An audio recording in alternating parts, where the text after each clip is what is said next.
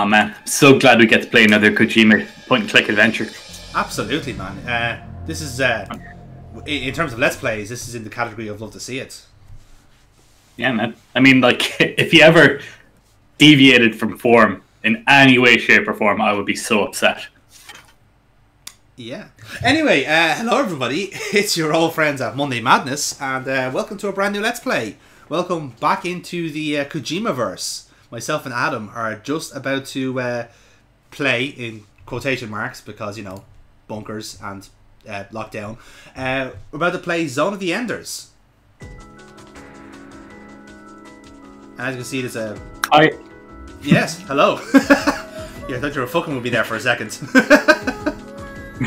Was you were shy hog. Oh man, these CG graphics are beautiful for PlayStation 2 era. There's something really charming about it. And the soundtrack. Yeah. This is pure Kojima cheese now. I'm looking forward to this one. Same here, actually. Like I will say, like, I was the one to play this and record it, so I generally had like a bit of a buzz playing this. You know the kind of way like where Kojima didn't quite. The hubris was there, but not at like lethal amounts. So you could actually enjoy it. Not like within Snatcher and then Police Knots. No, like that was just harmless fun. Obviously, this is unique in that I don't know if it's ripping off. It's a mystery, really. Like, I don't know what could he possibly be basing this on. Like a small child being able to pilot a massive mecha. I mean, yeah, I mean, like, no movies have ever done that. Yeah, where did the genesis of that idea come from? You know, it's weird. On Mars, no less. Mystery, yeah. One thing I really like about the mechas is that they look like aliens. Yeah. You know that shit on Genesis Evangelion? Yeah. It's an indie show. You might not have heard. It's from an indie group that are doing really popular underground right now, with their hit single Shinji Getting the Robot. Oh, Metal Gear. I saw that. Another plug for Kojima. Love it. So we're playing the HD collection, are we? Yes, we are. We are playing the HD collection, which obviously has first and second version on it. The sequel on it as well. The neat thing about the HD edition is it comes with like a fully made, like almost 10-11 minute like AMV that summarizes the two games, and it's done like beautiful anime. I unfortunately didn't keep it in because it is kind of spoilers for the series, so I didn't want to spoil your fun. Yeah. So yeah, let's just get into playing it. that game on normal. I know I'm living the high life right now, lads. You know yourself.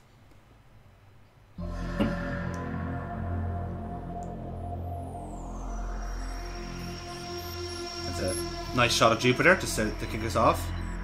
I like how they couldn't zoom in, so they had to do a flash cut. Yeah, Slightly close. Yeah. The year is 2172, and space is happening. We've gotten over the lack of organs in space. Yeah, we fixed that part, and we're all robots. Yeah, it turns out the game. Yeah, who knew that? All they had to do was just like rely on all the robots we've been using on Beyond. Oh, only on Beyond. Well, not anymore, my friend. We've branched out. We've expanded. We've gone beyond. Now, can I ask, what's your strategic advantage of giving a robot tits? Shock absorbers. I mean, seriously. It's like I know that it distinguishes it, but she's in the crotch bit. I think it's like the robot equivalent of a deflector dish or a heatsink. Yes, sir. I mean, in my opinion, it's like Rex's inbuilt wig. It's a radar dish. To be fair, I think Rex would have been a much more intimidating creature if it had tits. Just gonna get thrown out there. Well, to be fair, he did have a dick. True, yeah. I think most Metal Gears like had some form of laser penis. We just didn't see it. The standards for the time wouldn't allow it. Oh god, that's disgusting. Anyway, so this is our main character. Oh, he looks horrible. I think he's the worst main character ever. I suppose it doesn't matter. He's like a fuck all character. Like it's kind of in a way, the mecha is the character here. Oh yeah, they made him a dish rag so you can actually project yourself into him. Yes.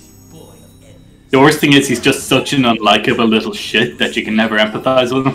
Yeah, this is it. I mean, I guess he's like very close to the cut with Shinji from Neon Evangelion, but Never heard of that. No, me neither. But in a way, like it's kind of Kojima's take on that type of character, you know. Yeah. It's like how he wrote it. The one thing I will say about this is it's showing rather than telling. Yes. I mean, like they did the whole "you're enders, aren't you? Huh, scum." And you can tell that they're living in the slums. Yes. Because like enders are clearly a class of people. You're in the zone of the enders. This is what I quite like because it like for a very it's a very efficient cutscene over that gets over what's going on. Like it's a couple of minutes long, but it just tells you all you need to know to start off the game, and that's it. Everything else then is all you.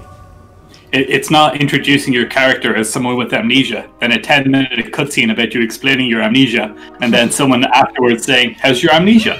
And then Donna Burke sings in the background. As was the style at the time, of course. Yeah. To be fair, I really like this game. Yeah. Which you would know if you watched our Top 100 series. Indeed, and I think, in fact, you should pause this and watch all of our Top 100 videos, and then come back then and we can continue on the playthrough. Yeah, I don't remember what number it was, but you'll find it if you just watch them all. Say something. See, oh? It was 16, 17, 18, 19. There we go. I could just edit that in. Yeah, it was one of them. Oh, Titbot is here. I was gonna call it Triangular, but okay. Ooh, Triangular is good. Yeah, I'll go with that. Can't remember her actual name. It was Anubis or something like that, right? This girl's name? It's Viola. Viola, yeah, but like the robots are like Anubis and Horus and Egyptian gods. Yes, I don't think it was explained just yet to me what's the name of the mech. Okay. Yeah. Sorry. Spoilers, people. Sorry. No, that's fine. Well, you know what your mech's called, though, right? Yes, Jehuti. Yeah, that easy to pronounce English name, Jehuti. Jehuti. It's actually Jehuti. It is a very giddy name, isn't it? It's like Jehuti. It's like what a chipmunk would say. You could say it and then break into a musical number. It's the sound that chipmunk makes when it sneezes. Jehuti. Yo, Shinji, get in the robot. No, seriously, Shinji, get the robot. To adventure. It's a good thing those 10-year-old children are built really well. To be fair, it was used. Nope. Got one of the robots in, having a peek.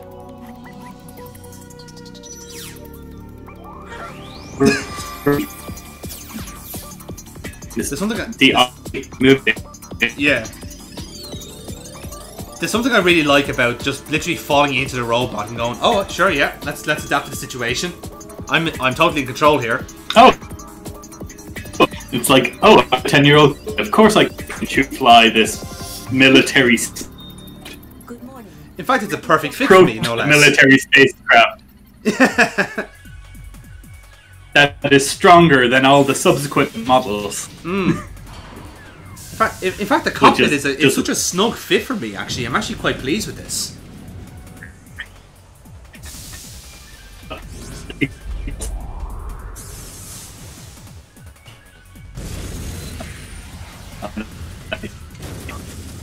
Okay, so we got our training enemy here. Let's just Nice, good punch. Yeah. Did I win? No, I'm actually kind of surprised how quickly I kind of got used to the controls. It was very intuitive. Yeah, I mean, like, if a 10-year-old boy in the cockpit can do it. Yeah, I suppose there's hope for us all, isn't there? Very, very fucking astute. I detect that you aren't the pilot. In fact, you are 25 years younger than him. That's quite unusual. Strangely the same height and weight. It's just a midget was meant to be piloting. That's how they were able to get it to be such a sleek design. Was that basically you had to put a jockey in there. It is dangerous to go out now. It actually has the soul of his dead mother inside. I'm fairly sure there's an American show with the exact same premise back in the 50s. Metatron? You have to fight the Transformers? No, you have to nick all their little Autobots just for the crack like. We have obtained the Metatron ore. Ah, that sound clip is so not going to get old. Oh man, yeah. In the when you're in full swing battle wise, yeah, it gets on your tits relatively quickly. We have obtained the Metatron ore. Thank you. Love you. Yes, shut up. Love you. Okay, Alexa, mute this bitch. Thank you, Siri. My name's not Siri. Tough tits, that's what I'm calling it. Ada, play Coldplay's greatest hits. Silence. Thank you, Ada. Excellent. We have shot down the enemy. Thank you. Play good breakup music. You have shot down the enemy.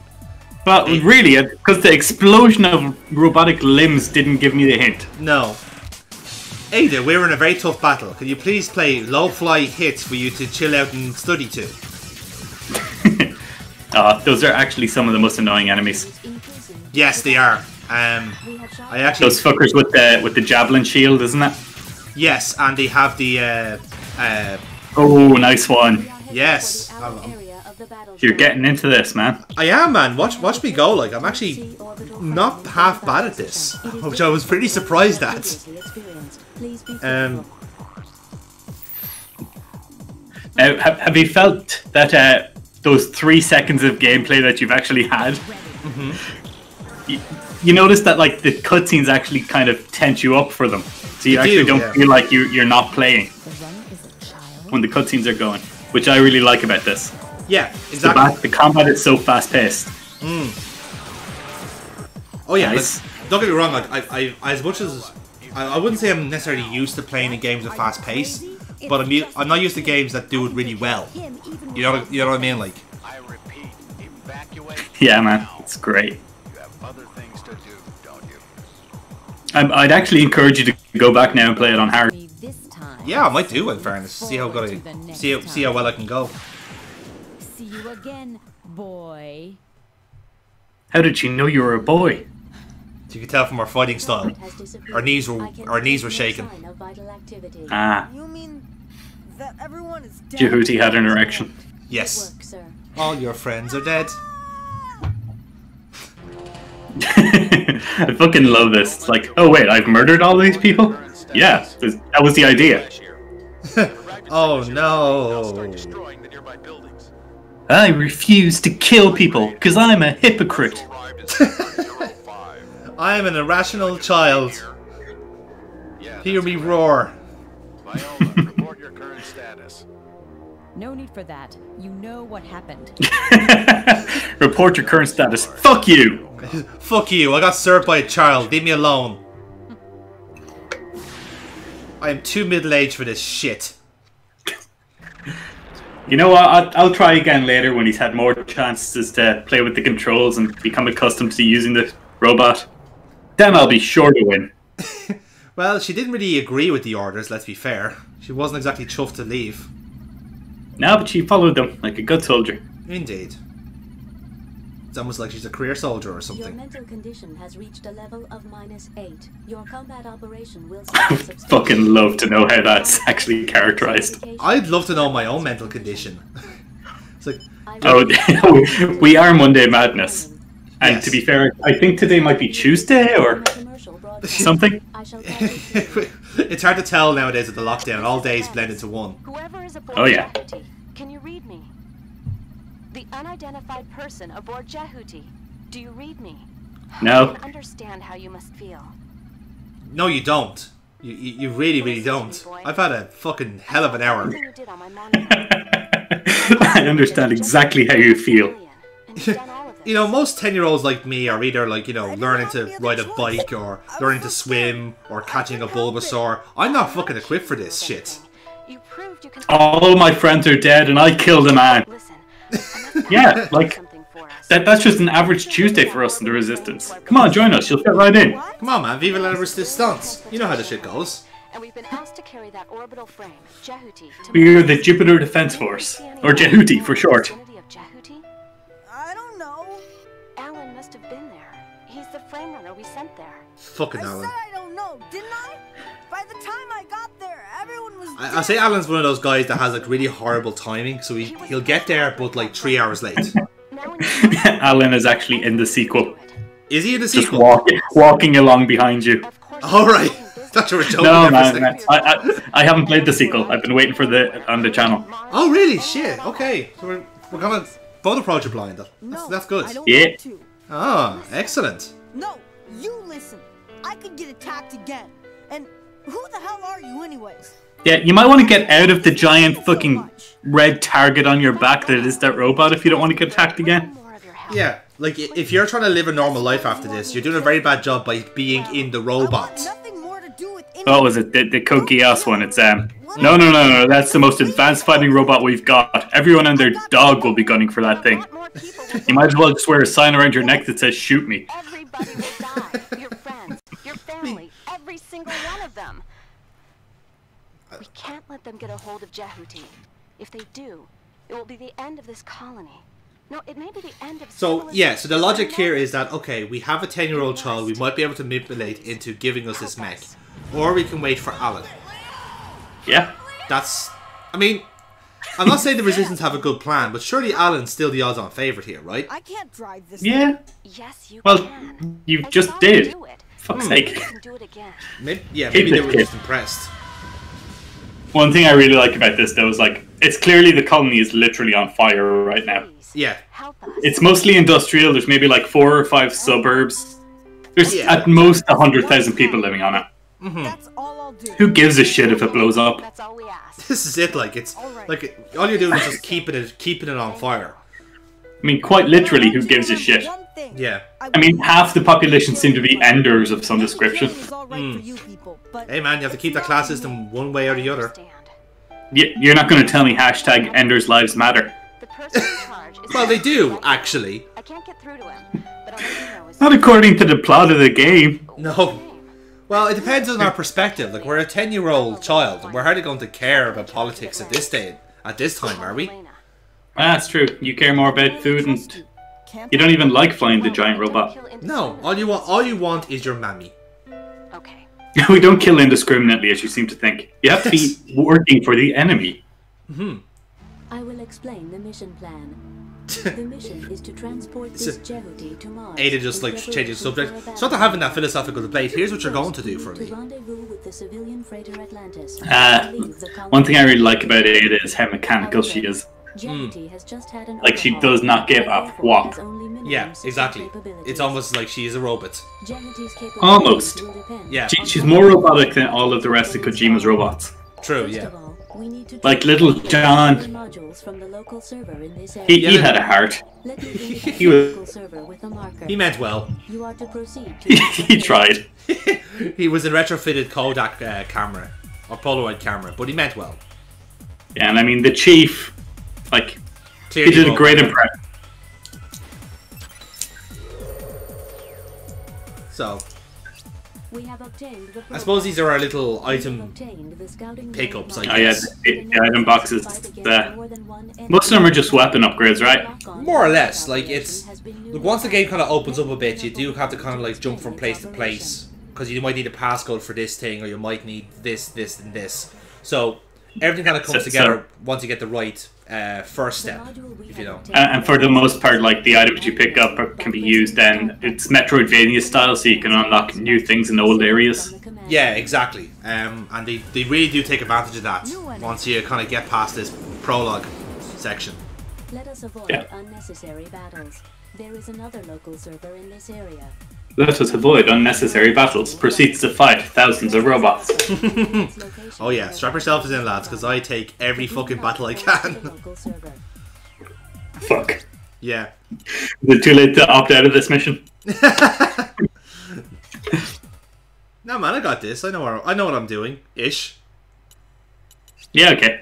Now, these guys are level 2. They're twice as strong as the robots you've been fighting. Mm-hmm. You're still on level 1. Indeed. We are heading for the outer area of yeah, I was just trying out the escape thingamajig, so. Nice. We have shot down the enemy.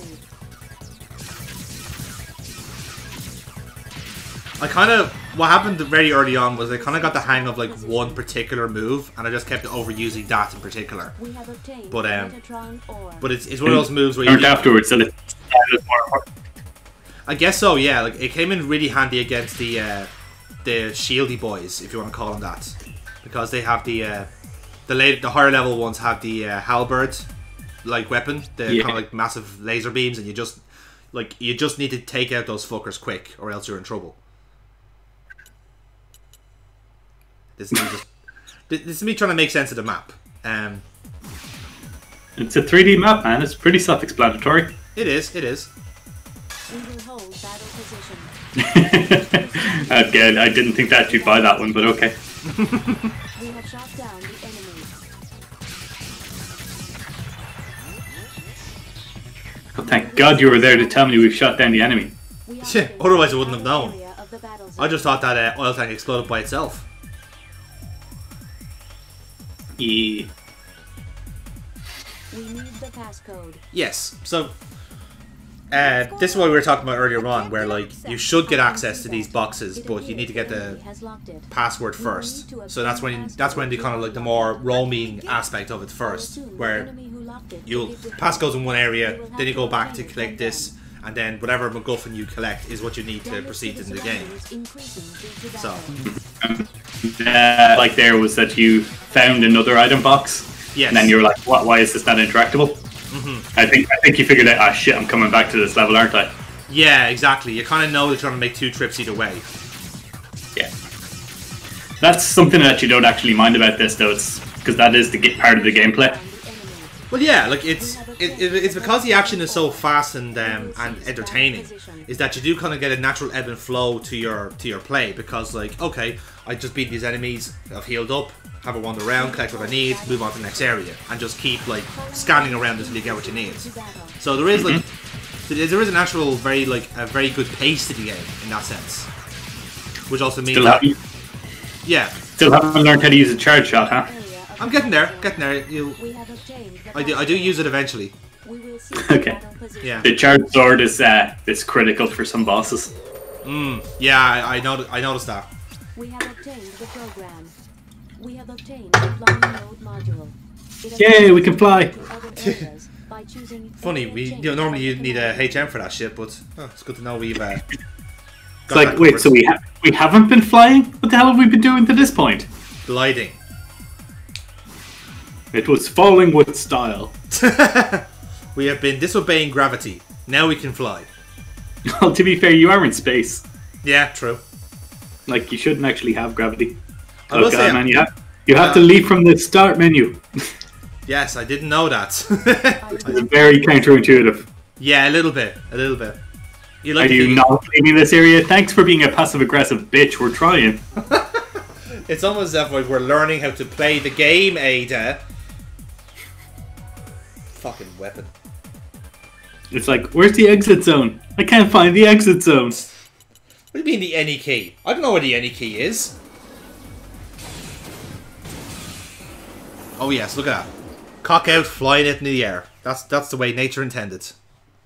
So yeah, I think one of the best things about this is that apparently you have all the hardware for everything you're doing. Yeah. You just need to install the software and the drivers. So Jehuti isn't actually completed, is what we're getting from that. Yeah, you couldn't fly until you got a Linux installed. You have your C drive, but you don't have all your program files. Let's unlock the program files in seamless in a seamless order, just to make this entertaining. All that you have right now is Clippy asking you if you can help with the project. That's exactly what Ada is. She's fucking Clippy. I see you're trying to overthrow a warring economy. Need some help with that? Everyone is dead? Yes, Ada, that's the reason you exist. I see that you're a child trying to control a massive mecha. Do you know that you're completely in over your head? Yes. Would you like some help with that? Yes. Tough tits. I will patronize you. So apparently we have access to an orbital railgun. Mm-hmm.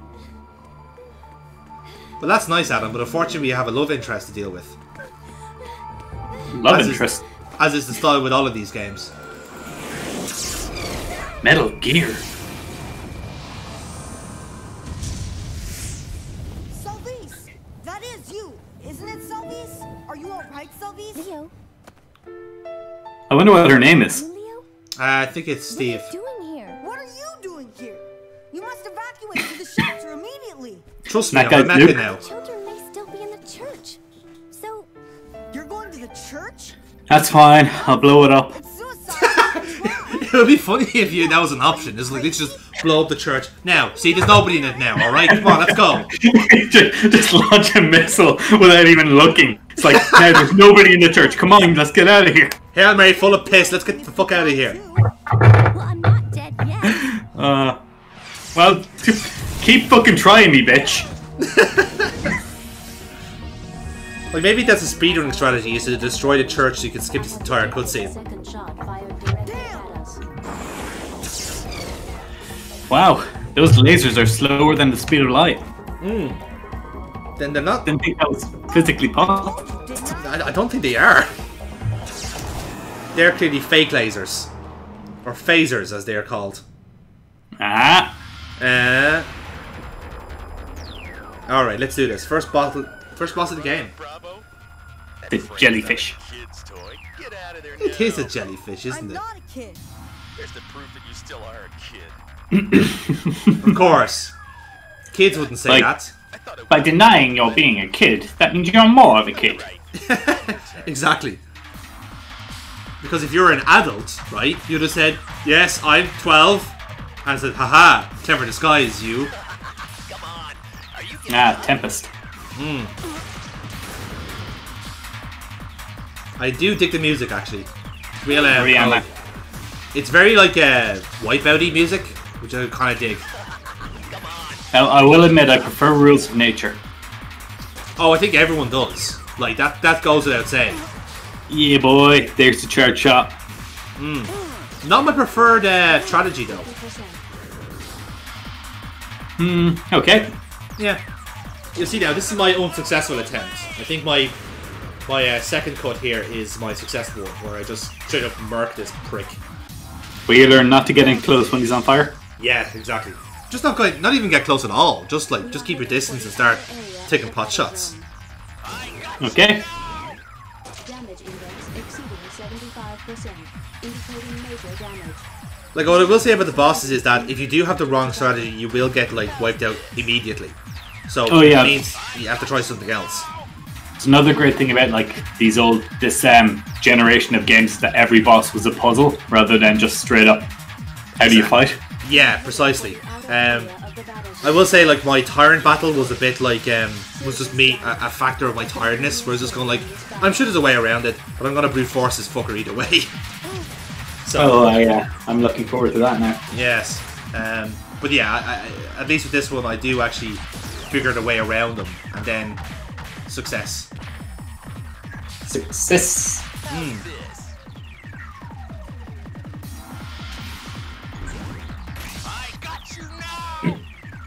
So we've spoken of all the positives. Shall we start shitting on? Well, Well, one negative actually was that when I was actually going good with the with one take I didn't keep, I went to, like, got flawless, like, to the second half part of the battle, and then the game froze. So I had to, like, do this all again, and at the time I didn't save anything, so I had to start from the beginning and then play all the way through again. But like I said, I skipped out the cutscenes, so it's a matter of like 10 minutes. Yeah. One negative I have to say is the graphics for the backgrounds. I know it's PS2 era, but, like, give me something to look at. I think it does look a bit better on the HD remake, but I can kind of see where you're coming from. It looks nice very the first samey. time. Yeah, it's samey. Like, it looks nice the first time, and then, like, oh, it's all the same. And I mean, like, I'm a bit of a map whore, you know. I love exploring areas or even looking around them. Yeah. Like, I think it does a lot for world building. In this here, it's just like everything's cynical, cold. It's all the same. Like, I can't tell the difference between here and the industrial zone and an airport in fucking New York. I think that was also a byproduct of the graphics at the time, wasn't it? Like, when they were just like yeah. I'll admit that. Yeah. I'll admit that, and I really like the skybox, how it tries to do something different. Yeah. But every area has this same, you know, generic industrial zone kind of style to it. Yeah.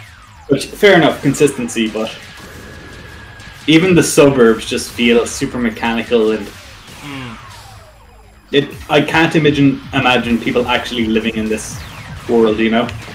Well, I suppose with the whole, like, kind of Ender's aspect to it, like, maybe that's kind of all they're given. So everything is just drab and miserable. Like, it's like living in tenements in space, or direct provision. Like, it's all shit, like, but this is all you're given. Again, the thing there is, like, you've got to look into the world building. How are there, like, slums in what has to be like 100-foot across, like, space station? Yeah, exactly. That's going to need engineers, their families, and, like, whatever scientists are experimenting on this thing. Yeah. Which is the only reason why you'd be doing this.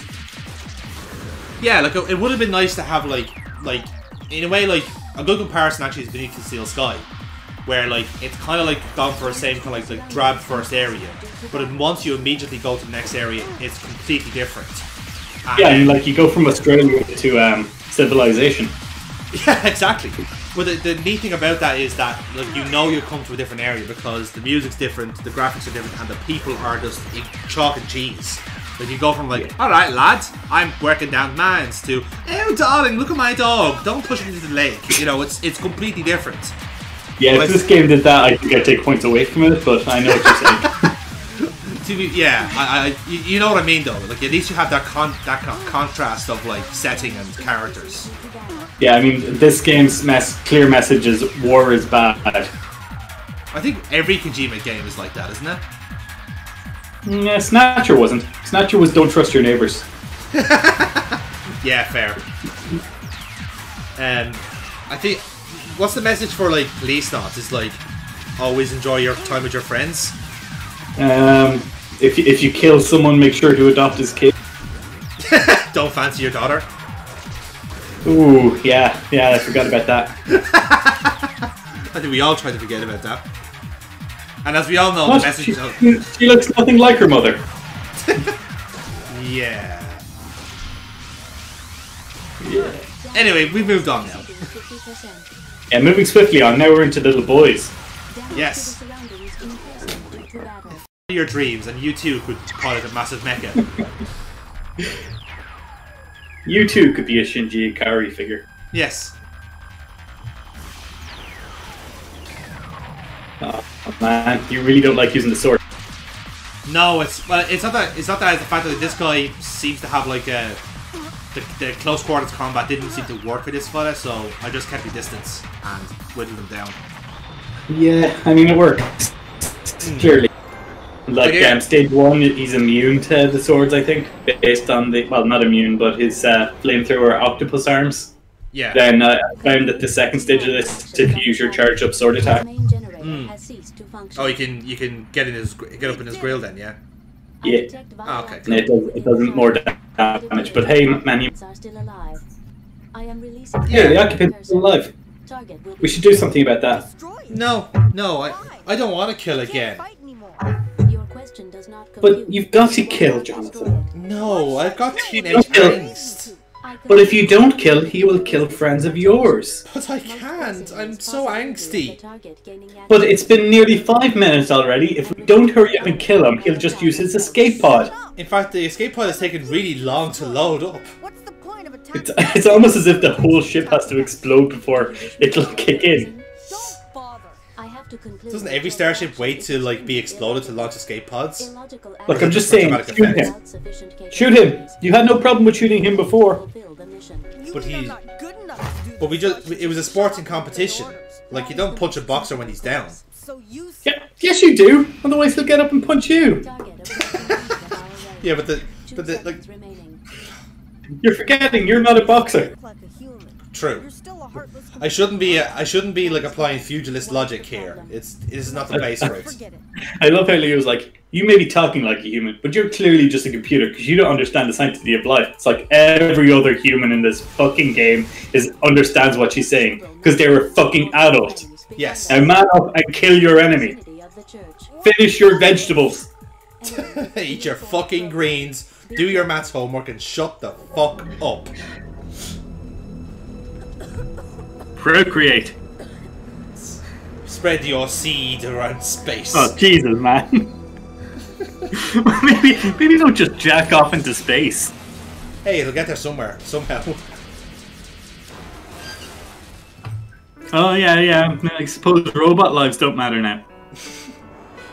Oh yeah, okay. Yeah, was anyone in the church? No, I didn't think so. Get in the fucking robot. She didn't care about people being in the church. She wanted the kids. Oh yeah, true. I forgot that like kids aren't people. No, you're forgetting now that the fact that she didn't find them means that they're all dead. Mm-hmm. Let's just breeze over that fact, shall we? Suddenly, this game takes a darker tone. A darker tone that we're just going to completely ignore. Oh well, at least the anime explores that. Yeah, that's true. Have you watched the anime? Is it any good? No, I haven't watched it. No, I've been waiting to play the game. Ah, gotcha. Yeah, the anime I think is the side story, and as I understand it, the sequel is like the proper story. Oh, it's this gameplay with story. Yeah, I get you. Which is why I don't mind like chatting over and like fucking ruining all the dramatic moments of human emotion. I don't want to kill anyone, but you're a dish rag of a character. But I don't want to kill anyone. I don't want to close my eyes. I don't want to fall asleep. I can't understand you. We're two separate. We're two different people. I'm a cold machine that wants to kill everything, and you're a human boy that wants to save everyone. Come the end of this game, we'll probably have a mutual respect for each other and understanding that even though we're different, we can coexist and pilot. Damage to the surroundings increasing due to battle. I don't know, man. That sounds like a bit of a stretch. You're right. I'm sorry. I should stop writing my Evangelion fanfic.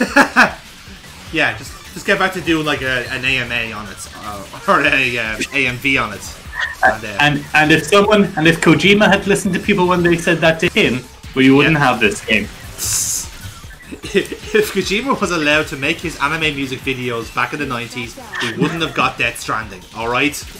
This is all your fault. People talked to Kojima instead of just shunning him because he was a weird guy.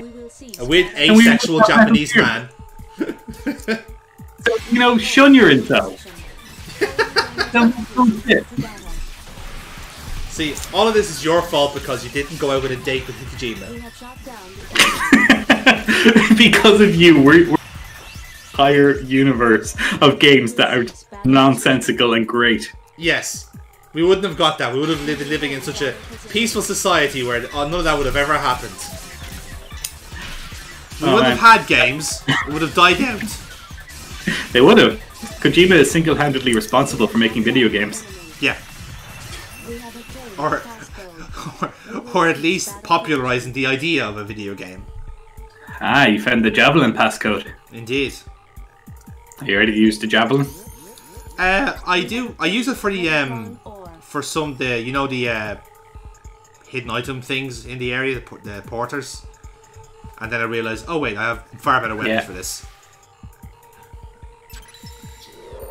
Now, one thing I really like about the robot's movements is that when you're on the ground, like wheels come out and you just glide. And just the sound of it. That's fair. That just, We have to get bullets. Yeah. Obtain ammunition from the enemy or item box. To use the and it also shows that Kojima didn't even believe his robot would be good. And yeah, there we go. There's a javelin. So we do get these like sub-weapons throughout the game, and they do get incrementally better and like more useful throughout. But it's always the same way where like you kind of decide where do you want to like use the lower like weapons first because you have more ammo of it, or do you want to use like the fucking like halberd, which is just sick, but you want to like pick your battle with it, you know? Are you hurt anywhere? I mean, think like Gradius getting different weapons, but the strong ones having limited ammo. Yeah, exactly. Same idea. For what? Thing is, though, you can farm the ammo by going back to areas you've been to, doing the additional missions. Exactly, yeah. And it helps you level up as well, so it works out both ways. You have to take care of your own life too. It says the 10-year-old who just saw his friend. I'm talking about life. Yeah, You did manage to escape, didn't you, Father? His father probably has a name. That I would assume so. Let's call him. I know it. Like Brian. What is it? This is all deepest lore back. Turns out his father made the robot, and he wasn't really an Ender, but his father had to abandon him to raise him with the Enders, so as he could protect him, because he was actually the chosen mechanic who could pilot. It was the only one that could really pilot Jehuti. Are you saying that our dad is Alan? I'm saying your dad is Gundam. Yes, Shinji, get the robot. Best anime dad. Yeah. He is. What an absolute prick, but hey, what a great character. Oh man. That will require returning to the area where the factory was. Once we are there, I can transplant the necessary. So yes, this is our master plan to save space, essentially. Go back home. Yeah, essentially. We are then to head to the other side of the colony and gain access. This is all I really like it. The entire game is just you delivering this fucking tank to a group of terrorists. Pretty much, yeah. That's all we're doing. But we're having a lot of fun on the way. But I cannot define it. We're having a lot of fun and learning about ourselves. And you can't say fairer than that. Like it's not a real adventure with your robot unless you're learning about yourself as well. Oh man, the real terrorist activities were the friends we made along. How terrific that was! Oh god, terrific. It's like that meme that I really like. It's if we just keep accusing people of being the Zodiac Killer, eventually we'll get it right. Damn it. What if the Zodiac Killer was inside us all along? Yeah, the Zodiac Killer was actually just a massive social experiment back in the day, and it just no one ever finished it. You should not undertake illogical actions. You know what? It's not even that nonsensical that we're getting onto the Zodiac Killer from Kojima. No. Like, crazier things happen in the story of this game, so yeah, true. I mean, like I said, Kojima's got like some time on his hands now. He has a new game project to work on. Norman Reedus isn't able to hang out with him anymore because of COVID. Yeah, that's actually quite sad, isn't it? Like, God, they were the greatest video game romance. Yeah, yeah. Not only that though, but like, the fact that Kojima can no longer hang out with his director friends through his own game is quite sad.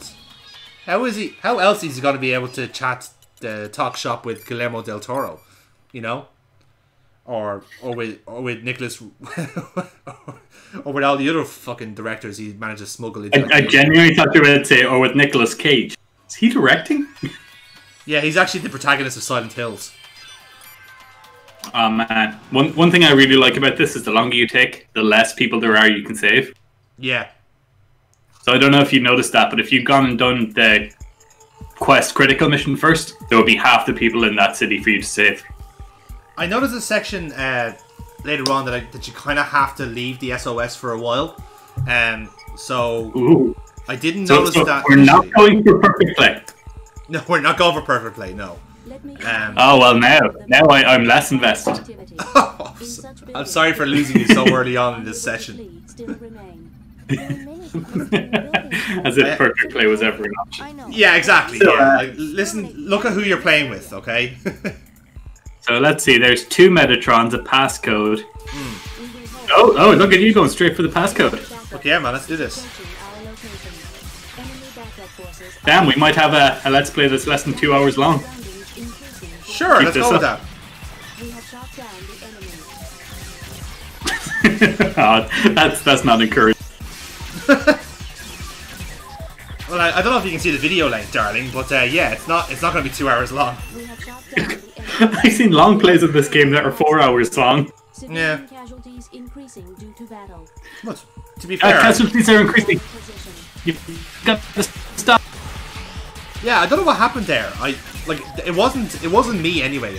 Just something happened off screen. Yeah, so they will actually just randomly start attacking the city. You have to engage in a way that minimizes the damage and really fast. Yes. So you see they're firing just randomly, and if that were to hit one of the buildings, then the casualties would increase. Yeah, there's one later on where there's a massive gaggle of enemies in the main hub of the city, and that's where all the survivors are. So in a way, them shooting at you kills the survivors, which is so fucking frustrating. But I suppose that's the challenge, isn't it? It's getting them away from that. It gets to the point where you're just like, fuck it, I'll take it, 50% loss. Yeah, exactly. If they weren't fucking smart enough to evacuate the hospital, then I don't fucking care. Who would go to a hospital to save themselves? I mean, all of those people that were just in the beds and couldn't move, that were abandoned by their nurses. Fuck them. We don't need the weak. In space, of all things. Huh. Get that man get that man's organs off him, and let's move on. But we have a secret organ harvesting plant on the moon. Yes. Ship them there. Feed that man some narc candies and get him out of my fucking sight. Narc candy. I forgot about that. In jokes, you gotta love them. I mean, are we just high whenever we're talking? It's possible, it might make these Let's Plays more entertaining to watch, I don't know. I haven't tried it. I think we're morally obliged to say no, we don't condone the use of drugs. No, of course not. We as science cops do not condone the use of drugs. We do. Not even recreational. Not even recreational. No. Absolutely not. We do, however, find them excellent. We do think they go in very well with certain fruits. So, you can get your 5 a day that way, so, And they also go great with tea. Yeah, naturally. So only use made-up drugs like narc. I'll keep pressing play until it pauses again. Yes. Thank you for noticing my very blatant error there. It's my fault for sitting on... Yeah, exactly. If all else fails, it's your fault. I've just kind of resigned to that role anyway. It's your nature, Norval. The necessary information. But first, we need to destroy Drop it in porridge. passcode for the local server. Drop it in porridge. The star-marked frames show the leaders. Destroying the leaders. The only reason they don't have the robots do this job is they've got a better union than us. Good times. We will hold battle position. I suppose it's nice to mention that at time of recording, the sequel to The Deep Steel Sky is going to be out very soon. And I think it's fair to say we're going to have to check it out, old boy. Oh, are you serious? Ah, we have to, come on. Man, I'll admit I love Beneath the Steel Sky, but can you give me an analysis, Johnny? It's good, I've actually seen some of the footage from it. It looks okay. It's kind of gone for it's kind of gone for the same kind of camera work as Telltale games did. I see. and like it seems to have a lot of puzzles oriented in it too. So you know, it's pretty good. Like, as long as it keeps the same tongue-in-cheek humor, I'll be. yeah, exactly. I mean, like this does seem to just be the year of sequels we never thought would come, that we're all really. And like really excited for too. Like that's the thing. Like it's kind of that thing where like you weren't expecting it. Yeah, we got the Resident Evil remake, followed by Devil May Cry 5, followed by Bloodlines 2 announcement. It's like, what the fuck? And then Beneath the Sky 2, and I was like, holy shit, are we back in the 90s? Back in the 90s, but we're also getting like it's also the era of the remake as well. It was like, oh, here's your Crash game, here's your Spyro game, here's fucking Medieval. What the shit? Here's the thing, like, the majority of these things are proper real sequels. Yeah. Like games that we were asking for. But like games that we were asking for 10 years ago and then never thought we'd get. Nah, it's good shit, man. I'm honestly looking forward to like playing like that game because like there is such a lot of like mileage in Beneath the Steel Sky. And it's just like, for years I think people have been saying it's so underrated. So now that it's actually getting a bit of love with like, a kind of like, not again, it's kind of like it is a sequel, technically speaking, but it's also a different continuity. So it's like something slightly different is changing. So, it's gonna be good. Yeah, I think I noticed that. And that Joey didn't seem to have his canonical ending in the trailer. Yeah, I think the way they did it was that they mentioned in the gameplay video that like Foster did say, "Oh, I left this city in the hands of Joey," and then like later on, Joey's motorboard is still there, so you can still activate him as like original Joey. So I guess it's like there's something else has happened in between. So, like I said, I color me intrigued is what I would say. Let me report the current situation status. The enemy. Please do, Ada. I've forgotten everything. In order to win mastery of the Talking about other robot friends. Play another game. Yeah, talking about other robot friends made me forget about you. What the hell is Phantoma? I don't know, but it sounds awesome. Why is Ferris wheel in her list of acronyms? Or feedback. I mean, I don't know what he wants to do with composers, but feeding him is concerning. I think that is the K. Yes. Feedback, yeah, that makes sense. Rather than feedback. remember to feed Buck. He's very hungry. Working on those symphonies is very tiring. You've got to look out for the foxtails. There's an element of energy in this Epsilon EPS. And if you clear the mission, you get a free eclair. Is it clear? Oh my god, it is. It's right between echolocation and electronics. Whoever's putting their eclair between the electronics. Don't do that. Please stop. That's very bad for it. There's the escargot all over this. What the fuck is up with this list of terms? There's like 10 fucking E, and one of them is snail in a different language. What the fuck does Ferris mean? I know what a Ferris wheel is, but what could I... Dude, are these like different Fucking modes? hook up to Wikipedia! I will show you with a marker on the screen.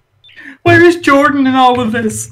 Is this like the supercomputer that couldn't search by last names? Oh. No, do you know what the funny... Do you know what I choose to believe? I choose to believe that that's the entire index of the game, right? So now we just found out what EPS is all about. And later on in the game, we'll find out what escargot and eclair is. And it turns out they're both boss battles. Oh, they're the names of runners. Oh, that might work. Escargot. Yeah, because like we already got what? Slash Jellyfish. Nightshade, yeah. Right? Yeah. Detected vital activity near the church where your passenger was uploaded.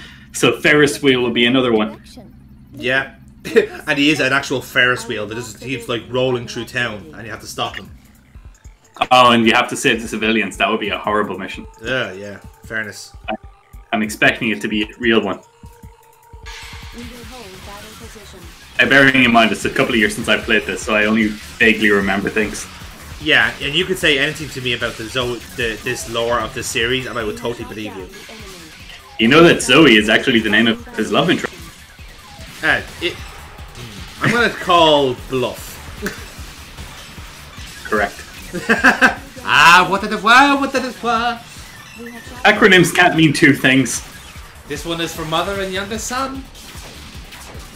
Mothers and youngest sons only. Look at you using the javelins mid-battle. And it's fucking terrible. I'm not using it. Oh yeah. You're not using it properly, but you're trying. Is there a way to use it? Oh, you have to like just continuously hold it down or what? Javelins are initiations. Oh. Use them to engage combat. Gotcha. Well, once the enemy has to shield up, they do. Okay, cool. But if you're going to do that, the best thing to do is to just blast and hit them with the orb. Yeah, I was about to say, we'd be better off just to charge blast the fuckers. Colony damage increasing due to battle. It depends on how close you are and how much of a react to, catch them. True, yeah. So like engaging them quick, hit them with a javelin, they'll come to you. Yeah. Then they won't blow up that school and hospital in quick succession. And all the orphans will be saved.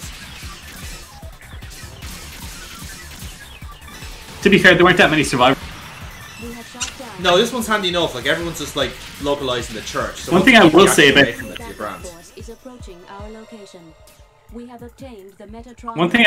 this town's ingenuity is that they managed to repair all the damage after you've leave. Yeah, they're actually kind of quite used to this shit happening. So, do you know in kind of way like where like a town that's on an earthquake fault like has all this shit nailed down, they can get this like fixed in a day. This is the kind of same way where like, oh yeah, mechs are happening, grand, let's get the anti-mech repair kit. We will cease battle position. The fires that are burning in there are actually just nano. To be fair, like that is entirely possible. Like with Kojima, like if there's an answer, it's a question unanswered, it'll just go down to nanomachines. We have shot down the enemy.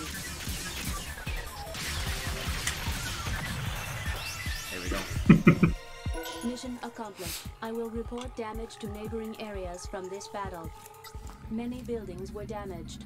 No casualties. You did it! I got a C! Everyone likes C. Nice. Yeah, I'll take it. We have obtained the Metatron. I forgot there was another character. Yeah, like this isn't it? Wouldn't it be really distracting to have like someone on your lap while piloting this shit? That would really get on my nerves after a while because you're there like trying to get the controls and there's like just someone in your fucking grill. Like how are you supposed to even see out? Like I'm clearly overthinking this.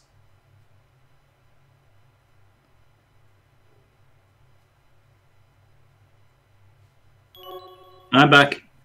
Okay. Didn't even know I was gone, did you? No. That awkward silence definitely didn't give it away. You just kept talking to yourself. Yes, exactly. And that's why I'm going to keep all that hot content in because it was really funny. Like that's actually probably my funniest bit so far and you weren't even there to see it. To be fair, I never listened to what you say. That did come across in fairness. Aw. I thought I was a very attentive lover. You're many things, Adam, but you're not a lover. Nor am I attentive. I know what I said. What do you suggest? I don't. I wasn't paying attention. Yes, but it is a long shot. Besides, Jehuti's energy weapons will not work within the field. So this took me a little bit of a while to kind of like get what they were trying to talk about, but then I kind of got it then. Thankfully, I did edit around it, so there's no faffing about. Like your energy weapons cannot shoot through this field. You must use something primitive, like a sniper rifle. Now, if you return to basement level B1 with the passcode card 2, you can find a PSG. I was about to say, there was a small part of me when I did pick up the sniper, waiting for a call from Paul Eiding to go, Snake! You got a PSG-1? You can use that to... Oh wait, sorry, I'm in the wrong game. Never mind.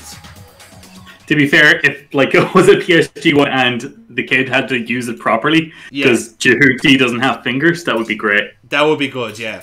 And you still have to take diazepam for no reason, just for old time's sake. No, it's because the kid's a drug addict. That, well, Ender's gone to Ender. Ender's lives matter. Yeah, they do. Of course they do.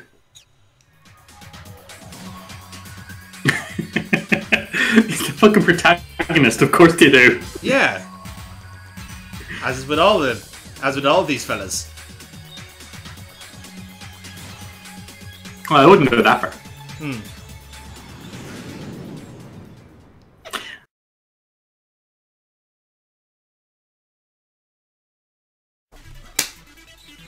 Ah yes, look at that. Not the Eiffel Tower.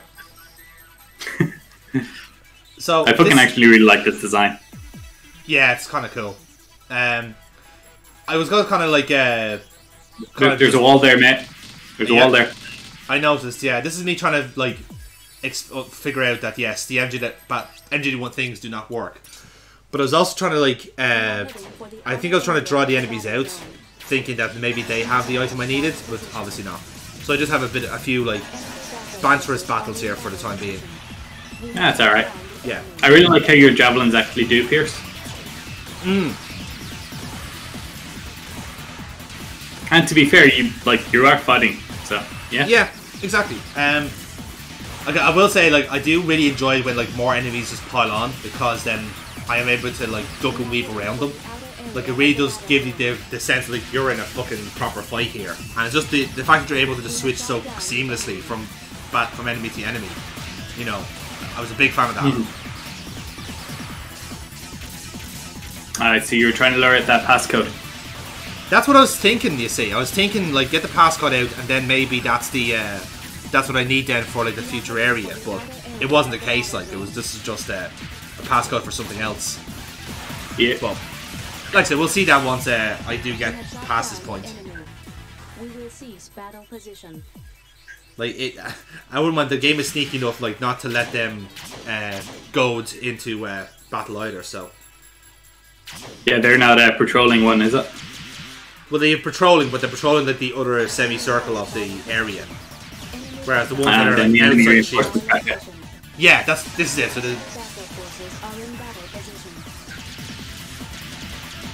So what do you think of the combat? I really love it. Like I said, I've been very complimentary about it, and again, I've only really like played like the first 3 and a bit hours at the moment. But I'm really enjoying it. Like, there's to anyone that hasn't watched the Jonathan Let's Play, that's the first 15 minutes of a normal game. Yes, I try and maximize as all of the game as possible. Like, yes, Jonathan can make a 5-hour game last 4 years. That's the style with our channel. Hey man, content's got a content, okay? We've got to stretch this shit out as much as we can. We put out content. Especially, which is impressive for a channel as small and insignificant as ours. Indeed. Emphasis on the word insignificant there. No one's going to mourn our loss. I'm just saying. Oh, man. But seriously, I haven't read your comment, but whoever said that, thank you. That made me chuckle when I was told about it. he meant it. He meant it in a nice way. Like, there wasn't any malice behind it. God love him. You know what he meant. Yeah, I did, and I'm very appreciative of it. It's impressive for how shit you are. You're still going. It's the only way to read it. I know that isn't what he meant. Like, it's the fact that like I appreciate that you keep like working at it, even though like you're perfectly justified not bothering, but you obviously love what you're doing. I said, yes, we do love what we're doing. Which is why you clearly haven't improved in the 4 years you've been doing this. He doesn't know that. He probably thinks we're like a brand new channel, just like open 2 weeks. That's why he's giving us advice on how to do videos. That's why he was like, "Wait, you have 4,000 videos already? Man, you are pumping this shit out." How did you get them timestamped to 5 years ago? Oh, is this one of those YouTube glitches I've heard so much about? Upwards of 100 views. of upwards, he says. I fucking kill a man for 100 views. Ah, you've gotten 100 views on our Bobcat videos. Yeah, cause they're Bobcats and they're popular. You know, any other videos that got views is kind of by accidents, really. The porn parody one? Yeah, Abraxas. I was talking an hour to dating sim. Oh yeah, shit, yeah, I forgot about that. Yeah, that's also one too. But yeah, let's watch Abraxas. That's not. That stuff's terrible. I forgot about the Let's Not series we do here. It's our most popular one. It's the most popular series that we never get to air because nothing happens. Let's not. Let's not. The first one, let's not air it. Yes. It's one of those really like avant-garde, postmodern YouTube series where like there's actually no content. It's only the idea and it stays an idea. It's called the Let's Not. I think you're describing our channel. We had an idea. Nothing kind of really works. There's nothing quite there. There's no substance, but it's constant. There's a concept. That's about it. It seems to be just like a group of 5 to 8 guys dicking around for fun. Yeah, exactly. For sports. How do you make money from this? Ah, that's the clever part. We don't. Yeah, so you can't do it. Exactly. That's how that works, right? Yeah, exactly. We're totally like legally indefensible because we don't make money out of it. We are 100% libelless. But no, that means everything we say is libel. Oh wait, actually, I see your point there. Yeah. I think that's. I stand by that. Self-evident. Yeah. When you're concerned, yes, everything you do say is libel. We literally can't take you anywhere. As Neil called you one time, you're like a pet sex offender.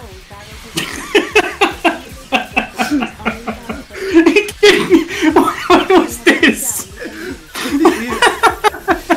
Are you guys just like introducing me as this? No, this is on a explain some things. No, this is on a video years ago. It's like you broke something on a Bobcat video, and like, or you spilled something or something like that, and Neil called you. We can't take you anywhere. You're like a pet sex offender.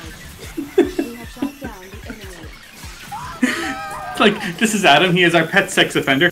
It's not very helpful. He's not much of a pet. I'm not gonna lie, but you know. Oh, fuck off. At least I. Yeah, exactly. Oh, good times. Thought I was gonna let that game over slide, didn't you? No, well, yeah. I was hoping that like my tactic of distracting you would work, but obviously you were. To be fair, I was going to compliment you on being so ballsy as to engage all enemy units at once. I still do. I still do. Look at that enemy count. Rather than kiting. Nah, no, man. Kiting is for pussies. Or as you like to call it, the Benjamin Franklin approach. Exactly. Or Benji for short. No, that's what you call it, a reach around when you're getting a blowjob. Ah, that would explain what. The bent G. Oh, bent. Yeah. That would explain why I've been so successful in this game. I've been doing the completely wrong strategy all this time.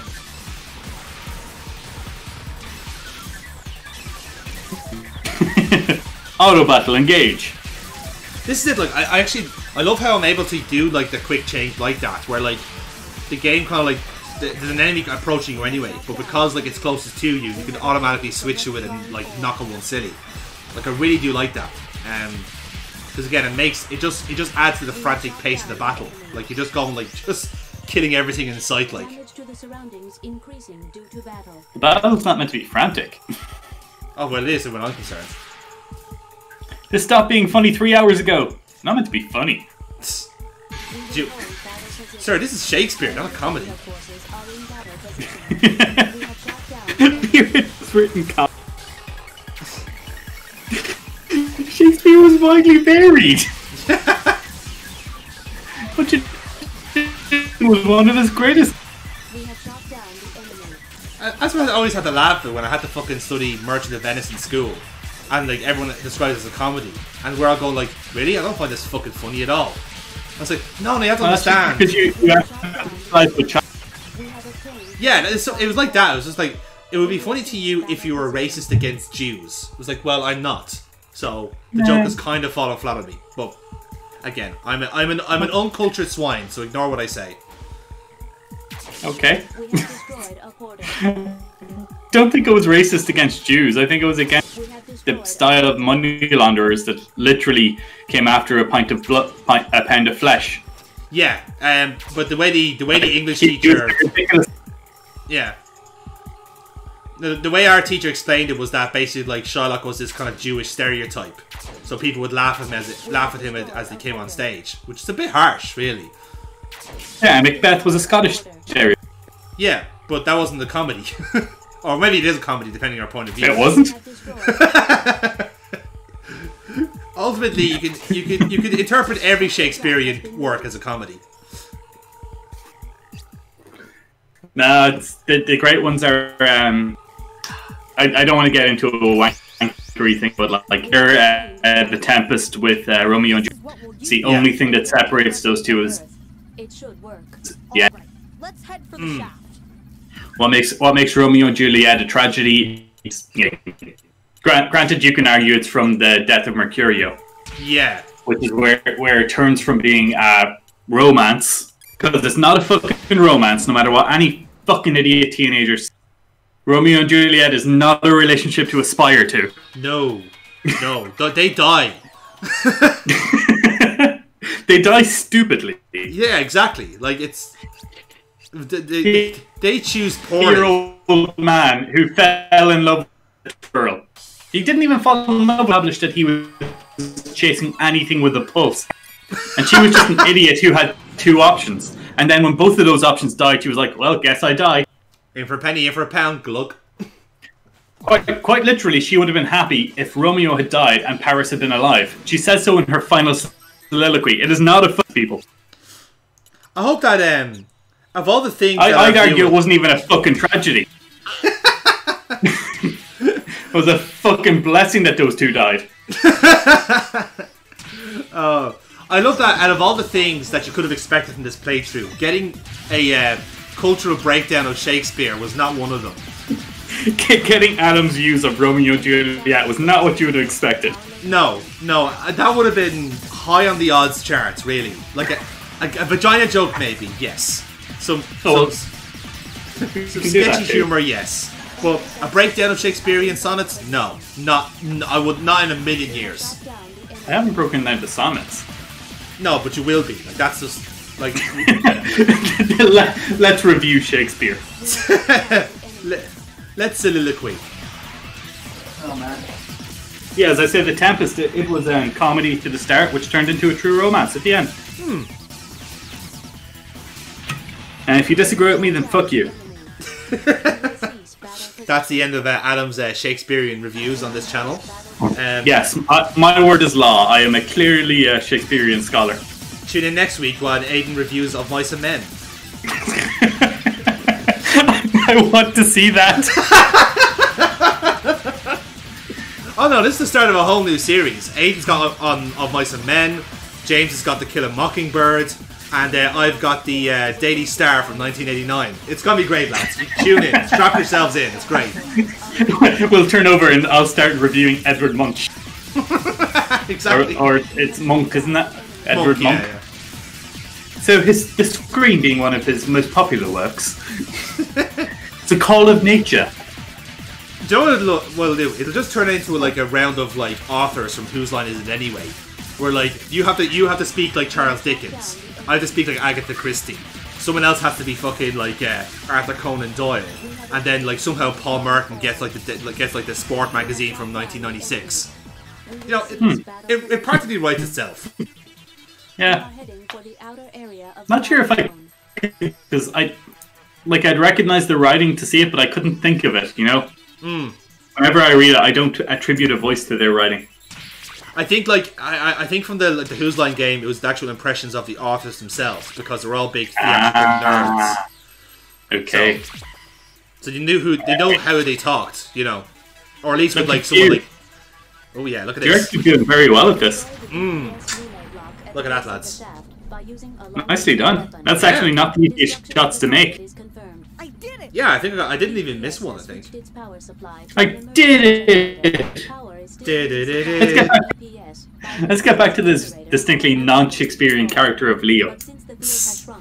I don't know, man. There's a touch of Antonio to him, in that I hate him. How much do you hate him? Do you know what? I actually don't like hate the character like Leo in this, because he's just so nondescript. Like, hating him was like hating your sock. Like, there's like, what is there to hate? It is there, it exists, that's it. It's full of holes, it smells, and it's 10 years old. Well, that's your problem, right? That's your problem, okay? That's not the issue. And now the review of my sock. Okay, that's actually for the OnlyFans page. Let's just skip that for now, okay? Let's not give that away on YouTube, alright? That's fucking... Gotta say, nice work there on the sniping, though. Thank you. I was impressed by that. Now you can land. Yes, ideally. And there we go. That's all that build-up. Gonna remove those compliments there. I was gonna say your accuracy is actually improved. Oh, sorry, spoke too soon. That's what to say. All I've done is, like, even me in the past, right, has given you a chance to compliment and then immediately fucked it up. Like, it's like, as soon as I compliment you, you instantly make me regret it. Yeah, what I do is when I'm recording this, I try and pretend that you're in the room, like, giving me constant feedback. And I was just like, oh wow, that was pretty good. Yeah, that was pretty good. Well done. Yeah, that was pretty good. Yeah. I said, oh, you couldn't land for shit though. And that's what gets me. When have I ever said? When have I ever gone? Oh, look at you, you're. Just now, actually. Well, point. You were being retarded. Yes, admittedly, that was me being foolhardy. Quite. You were trying to go for a skill shot after you felt so good with that. It's like, oh, look at me, I don't need this box to pick it up. Yes, I'm going to rotate around it and like basically spin the top off it. I'm going to 360 no scope it. I detect enemy activity. Watch for them on the approach. There's an approach? Oh, sorry, did I hear enemy activity? You mean all of this? Oh god, yes. Oh, you're not going to fight them all, are you? Oh hell yes, I am. In fact, I'm going to go into the central area so that you can all congregate around me. I'm going to go and kite all of them into the middle. Make this a more challenging fight. Because I'm playing on a mode that's too easy. In fact, I'm going to fly into their lasers to show them how little I care. Yeah, but unfortunately I don't have like the like their weapon, so I can fight fire with fire. Which is essentially what you do with those enemies, isn't that, Brady? Kinda. One thing I will say is I like this game's approach to lasers. And that the javelins actually do behave like lasers. They're a straight line of fucking light. Yeah. You can't move fast. Instantaneous. Yeah, exactly. That's kind of the nice thing about having all the sub-weapons, is that there are just pros and cons to all of them. Like, for example, like the phalanx here, like, I'm using that as basically as, like, covering fire, basically. But, like, that's all you really can use it for. Like, if you're in, like, a one-on-one fight, you're not going to use that. Whereas with the javelins are obviously the throwing thing, so they have a specific purpose as well. But something like the geyser or the gauntlet, yeah, something like that. Like they have like specific use against enemies, and then that's it. You know, it's kind of like a super effective nature to it. Yeah, man, you gotta strategize your way around the enemies. A little bit, yeah. Especially with the shielded ones there, because they're the ones with the actual the halberds, and they're the ones with the big power ups. Yeah, precisely. And with the kind of those raptor type enemies there, like once you have like once you keep ducking and weaving, like you pretty much kind of like have them sorted. But when you're starting to try like take big shots, that's when they like do big damage to you. So one thing I will say, man, is I know I give you a lot of shit, but you are playing quite well here. I am actually. I was pleasantly surprised with how I was playing. I'm not gonna lie. And the thing is, I can tell you're actually enjoying it because you're actively seeking out this conflict. Yeah. Which is the main thing for this. There's also that, and just being kind of like trying to be cool with it as well. It's just like, which creative way can I take down this motherfucker? Can I make this look as cool as possible? Yeah, man. You know, I know that feel. I am an action game junkie, so yeah. And like I wouldn't say I was a massive I don't have a massive action game back catalogue, but like the idea. I will say that this is hack and slash enough that I love it. You know, that's a good way of putting it, because like it's a hack and slash game by the back door, isn't it? Because it's the same kind of like the way it views a really really wanky term. It's got the same gaming language as a hack and slash game. Like you can easily you can take someone who has played nothing but Bayonetta, get them to play this, and they'll play exactly the same way. And in a way, it's kind of the same way with a driving game, which is why I think I am actually quite decent at this, because it's a similar transition to you're constantly on the move, you're constantly putting in input, and then suddenly you're doing certain sudden changes. So it's the same type of gameplay. With that shot. Yeah. But yeah, I know exactly what you mean. Like this guy here, it's the fact that it's all 3D, movement and fucking flying mechanics for this. Yeah. I really love. Yeah, and like I said, the porters are kind of I wouldn't say they're annoying, but they're just here's your alternate challenge when you clear out the area, just so you can give yourself something to do. I like to think of it as here's your wind down mission. Yeah, a little bit. Yeah, you've got your peak with the combat, and then you've got your lows with this. Make your trick shots. Yeah, that's a good way of doing it. And the gas thing is it's the exact opposite type of gameplay too, where you have just been constantly pressing buttons for so long, and then suddenly, look at this thing. This thing is in between two fucking plinths, so you have to be really super precise with your javelin. Yeah. Now I'm fairly certain you can take these things out without. Yeah, you can take them out with anything. I just use the javelins because they're kind of least effective for me in combat. So I'm happy to kind of run these down with the porters rather than kind of using up the halberd on something like this. You know what I mean? Yeah. I think later on I use the phalanx. The fact that you're arcing with them, you could just be shooting them with your normal laser, right? Yeah, exactly. You could, yeah. But I don't want to be using up that laser. I'd rather keep it for a rainy day. Your infinite one? I don't know if the laser... Does the laser actually work with them? Yeah, I think it does. Maybe it does, yeah. Could be wrong now. It's been a few years. Yeah, I think I just immediately assumed that this is what the sub-weapons were kind of made for, if you like. So yeah. That's why I kind of opted for them. I suppose they don't really serve much purpose. The occasional sniper. And I think I missed one, which is why I haven't got my bonus, Brucey bonus yet. Yeah, your Christmas bonus. Yes. Brucey bonus, even. Yep, just confirm. Past the halberd? Okay. I'm sure, I think it is just around here. So, there it is. You can check them on your map. That's what I wasn't sure if they come up on the map or not, but they do, obviously.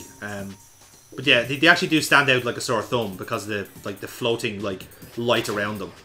It's the video game logic. I never would have seen that gun had it not been flying 3 feet in the air with a green material hue around it. Exactly. There it is. That's you. Yeah. We have obtained the passcode. We have obtained the passcode. And this is perhaps the best. It's definitely my preferred weapon, my preferred sub weapon, the halberd. Because it is a big fuck off laser practically. Yeah, no, the halberd I'd say is, well, to be fair, I do like the phalanx. Phalanx is good for suppressing fire. I like using the phalanx sometimes. If you're gonna charge an enemy and you want him especially if you want to disrupt somebody's attack pattern. Yeah, suppress fire, because then while you're doing that, while you're charging him, like he's like has a shield up instead of attacking. Yeah. The game taught you that you could shoot through those things, so you thought the sniper was what you needed. Yes, I was betrayed. We all been there. We've all been there.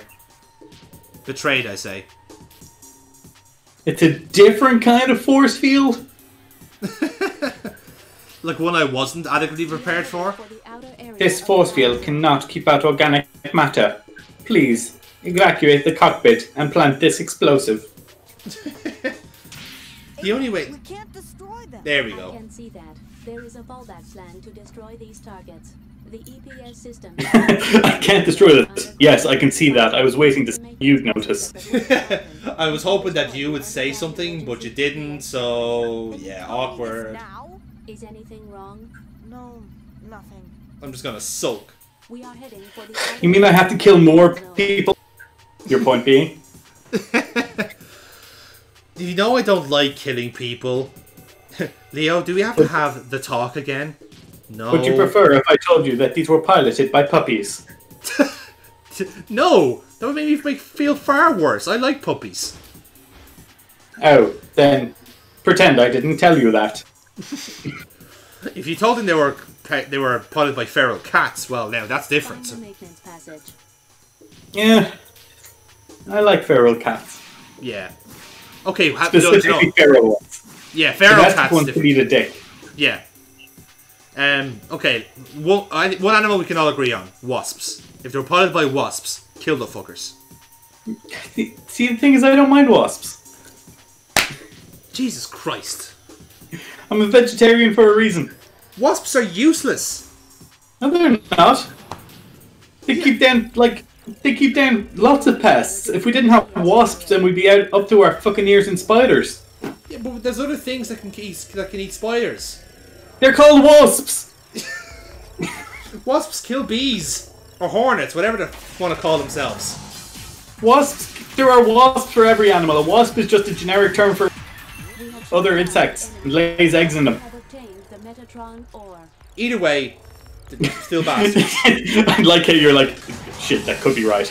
That could be right. I don't care. I don't care to check on it, and I'm definitely correct him on stream in case he is right. Not even that. It's just that I have a prejudice against wasps, and I don't want to be challenged on it. Okay, simple as. Yeah. One thing that always gets me when I think of wasps is, like, I was a teenager, and I'm going to tell this story. It's funny. Like, I was just hanging out with a group of friends, and like I was drinking a can of Coke, and a wasp just kept fucking flying at me to the point that I got so pissed off that without thinking about it, I held out the full can of Coke. Said, just take the fucking thing. And then the wasp flew off in the can. Yeah, exactly. That was the image that everyone came up with. They started pissing themselves, and I was like, "What? Why did I say that?" To be fair, been... that is like the perfect fucking like short cartoon, isn't it? It's just like, bzz, take the fucking thing. Thank you, sir. just the idea of a single wasp flying away with a can. That in my mind, I was like, "Oh man." Thanks for planting that image in my head, guys. You're welcome. It's always been there since then, like since I was like 14. That images is what stuck with me about wasps, and that's why I can never fully. They've annoyed people to the point that they're now absurd. they are beyond belief now.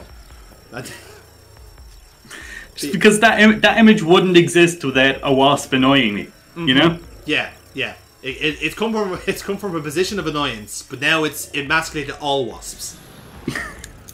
That one wasp, because it redeemed all wasps in the eyes of humanity. Well, in your eyes, I wouldn't go that far. I need to have a similar experience with wasps in order to do that. Well, you just had it. No, you told me your yellow experience. jacket flying away with a fucking can of Coke.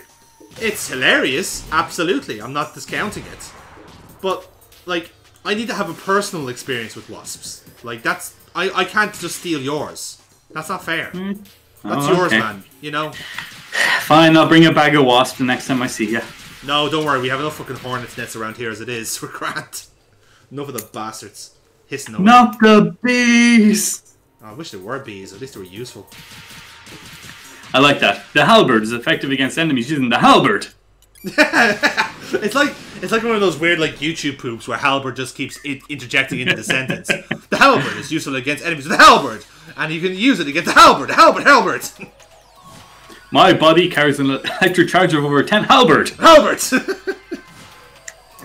Snake, do you think Halberd can learn on the battlefield? Oh god, that's great. It's gonna be a new trend on online now. How many halberds can you fit into a sentence?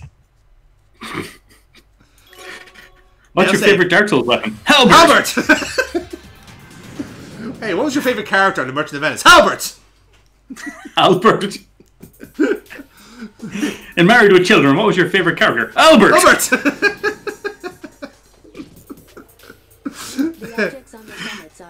Who is the current Prince of Monaco? Halbert! Technically correct. Did he say Halbert or Albert? Yes. Okay. He's the Prince of Monaco, so he's so posh he will pronounce it Halbert. You just reminded me now of Princess Monaco of Kent. Yes. You bastard. The most. Was that? Yeah, I think it was. Yeah. No, sorry, it wasn't. It was Mock the Week. Oh, it was too. Yes, that's right. It's like, who is Princess Monaco of Kent? What? Who the fuck is that? Have you met my friend, Princess Monaco of Kent? It's like, the fact that it's of Kent. Of Kent, that's what yeah. Gets me. The Monaco part is easy. Like, that's the Monaco's her last name, Princess's first name, and she's just from Kent. She's like the most common fucking muck person there is. Apologies to any Kent viewers there. No, apologies to any Kent viewers whose first name is Princess. Yeah, sorry. Apologies to you for your life. Princess Monaco. Oh god. Yeah, man, I'm enjoying how you're. I can tell you're button mashing, but you're doing it in a way that's pretty good. There is a method to it. It's just like, it's kind of ducking and weaving. You know. I mean, like, you're not taking as much damage as I thought you would. Nah, you were saying. And again, I spoke too soon, but yeah, those are tough to dodge. Again, those are a proper fucking laser. Yeah. Ah, yes, I see now what's going wrong. You're just charging in. There you go. Back door. Always aim for the back door. Parkour.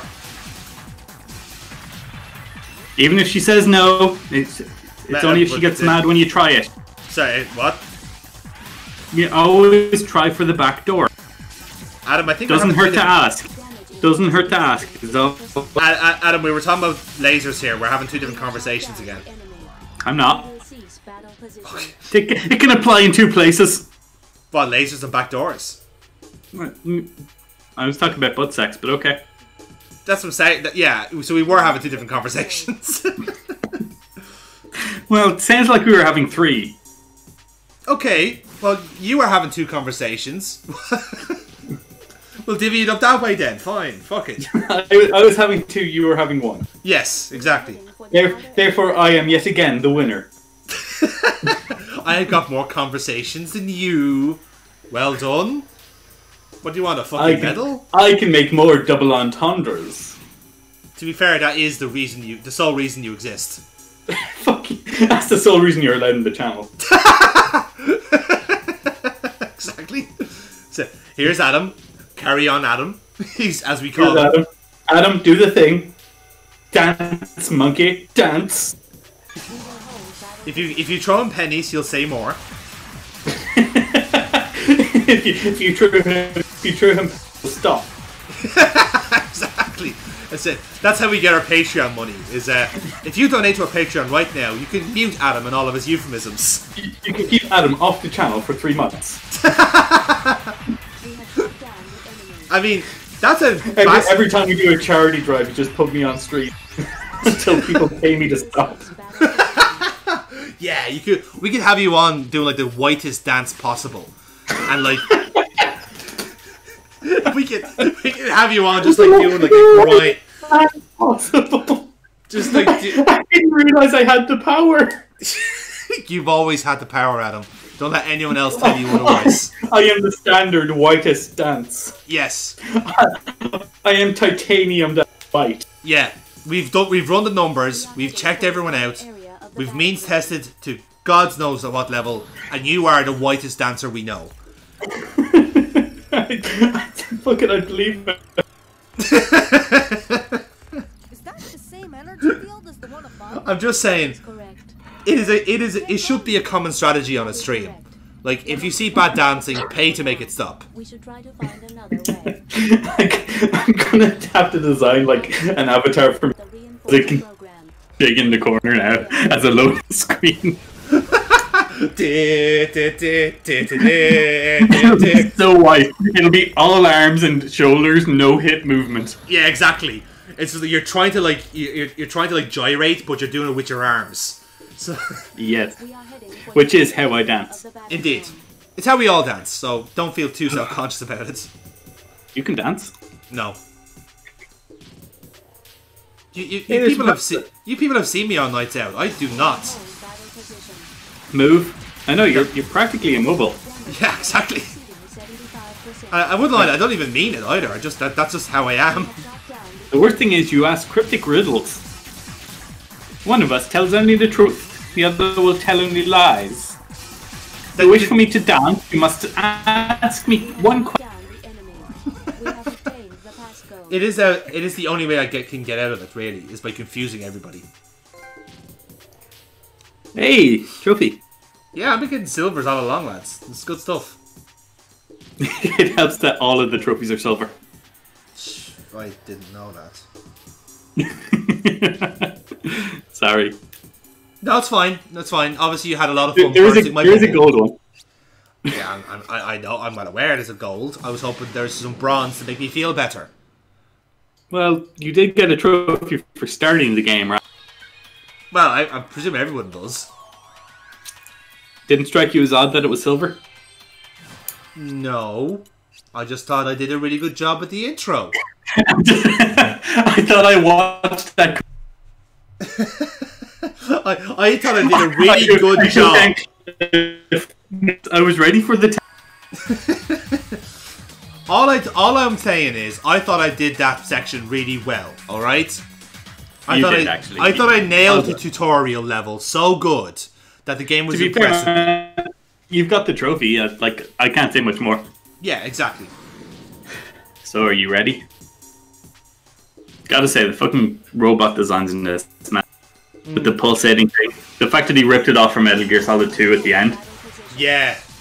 I love as well the fact that like the health bar is like changes your color as well, so you can tell visibly from your robot like where your health is. Yeah, and I like how it like your fucking HUD is actually like the console that's shown in screen.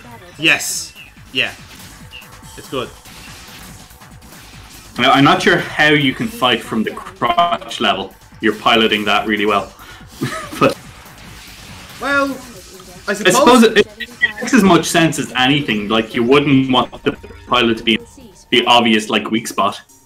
Yeah, I suppose so. I mean, you could make the argument that maybe like we have a kind of like a you can put the pilot down there, fair enough. But like what they're actually seeing is what we're seeing. Like we're seeing like a chase camera setup.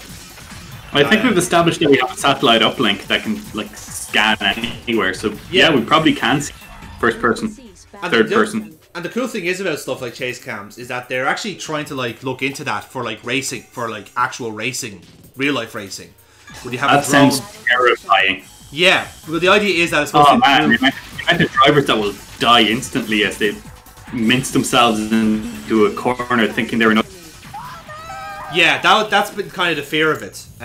But the logic is that like they're able to see behind them a bit better. So if it's like a blind spot indicator as well. Ah.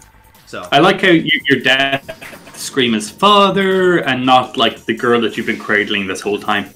yeah, I mean, you are aware that he's dying too, right? This is it. Like, it's such a baffling thing where like you mentioned it like once, and then suddenly now you care. Well, I suppose it's a 10-year-old kid. Like, what's he going to like blurt out as he's dying? You know.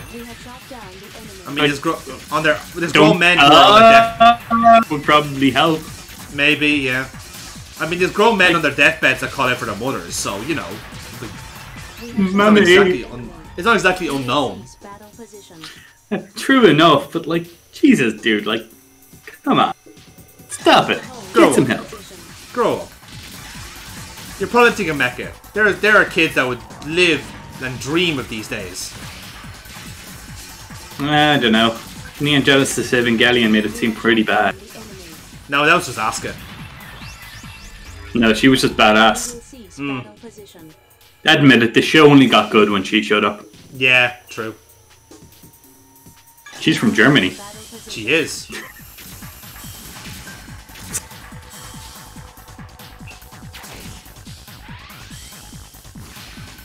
Didn't know Asuka was a German name.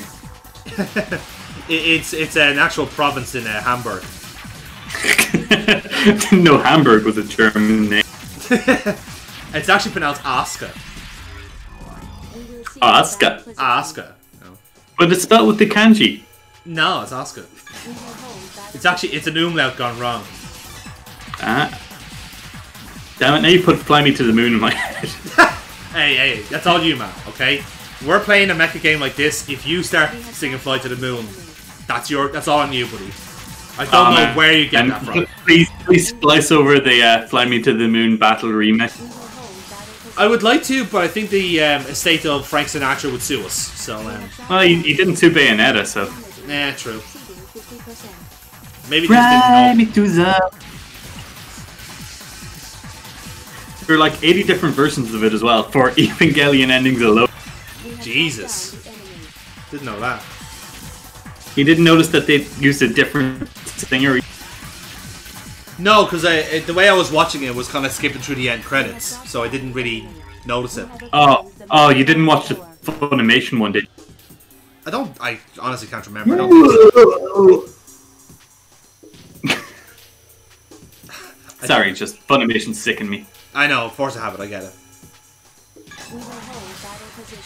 Hashtag no more funny business.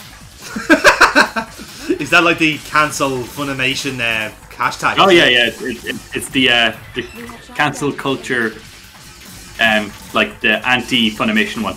Considering that they've cancelled Yana, all of his fans are now hashtag no more. Man, he got a rough deal. Which I agree. Oh, he fucking really did. The thing is, what I don't get about this, I know we're like chiming in on a fucking hot button topic 2.5 years late. Yes, yeah. The thing that I hate is that what he's being accused of, 1, isn't illegal, 2, isn't fucking bad. Just for people not in the know here, just enlighten people what the Vince McMahon. He hugged underage fans at their request, and someone else took offense to that and thought, oh, he's a pedophile. Yeah. So somebody got offended on behalf of someone else. Yeah. Which again, it's fucking retarded. It is, and the kind of sad thing is that like he got like such a bad rep over nothing. And do you know what? Do you know what it was? It was around the time when like everyone was getting like when a lot of stuff. Yeah, exactly. So like a lot of them were justified, obviously, whereas Vince was kind of like one of the accidental ones. Vince? If that makes sense. Vic, sorry, not Vince. Vince McMahon did it as well. Jesus, if Vince McMahon got cancelled with it, like that would be fucking brilliant. But no, that would just be funny. I'm not gonna lie. Where are you going? I don't. I'm fucking around. Are you actually just doing this because your Adam will start distracting me with internet bullshit? No, do you know what it was? I'm trying to find like this. We're trying to find a raptor to sneak into the second base, and I thought like for some reason the raptor would be here because there's a whole lot of enemies here. But I find out I cut this out and eventually and go back to where we were. But yeah, like, in here? We have it here, yeah. That's what. No, is the raptor not in here? No, it's I thought you had to go down here and then turn to the right there and go up this way. Well, this is what I thought. And yeah, that box there, or is that no? That's later, isn't it? Yeah. We need the passcode. Yes. Hmm. Yes. Yes. But then you do get a raptor in there, right? The raptor is actually in one of the towns. It crash landed, so. Yes, but he's to get in here. Yes. Now I remember. Yeah. So I do cut out a good bit of it because I think I remember going back to the Eiffel Tower to like take down a couple of like level 1 enemies, thinking like, oh, I actually just have to control one of them because they're weak. No, it's not that. You just have to get like a fresh raptor that crash landed.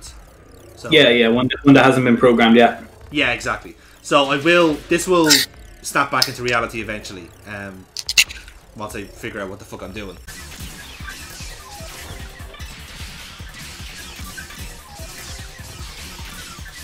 Damn, son. Mm. Where'd you find this? There we go. We are heading for the outer area of the battle zone.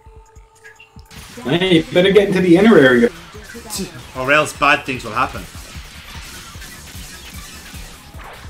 Your mother was in my area. Oh shit, son! He just went there. Sorry, these are robots. Your motherboard was in my area. There we have it. Yes. Now we're cooking for the kid. Yes. Now we're cooking with gags. Yeah. I don't want to wear a gag again. Hey man, you will do what you need to do to get this YouTube channel off the fucking ground. Turn it into an OnlyFans page. Hey man, it works. I mean, if Burkbot was willing to sit in a box for it. Hey, and you know what? People bought that. People bought that, okay? People believe she has an OnlyFans account. People are just frantically searching for it and just getting nowhere. Little do they know, she goes by Alinity. Exactly. But now that you've given away her secret identity, then that's a bit of a moot point now, isn't it? Was that the one that like tried to sue PewDiePie for making fun of her? No, I can't remember who she was. I know there was a story behind her about how she like did something really fucking irritating, but I can't remember what it is. Yeah, suing PewDiePie for trying to make fun of her. Ah. The javelin is a fucking lethal weapon. Mm. It's just like a pure dick laser. Yeah. It is pure sex beauty. I wouldn't go that far. It is the hyper beam of this game. I guess yeah, it's more like the Gatling gun, maybe. Which is the hyper beam of many other games. True, yeah.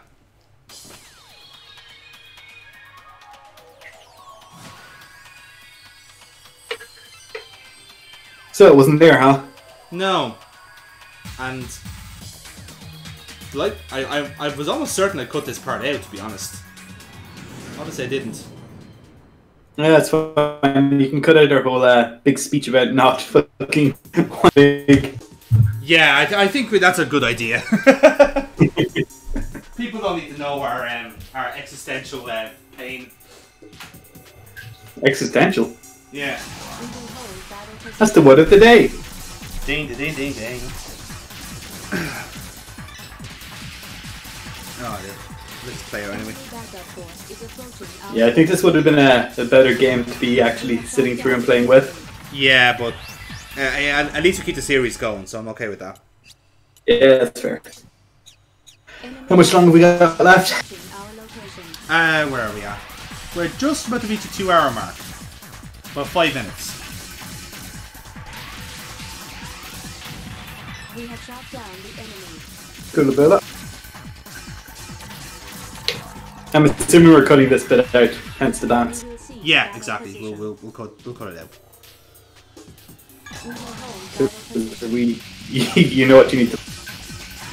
What's that? You've already shown off your sick combat moves. We have shot down the enemy. Real action. Squad. All of this is my squad. We will cease battle position. Metatron level 3. Fire, fire, fire. Do you want to be a mecha pilot in real life? Then you're an idiot. Please, Zone of the Ender today. I couldn't tell if you were doing Zone of the Enders or Starship Troopers there. Would you like to know more? Which one did I go for in the end? I feel like you started Starship Troopers and ended Zone of the Enders. Idiot. Buy our product. By the way, our product is Zone of the Enders. I don't think we made that obvious. We will cease battle position. Remember, Neon Genesis Evangelion wouldn't exist without this game to rip up. Yeah, because that's how it works. The more popular franchise, clearly this. Mm-hmm. Absolutely. I mean, I've never seen a Neon Genesis Evangelion anime, have you? No. Oh, wait. No, I haven't. Wait, that doesn't work, does it? No, it doesn't. You are factually wrong. Wrong. Sadly wrong. Wrong.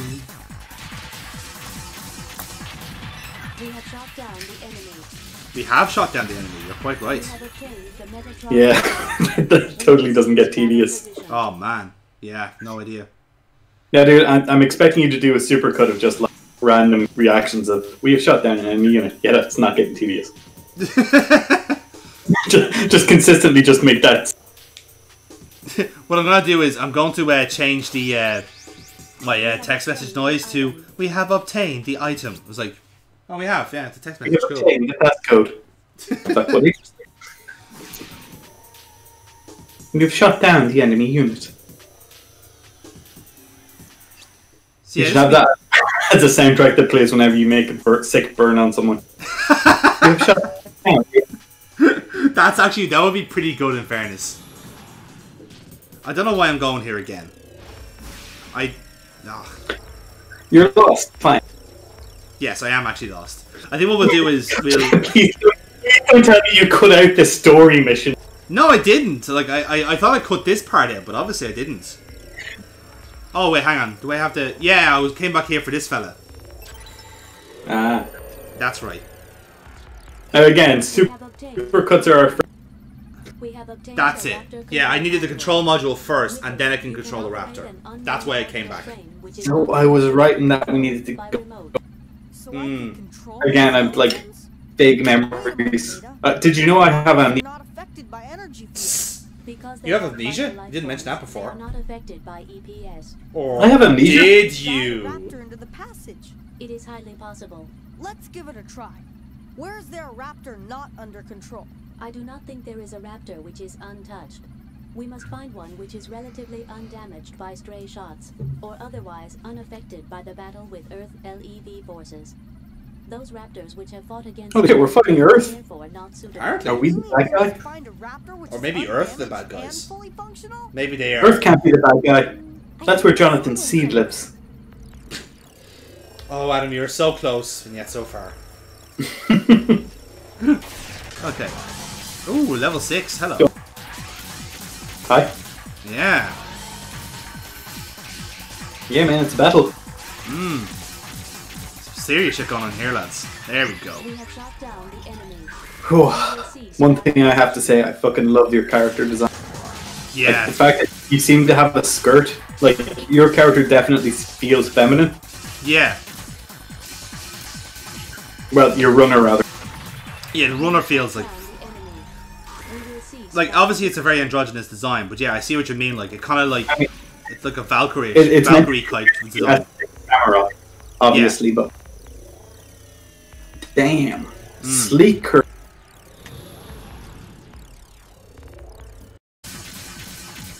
So yes, last time we left this, we were getting the control module for one of these raptors here. And then the next one part... Yes, I remember. Where it is. That's the one that's crashed in the city, right? It is, and when I was playing, it took me quite a while to remember that happened. So I was kind of wandering around like a gobshite trying to figure out like where like you could potentially get a raptor. But like I said, I do cut out a good proportion of that wandering, so we should get back to the action very shortly. Jolly good, jolly good. If we're cutting out the wandering, we've left only high octane action, right? Well, I wouldn't say moderate octane action, like kind of like 6 of the 8, you know. 6 out of 8. 2/3 octane action. You know. It's not what octane means. Octane isn't a measure of. I know. I was fucking with you. It's hexane action. Yes, exactly. That's more like it. You see, that's the thing. Like, and the way you play it, it's cyclohexane action because we keep going back to the fucking start. Oh, you are just wounding me here. Chemistry jokes. Chemistry. This is the thing. I can only make these jokes with you because it would just go. It would go over people's head and they wouldn't challenge me on it. Whereas with you, with me, I don't let you get away with anything. No, you would not. You and your fucking green piss. Oh, hey. So that's Spock's piss, alright? No need for that. No need for that language. Oh, man. Wow, you really want to get out of the map? Well, I think this is where the raptor is. I just was curious whether it's actually on the map or not. But I think it's actually being guarded by one of the units there. I think you have to kill the enemies around it and then land by it. Yeah, I think that's the idea. And you'll know what it is because it has an asterisk. Ooh. Yeah. That was a hell of a halberd shot. Yeah, the halberd kicked my ass here a little bit. And then fight fire with fire, I guess. Have some of that. Nice. We have obtained the Metatron ore. We will cease battle position. Nope, nothing there. So what do you actually think about the gameplay? Is it the kind of thing that you'd like to pick up and actually start playing, or? Yeah, look, I've been kind of looking forward to getting back into it. I was kind of considering playing a bit more ahead of this, but I was thinking like it'd be nice to kind of like finish off the game live. But again, depending on the current circumstances, that might change. But yeah, no, it is enjoyable. You know, I am like it's a very easy game to play in that sense. Like it's not a massive commitment to your attention. You just have to keep pressing buttons. You know. Yeah, I mean, like anyone can button mash it and actually enjoy it, which I like. Exactly. And it's not like something like a Metal Gear Solid, let's say, or perhaps even a Death Stranding when you get to it. You don't feel like you have to kind of like pass an entry exam to get the gist of it. You like essentially it's one of the few Kojima games you don't need to watch the movie of to understand. Pretty much, yeah. Like it's face value, like, and that's very odd to say about a Kojima game. You know, I think we were saying it before we started recording. It's stripped back. You know, it's basic. Yeah, I mean, like, and something that I will say, very, very restrained. Like almost all of the fucking cutscenes were front loaded and end loaded, which is great. Yeah, that is good. I liked how they kind of, in a way, intentionally did that, so they can make it a more enjoyable play. So yeah, I would agree with that.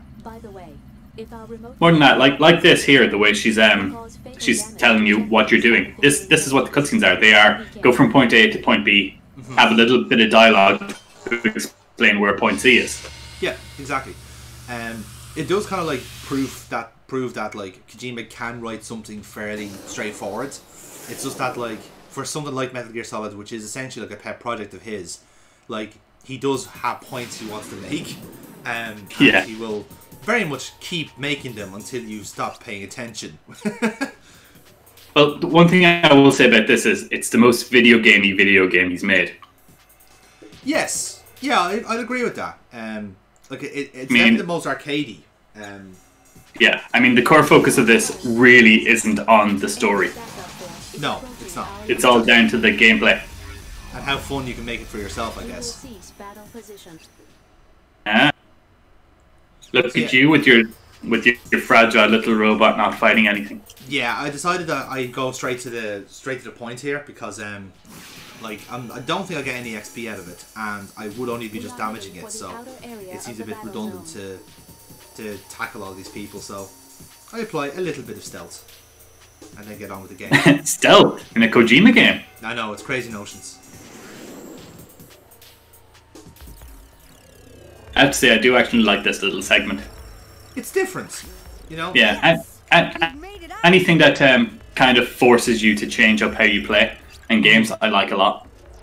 Yeah, and this one kind of like it kind of creeps up in you a little bit because you're thinking, oh, we'll just control the raptor. It'll be kind of our like our co-driver in a sense. We bring it with us and it'll open the gate for us. But no, we actually play as it. Oh shit, okay. Wasn't expecting that. But at least like this section isn't like that taxing as such. I presume there's like another similar section later on in the game that will kind of challenge you a bit more. But for the most part, this is just like it throws you off the game for a little bit, but you still have enough confidence to get through it. So, but again, it's a nice idea. I have activated Yeah. anti-stealth. I mean, this is the part where it strips you back to the bare bone basics, and it's like, okay, now show us what you've learned. Yes, exactly. And in a way, then it kind of like I suppose it gives you a kind of a bit of confidence to go, yes, I actually can play this game well. You know, it's not just because I have a really overpowered mech in control. Like it is because I've got something good here. And here's where you learn about the stealth camo. Exactly. And thankfully we can use this then in future. I'm sorry, just to whip that shot. You just went and yeeted it right over the top of it. That's what it's like. It's just like Destroy the emergency EPS generator. it's just the way Interactive throws it. It's like yeah. Yeet. And it's just it's the arc as well. Like it goes straight over the portal. Like Yeah, so you have to be really specific where you're hitting. yes. It has a fixed distance and a fixed arc. I remember it pissing me off.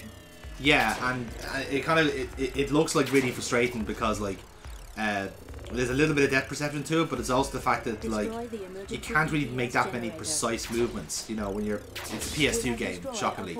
So like it's not as if you can. Make You're stuck to analog. Precisely. So the fine movement isn't there, but the game still kind of expects you to do it. Now granted, I'm doing it the hard way with the javelin. I could easily just like take the Hobbit and blow the bastards to pieces, but I don't want to waste my ammo, so... So you're willing to waste their time? Yes, precisely. with my elite javelin throwers. Yes, ammo is very hard to come by, but our time is infinite. Well, I didn't know that at this point in the game, Adam. Then I started going like, oh, fuck this, just blow the fuck this height. That's exactly. To be fair, that was my attitude after a while. It's just like I actually do have enough ammo now. Fine. There's no point wasting like valuable minutes for no reason. Well, that's the thing. It's you've described what all gamers consider. Yeah, it's like at what point is it worth my while to start using these fucking ethers? Oh well, I'll save them for the final boss. Oh, I just beat the final boss without using any items. I've got 9999 ethers. This is it. Like I think it's kind of like your nature to be a bit cautious on the first time out, and then once you kind of realize, oh wait, I do have this covered. You know, then you start getting thirsty. Then the second playthrough you actually start. Oh, nice use. The second playthrough you actually start using the items, and it's like, wow, this is a hell of a lot easier. Yeah. Our target, the generator, is over here. Now what? Huh? Maybe try breaking the fucking wall.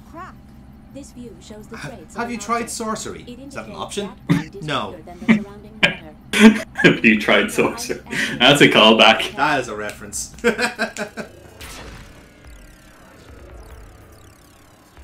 Go on, you gotta pinpoint it. Nope, you just gotta put them under pressure. There you go. It opened. What was that noise? It opened as it rains down metal bars onto the robot. It opened. Glung, glung, glung, glung, glung, glung. The generator. Stop it. That's our only one. Don't break it, or else we'll have to call the engineer. And he doesn't work weekends. Oh no. The emergency EPS generator is confirmed.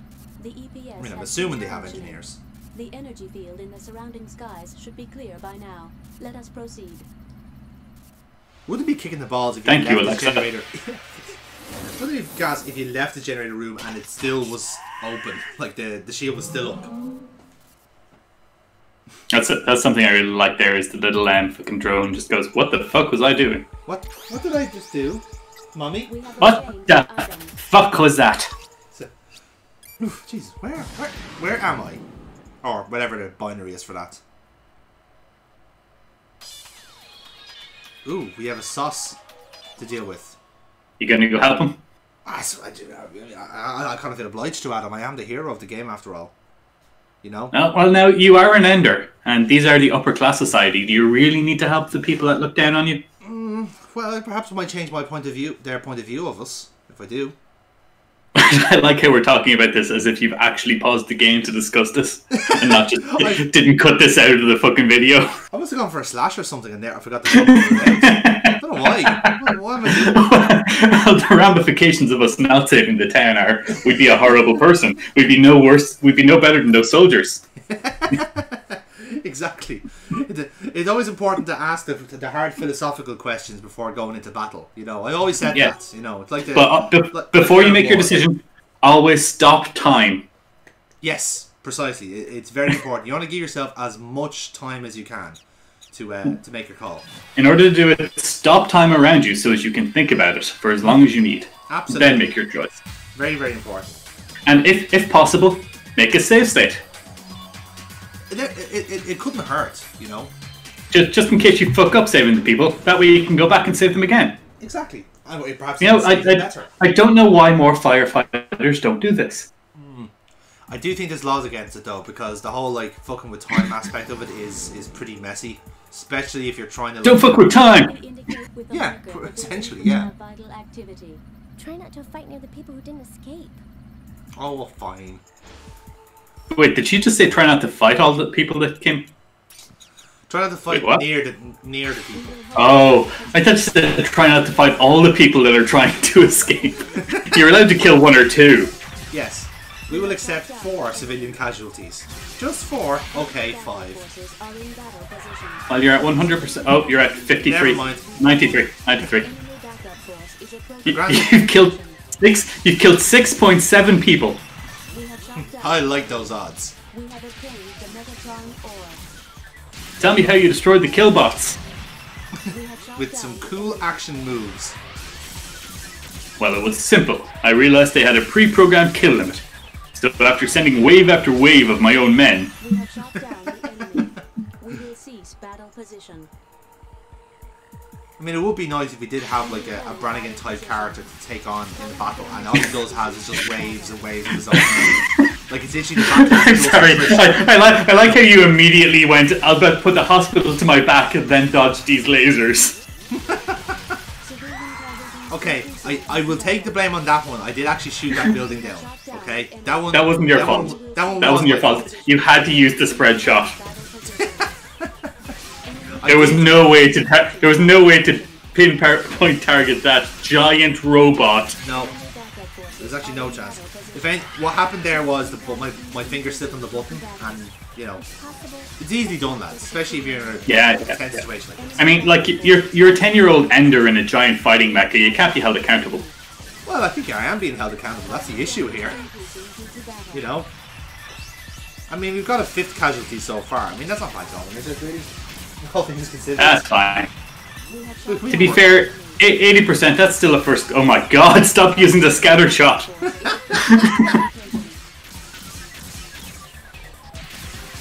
My finger just keeps slipping on that button. I like how there's a point where I'm slagging you off and genuinely annoyed at the same time.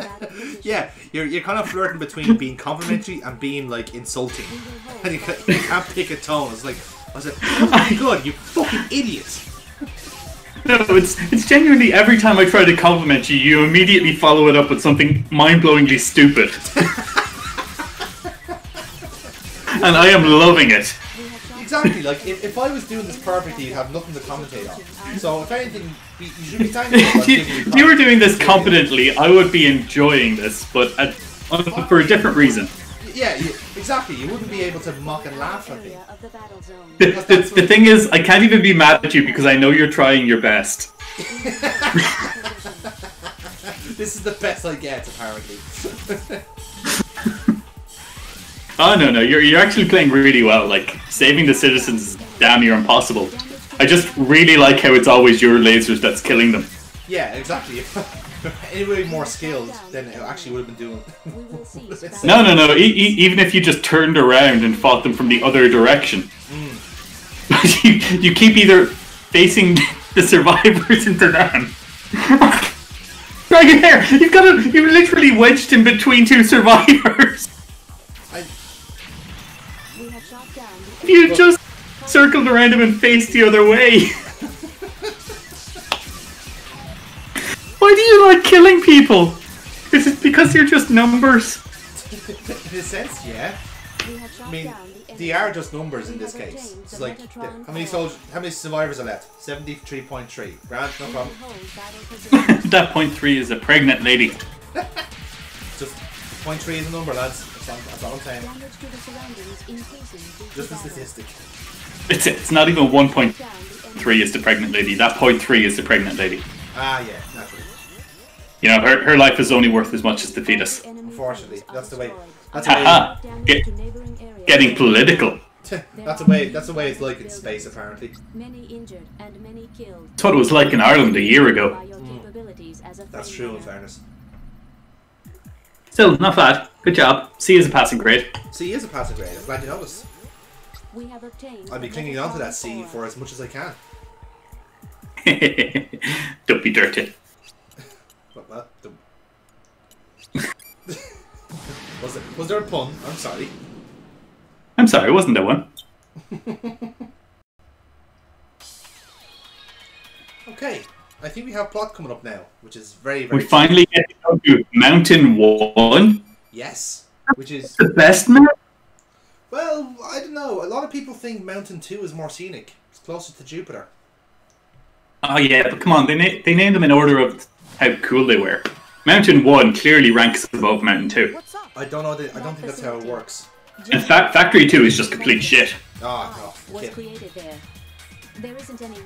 mean, what did it even make in Factory 2? Factory 1 makes fucking mobile suits.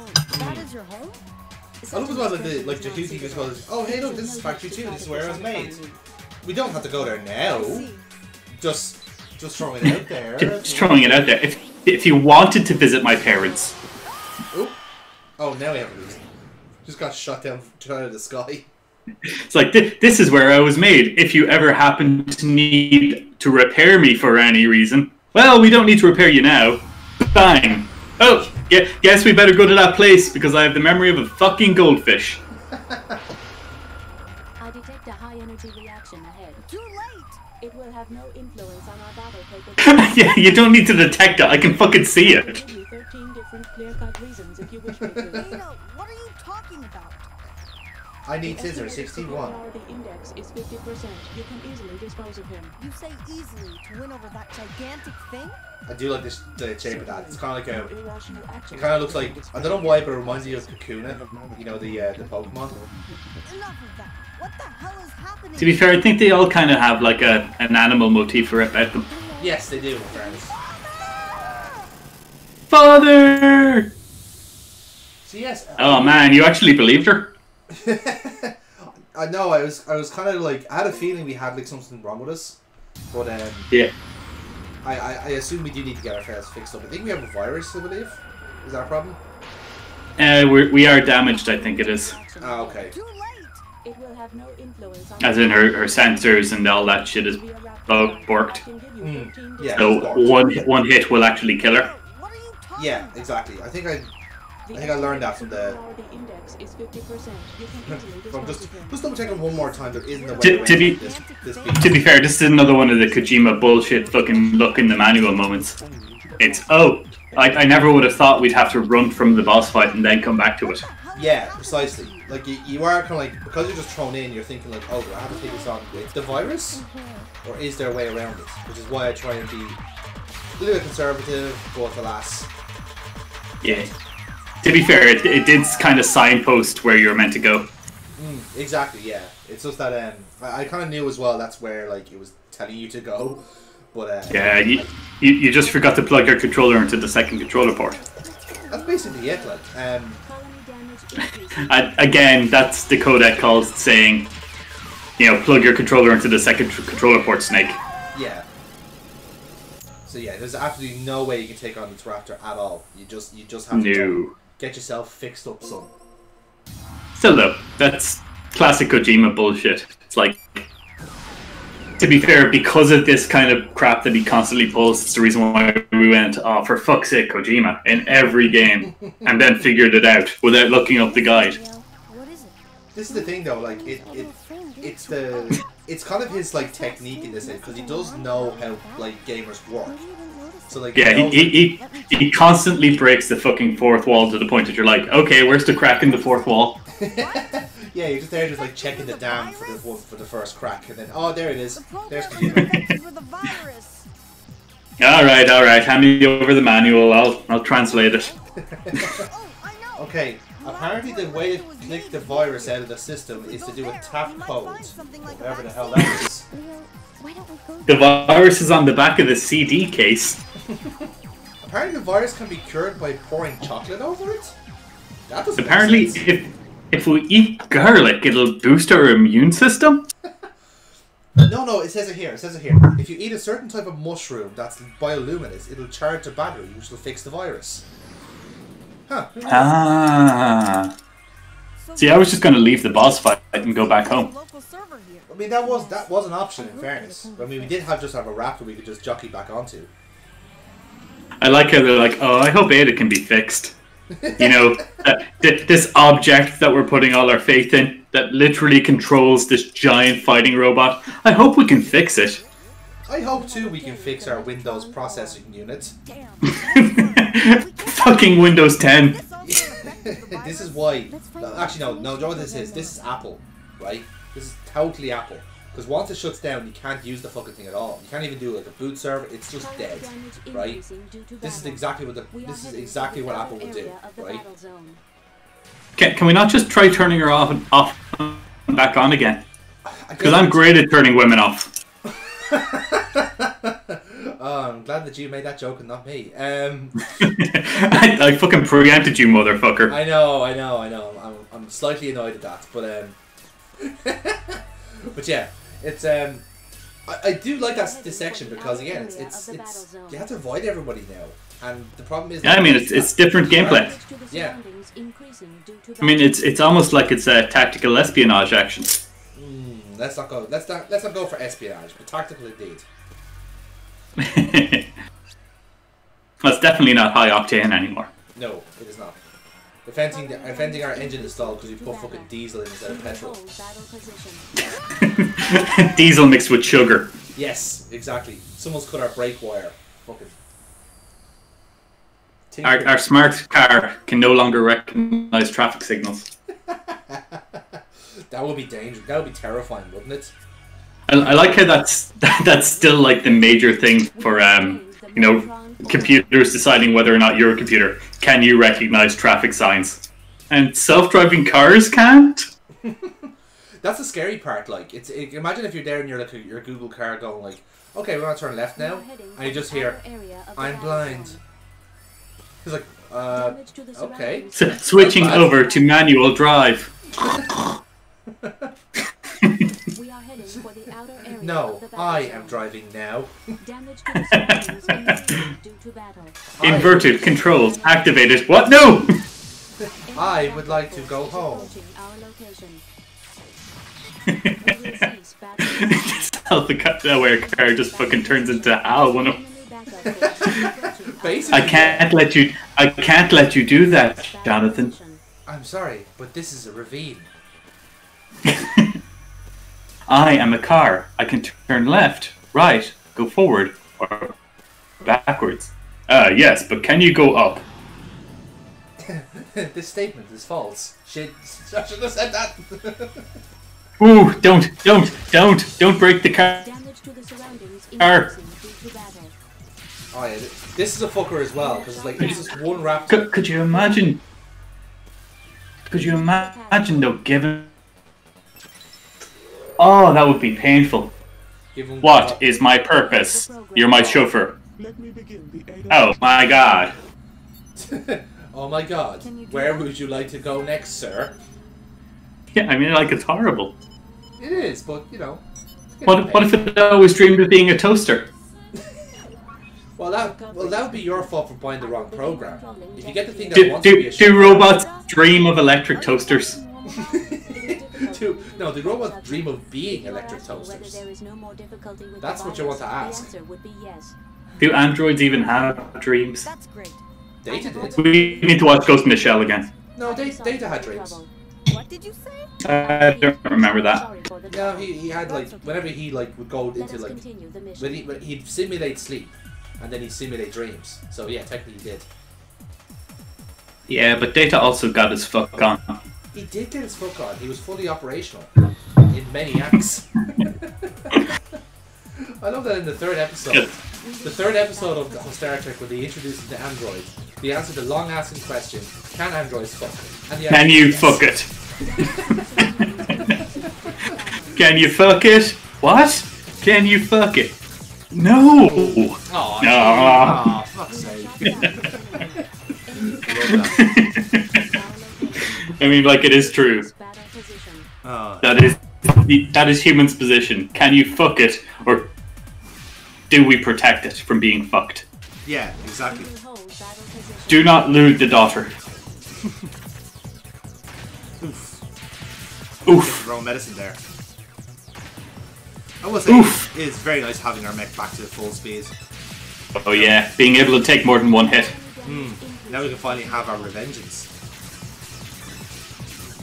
Different series. Perhaps even we may be even able to cut at will.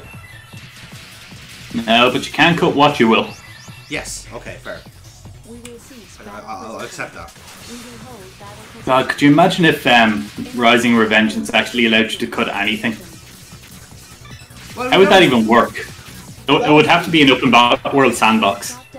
That was the initial purpose of Rising, wasn't it? To have like a basic physics engine that would allow you to cut anything. But but obviously that doesn't work for gameplay. No, this is it. Like, it's like, oh, I'm trapped in this cell, but guess I better cut my way out. Oh no, they've managed to engineer a situation where I don't have my sword in this game about cutting things. What cruel irony! I mean, it is a fascinating idea of having basically a sandbox equivalent of Revengeance, but I honestly don't know mechanically could you make it work. Oh god, no. No. To be fair, I think what we got being like, a Devil May Cry Bayonetta game is the best thing we could have hoped for. Yeah, in fairness, like it's a pretty damn good Devil May Cry game when you look at it. Even at the time, you guys were saying you were calling it Devil May Cry because it was at the time of the fucking DMC release. Yeah, dude, it's a Bayonetta game. It's Platinum Games. Yeah. So yeah, it's part of that. Part of that family. Now, I'd argue Zoe is actually a little bit as well. It's not as mechanically deep, but it kind of plays the same way. Yeah. It tickles that part of my primate brain of like, ooh, do combos good, be stylish. Yes. Less fighting love. Indeed. We have shot down the enemy and destroyed my home. You monster. I think what it has is, it has that same kind of giddy level of destruction, where like, you're wrecking shit, and because you're an ultra powerful mecha, like, you don't feel any remorse over it. It's like, haha, lads, away. Here's the thing, this game does a very good job of giving you a sense of scale. Like, you are fucking towering above all these buildings. Yes. And a single misplaced swipe of your energy sword makes the entire building burst into flame. That's how powerful you are. Like, there are no survivors. There's no way anyone's getting out of those buildings that you were meant to save alive. Precisely. Like, in that sense, like, it also kind of gives you that kind of, in a way, it makes you feel like you have a free pass then to have as much chaos as you can. Yeah, it lets you be the monster you were always born to be. The gigantic orbital frame is as follows. We do not have an effective means of defense against the energy weapons of the enemy. Oh no! Oh dear. This is the opposite of what you were saying before. Can we go back to that one? You know, I liked you better with the virus. I liked you better when you were optimistic. The antivirus man has turned you to a real cynical bitch, you know that? You've changed, man. You used to be cool. You really were. You used to be cool. I tell you, like, you get one virus and suddenly you just get spooked now. You get one virus and suddenly you're wearing condoms to every gangbang.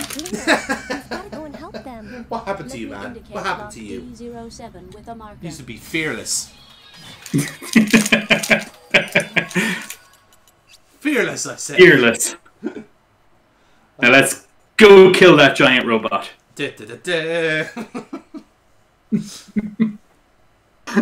was our inspiring pep talk for Ada.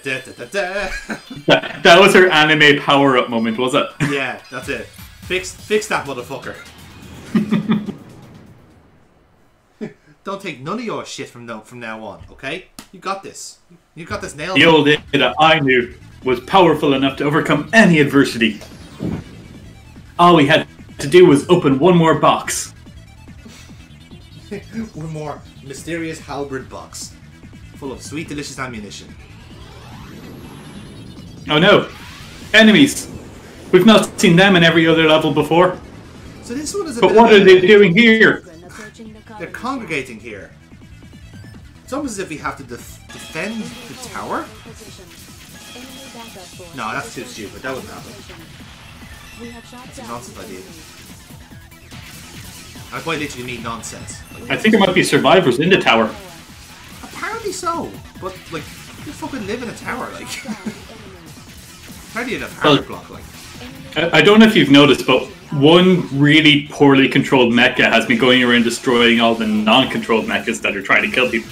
Oh really? Well, we must stop that mecha then. This space is kind of like a war zone. And since you're floating in space and the closest colony is on Mars... True.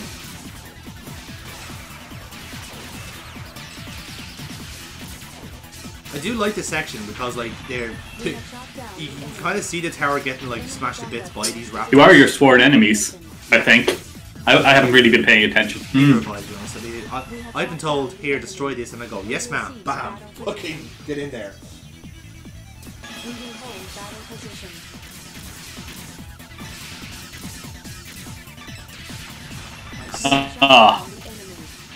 That is actually very nice, very stylish. Mission accomplished. I will report damage to neighboring areas from Apparently I saved everybody.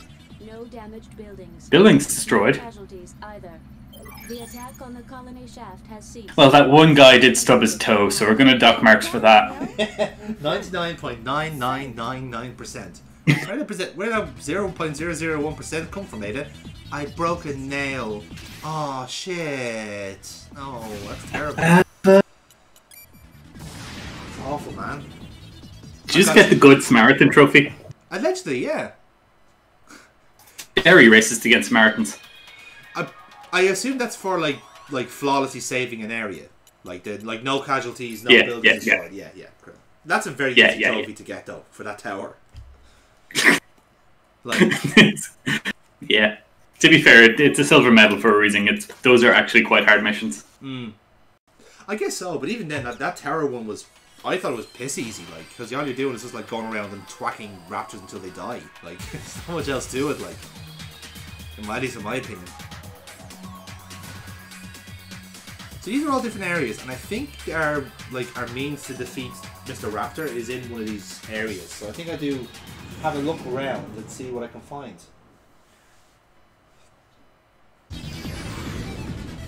Yeah, then.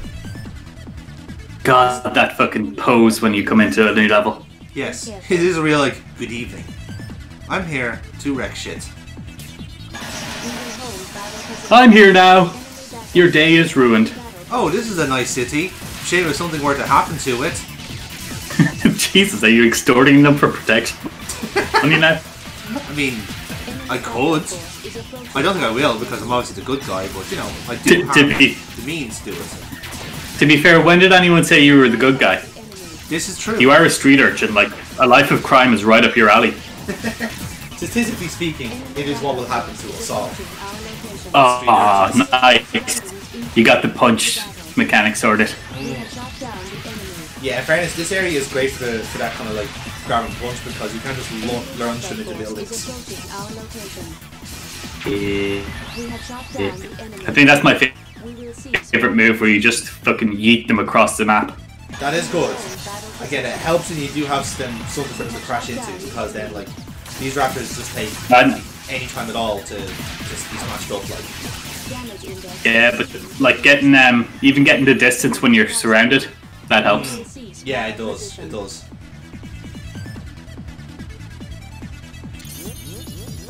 We have obtained the Metatron ore. Metatron? That was actually me saving my health picked me up until later. See, I'm getting better at this tactics nonsense. Yes. I am. Trust you me. Totally knew what that was. I knew what the blue was Metatron. Yes. you knew that health was in the game. Yes. I think you just look at me as if I don't know what I'm talking about. I'm offended. I'm shocked and wounded even. We have obtained the Metatron ore. Ooh, shiny box. Will the shiny box give me anything nice? Yes, it will. It'll give me several nice It will if you start. It will if you start using the ammo. Nah, nonsense. We need the passcode. Nonsense. I can carry more than 100 halberds. I mean, I should be able to carry more, but hey. I've got pockets on the other side. What if I get rid of a different item? Can I then carry more of this item? Yeah, exactly. We have destroyed a porter. Nice.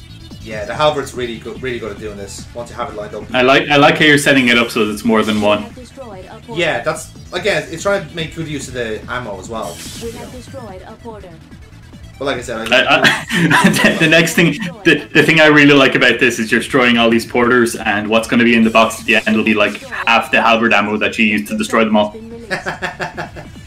Well, it's always like all these levels are quite self-contained. Like because we have a locked box down the bottom there, so like what's going to be in this is the password for that. You know, so like in that way, like it rewards you for at least clearing out the area, and then when you do kind of come across a plot relevant thing, that's when like levels kind of start socializing a bit. But for this one, it's so standalone. That's when you get your cutscene. Exactly, yeah. Like it's almost as if you stumbled upon the right answer when you actually haven't. That's almost as if you stumbled ass first into the right answer. Basically, yeah. Like well, it doesn't. I don't think that's again. I don't know if it's an intentional thing or not, but it just rewards like you go into an area and clearing it out. You know, it promotes you doing more gameplay.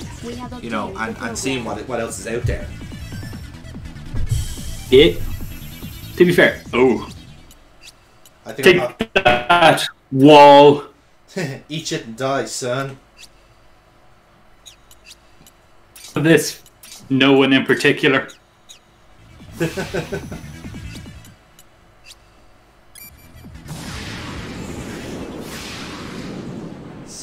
We have obtained the Metatron ore. We have obtained the respect of the citizens. No, you're never going to get that, son. Yeah, that is like the last thing you hear at the end of the entire series, that people respect you now. It's like, and then your little boy shed a tear. It's like, finally, he hit puberty and got a real voice actor. At that point, they were no longer little girls, but they were little women. They were little. The worst part is, because I had to put on that voice, I genuinely brought a tear to my eye. It's a very emotional book, in fairness, like, you know. Ooh, look at this. Stealth fuckers. Now this is not cricket. Like, how are you supposed to get ready for this? It seems that in this area there is an enemy which we cannot. How are we supposed to, fight an enemy that we can only see clearly from their outline? Lock on to an enemy in stealth condition. I recommend it's just, not get any it's just not fair, man. Like, how are you supposed to deal with this sort of stuff? It's almost as if like, this is a game. Something I've forgotten Metal Gear. Yeah. Is that you can clearly see them. They're refracting light through them. Yes.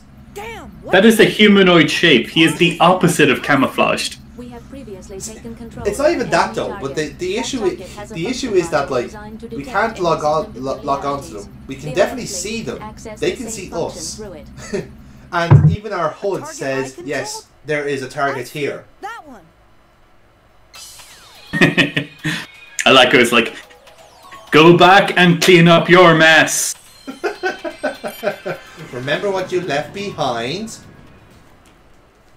I mean, like this game, it's very formulaic. It's like we've gotten to the next stage. Oh no, a new problem. Let's go find the thing that deals with that in another stage we've already been to. Yes. Leo, It's like backtracking by the back door, if that makes sense. It's like this is how we get you to keep playing the game and you don't get bored of it because it's still something like technically new in the level.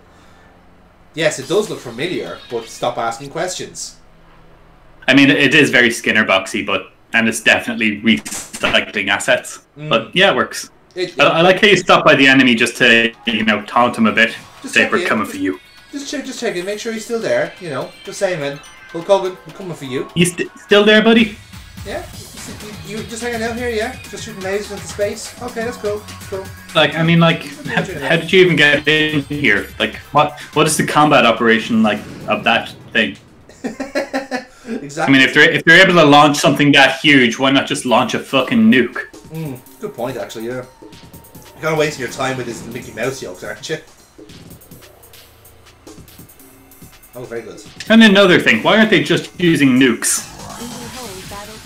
Maybe nukes are really past tense in this area. Now it's all lasers and shit. Many things are probably. It's we can't use nukes, but we can use a robot that will destroy and level a town in seconds. I mean, it wouldn't technically not against the Geneva Convention. The Geneva Convention even survives in the space at this point. Surely it's superseded by something far more wide-ranging. Because apparently the conversation of massive mechanized robots will have come up in the UN. I'd like to think. But at that point we'd be in space, so the UN's a bit redundant. I think about this a lot, Adam, to be honest. Oh, got bot. When they throw shakes. Don't like when they throw shakes. Keep going. Yeah. I recommend you initiate a one-on-one battle in distant conditions. That's nice. Ada's telling us to do it one at a time. See how well that works for me. Enemy backup forces are in battle position. Nice. We have shot down the enemy. Very happy with that.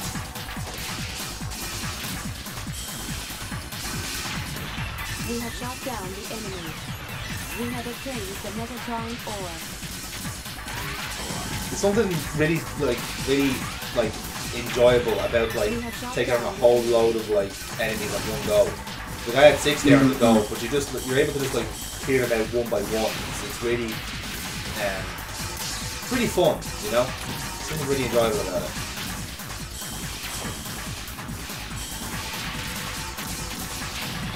We have shot down the enemy. Never in doubt, lads. Never in doubt. We will seize battle position. We will hold battle position.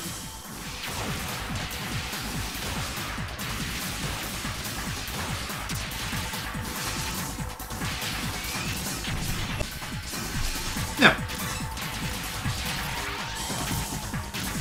Oof. I like your strategy of taking it in the face to minimize damage to the important parts of your body. Yes. We have shot down the enemy. What I'm doing here is taunting the opponent. More like a what I'm doing here is something I learned on Pornhub. I've watched enough professional boxing to know that it's very, very good to taunt your opponent into hitting you in the face. Of course. I mean, they ain't using them. Exactly. You know why? Fucking mind games. That's what it's all about, lads. Why? I mean, Mike Tyson painted a fucking target on the left side of his one. Granted, he was on a lot of drugs when he did that. It did sound like a good idea at the time.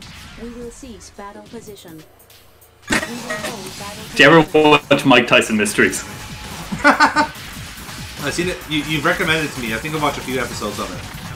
It's pretty good. It's he explains where he got his face tattoo. It was the Bush Gore election. And it's I told you Al Gore was going to win. I hope so, Michael, because you said very loudly to anyone who would listen that if Bush won, you'd get a huge tattoo on your face. I love that that's a canon reason for it as well. We need the passcode.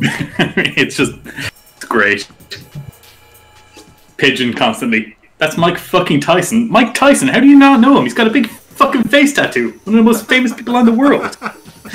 How the fuck do you not know who we are? Area of the battle zone. Which company made that cartoon? Wasn't it a... It's an Adult Swim one. I thought that, wasn't it? I knew it, I wasn't sure if it was just Adult Swim themselves or did he kind of outsourced it. Yeah. I mean, I don't know who actively made it. Probably some Koreans. Oh yeah. But it kind of like aped the Hanna-Barbera kind of animation like they did with Harvey Birdman. Oh yeah. It was a complete parody of fucking Scooby-Doo. Yeah. Even out of the fucking van.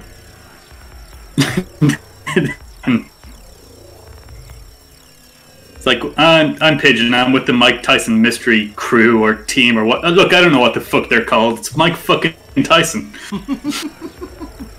We get the idea by now. It's great. Now, this is a nice little surprise here. Here it is. This is the one. But yeah, that's how you know it's your one, because he only has one fucking blade.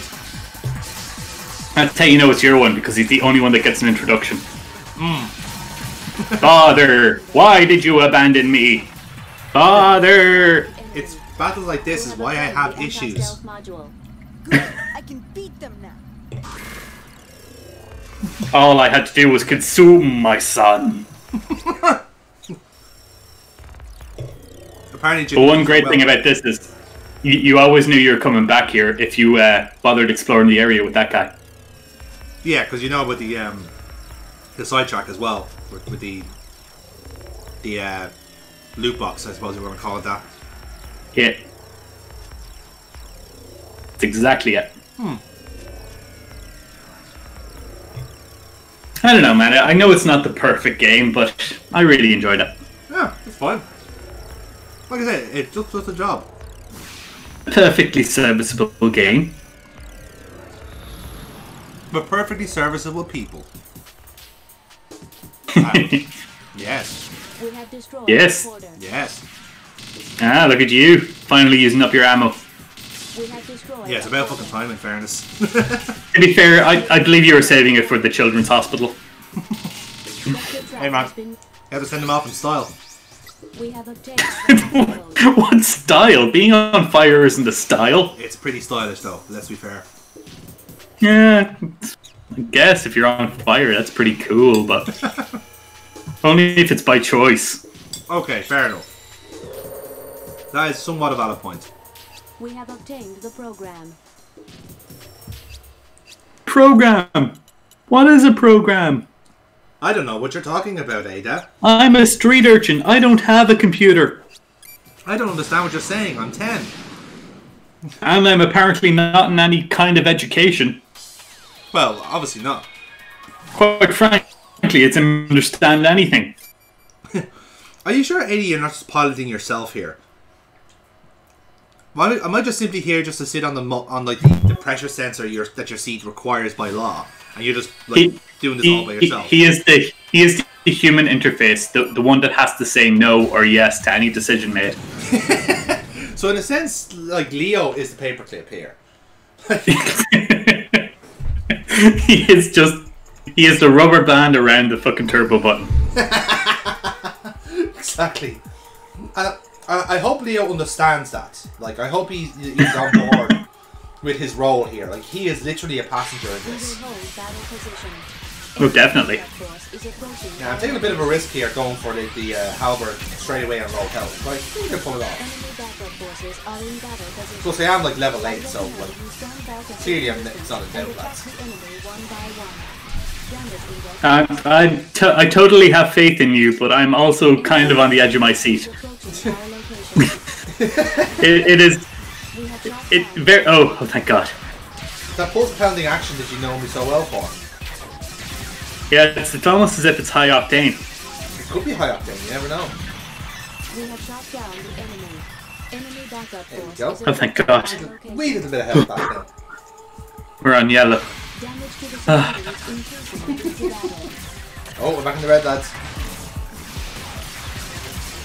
Does that mean you just stop playing? No, that's not how it works. Repair! And attack the enemy one by one. Oh my God, he just tried to yeet something at you. He did, and it failed. Why does anyone use these things? Damage to the surroundings increasing into battle. I'm just proud I destroyed 2 buildings. Battle area of the battle zone. We have obtained There was nobody in them that we know of. Yeah. We have shot down the enemy. I mean, we didn't see a sign, so we can only assume the best. We know this isn't Beyond, so yeah, I doubt anybody lives in any of those buildings. See, Beyond is a well signposted area, you know. Yeah. Oh my God, there's one right in front of you. I don't know if you saw it because it's invisible, but he was right in front of you. What? They're invisible? I can see them perfectly. What are you on about? But I think they're invisible. Therefore, you can't lock onto them. Because you know, sonar and radars and all those things, they work based on light, not sound. Light. Okay. The fact that it's refracting light means that your sonar can't lock onto them. Adam, you remember when I told you to stop overthinking anything Kojima does? You're doing that thing. You're doing that. Overthinking it. I'm explaining how it works. No, stop, man. Like you're only going to give yourself like a brain damage. The thing is, though, like if these things are actually refracting light, then your laser should just go around them. They shouldn't be impacting it at all. Damn it! Now you've made me think a bit about it. I'm getting annoyed scientifically on behalf of Kojima again. I tried. Why do you keep making me think about the physics of Kojima? I was fucking not. I was telling you to stop thinking about it, and you did the exact fucking opposite. Oh yeah, don't think about pink elephant. Yes. Don't analyze Kojima. It's impossible once you say that. I'm gonna have to try some sort of like reverse psychology in you in the future, because like, this is happening way too often. Oh. Careful, Jonathan! You almost let one part get away. I know. I was deeply afraid that could happen. I was worried that I might not kill every tree on this space station. They can grow more, probably. They probably have like a whole factory of trees. A tree like to grow. These are two things that are very rare in space. Yes. But again, if they're following the inspiration... Wait, am I right about that? Oh, no. I fucking am, aren't I?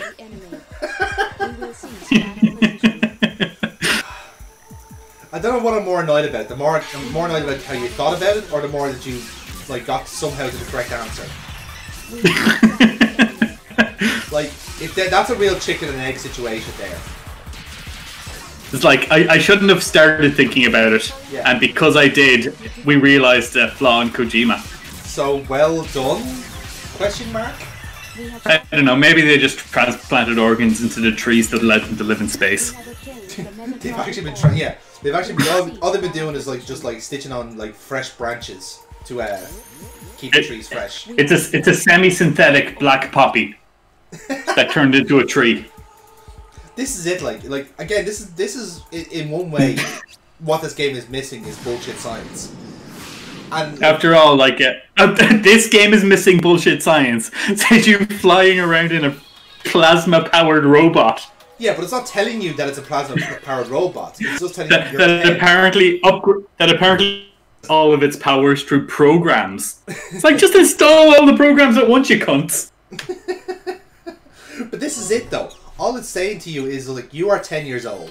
It is time for you to destroy shit. Go destroy shit. Like, it's you know something? You know something, Leo?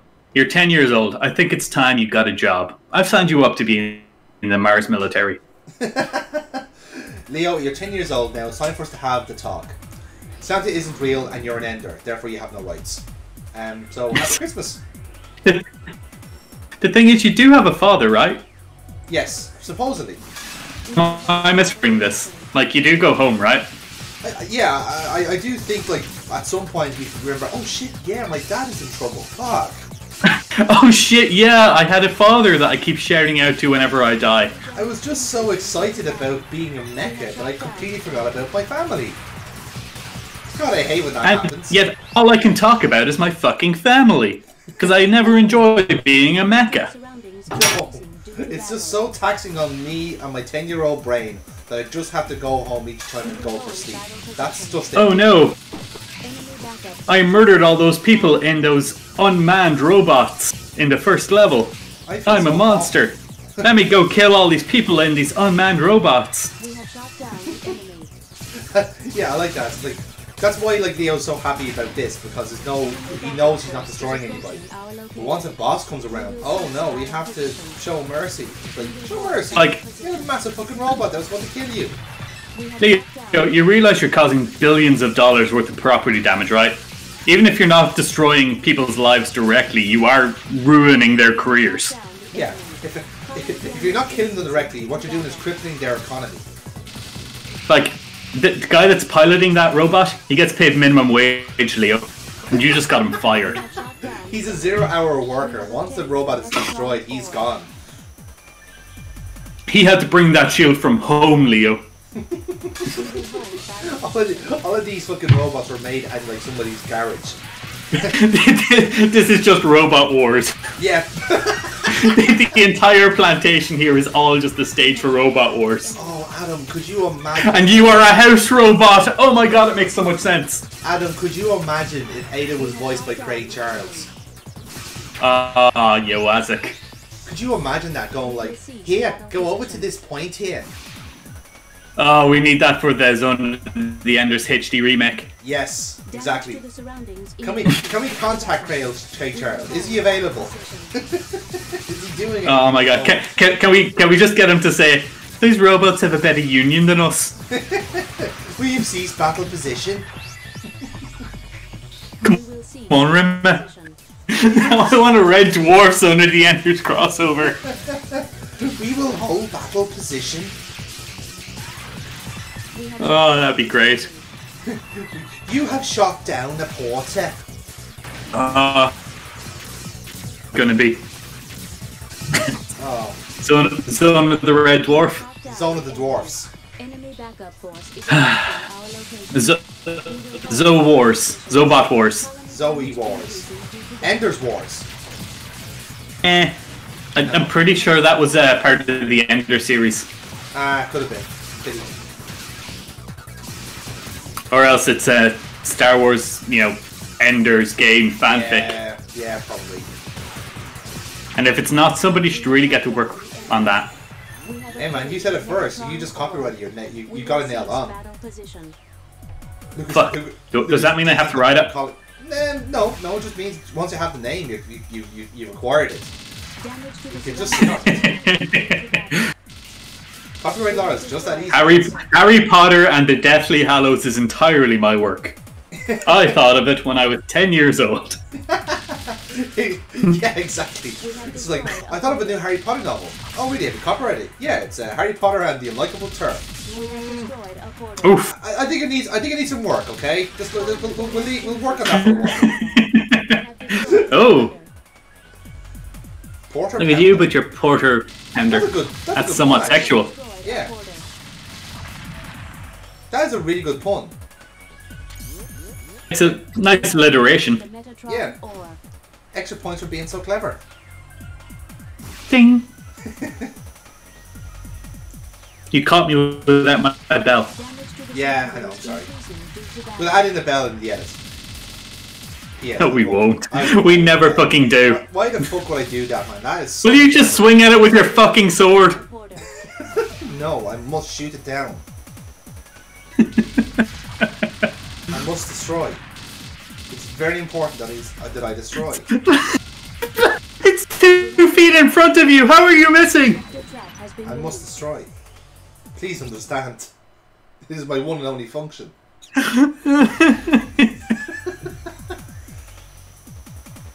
Jehuti, why must you do this to me? Jehuti. It's just such a fun-sounding name for such a horrible robot. It's kind of whimsical and musical. Yes. Jehuti, Jehuti. It's a sound the cockatoo makes. Jehuti. Maybe that's what the design is from. Maybe it's one of the. Maybe it's the next like Route 1 bird Pokemon, and that's what it's that's what its name is. So when you obviously know how it goes. Like go Pokemon. Jehuti. Yeah, it'll call itself Jehuti. Yeah, I see it as a nice peacock. Like that, like Jehuti is a peacock to me. That's the first animal that comes to mind if I try and associate one. You can imagine like if it had like a Dynamax form, you just hear it going Jehuti and just like peacock everywhere. You know something I've realised? Jehuti's legs are perfectly meaningless. Like it never kicks. It never kicks. It's always flying. It doesn't need those legs. Can I just point out that that perfectly meaningless is the sound that sounds like a fucking Morrissey song. It's just like I am perfectly meaningless. Okay, I should have said completely useless. My words are getting mixed up in my head here. I know, but it's a nice phrase, and you should use it more often. That's all I'm saying. I will, because we here at Monday Madness are definitely perfectly meaningless. We are actually. You know, I might use that on our business cards from now on. Not completely pointless, because that has been catchphrased by Neil Osman. Yeah, exactly. Well, we've been using bang average for the last 3 years, and to be fair, we've been living up to that reputation, so, you know. If we were living up to that reputation, we'd have more viewers by now. Yeah, fair. We'd actually have consistent viewers. Looking at you, Steve. Leave Steve alone. Fucking sold he likes what he likes. You sold us out, you son of a bitch. Look, if we stop producing the content people come for, it's not their fault that they stop watching. But I'm creatively drained, Adam. That's how it works. Yeah, but we need to play more of the same game. No. Again and again, from different angles. And again. Welcome to part 128 of Shadow of the Comet. I've been here for 6 hours. We just can't get through this one glitched area. I'm sorry, Mr. Parker. You say this is like our 100th hour in the Kojimaverse, so. Why do you do such Jeez, let's not go that far. If anything, we're probably hour 20. Yeah, but like we did have to replay it through Police Knots 4. Okay, fair, yeah. But as we all know, that because it's not on video, it doesn't count. Oh man, I really like the decoy. It's good. It takes a little bit. You never use it again after this guy. Yeah. I see. You didn't realize you had to save it until he's shooting at you. Yeah, this is me just kind of learning how to make it work and how to like take down this guy. So I will. This one takes a couple of attempts, and again, by the time I was playing this, I was kind of just like fatigue was getting the better of me. So I do just try and like just bludgeon him to death. Well done, boy. What was that for? It's like, well done. It's like, you died. I know. Good job, buddy. No, but you pressed continue. I like how melodramatic Leo is, despite the fact that he has that girl in the cockpit, whatever her name is, who never says a peep. Yeah. When she's dying. It's very hard to be melodramatic when you have a girl in your lap. You know, just saying. I'm afraid I wouldn't know, Jonathan. I'm not a sex pest. Sorry, can I just quote you on that there again? Please do. Maybe less. If more people said it, then maybe less people would believe it. Yeah, true. Okay, so I think this is one of the more successful attempts. Okay, never mind. Oh, so you mean the last one? Possibly. Oh no! He's destroying the buildings that he's always had a chance to destroy. I think this is just me trying to like find the weak point. Like, obviously it's that. I'm happy medium. Just getting at him, you know. Getting at him what? Oh, sorry, not you. I was saying like getting at the raptor. Yes, sorry. I really like the design of this boss. It's good. It's kind of like a Shagohog standing up.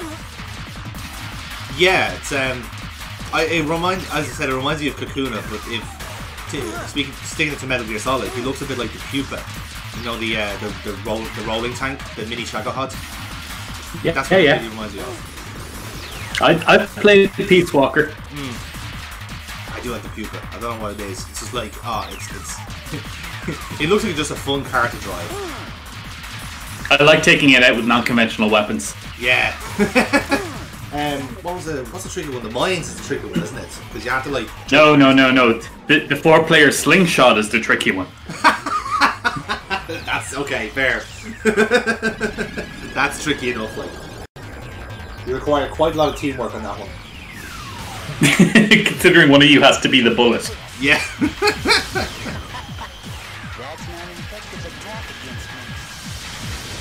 I think as well that the pilot just sounds like a normal like trucker. Like it's just like, look, see, I bought this on eBay. Serious damage. I recommend you escape from this battle. So again, this battle is quite interesting in a way because for me, you kind of have to feel, at least from my kind of point of view, you have to kind of save your decoys in the first half so you can use them in the second half and kind of like just whittle down this guy. Like he does have weak points when the shield goes down. Well, like he charges you so well, like you kind of do need decoys to help yourself out of it. Especially if you do find yourself in kind of like the corner of the map, like. So I do kind of get there after a while. I wouldn't say I get there after a while. I just do enough to kill him off. So if you are using this as a playthrough, I do not recommend my strategy because it's very lazy.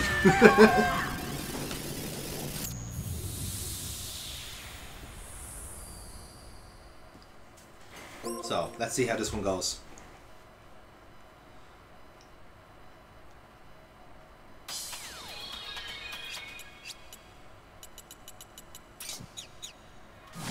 I do also get the feeling that you're meant to have like harvest a few more decoys, but I get kind of like real pig kind of blocked out there. Oh, that's okay. I was about to say I think I get the Am I feeling not back on? No, I can hear you. Ooh, nice. Now we'll get from this time. Yes. Well, I'm hopeful anyway. Cautiously optimistic. But I was saying, so, yeah, we figured out where his weak spot is. The mouth. The glowing spot. The source, as it were. But I was just saying there, I do get the feeling you're meant to have like to harvest a few more decoys before this battle. But I got real kind of pig-headed at this point and said, no, I'm going to try and do it with just the 5. No, I refuse not to speedrun this game anymore. Yes, let's say brute force is the only solution to any of these problems.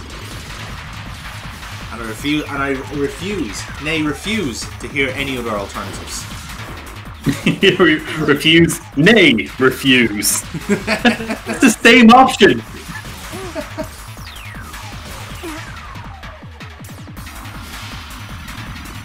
So I'm not doing too badly in this run, I don't think. Yeah, I really like how the glowing kind of crescendo of all these guys reminds me of Arsenal gear. Yeah, that's true. But then I remember that I hate Arsenal gear. I mean,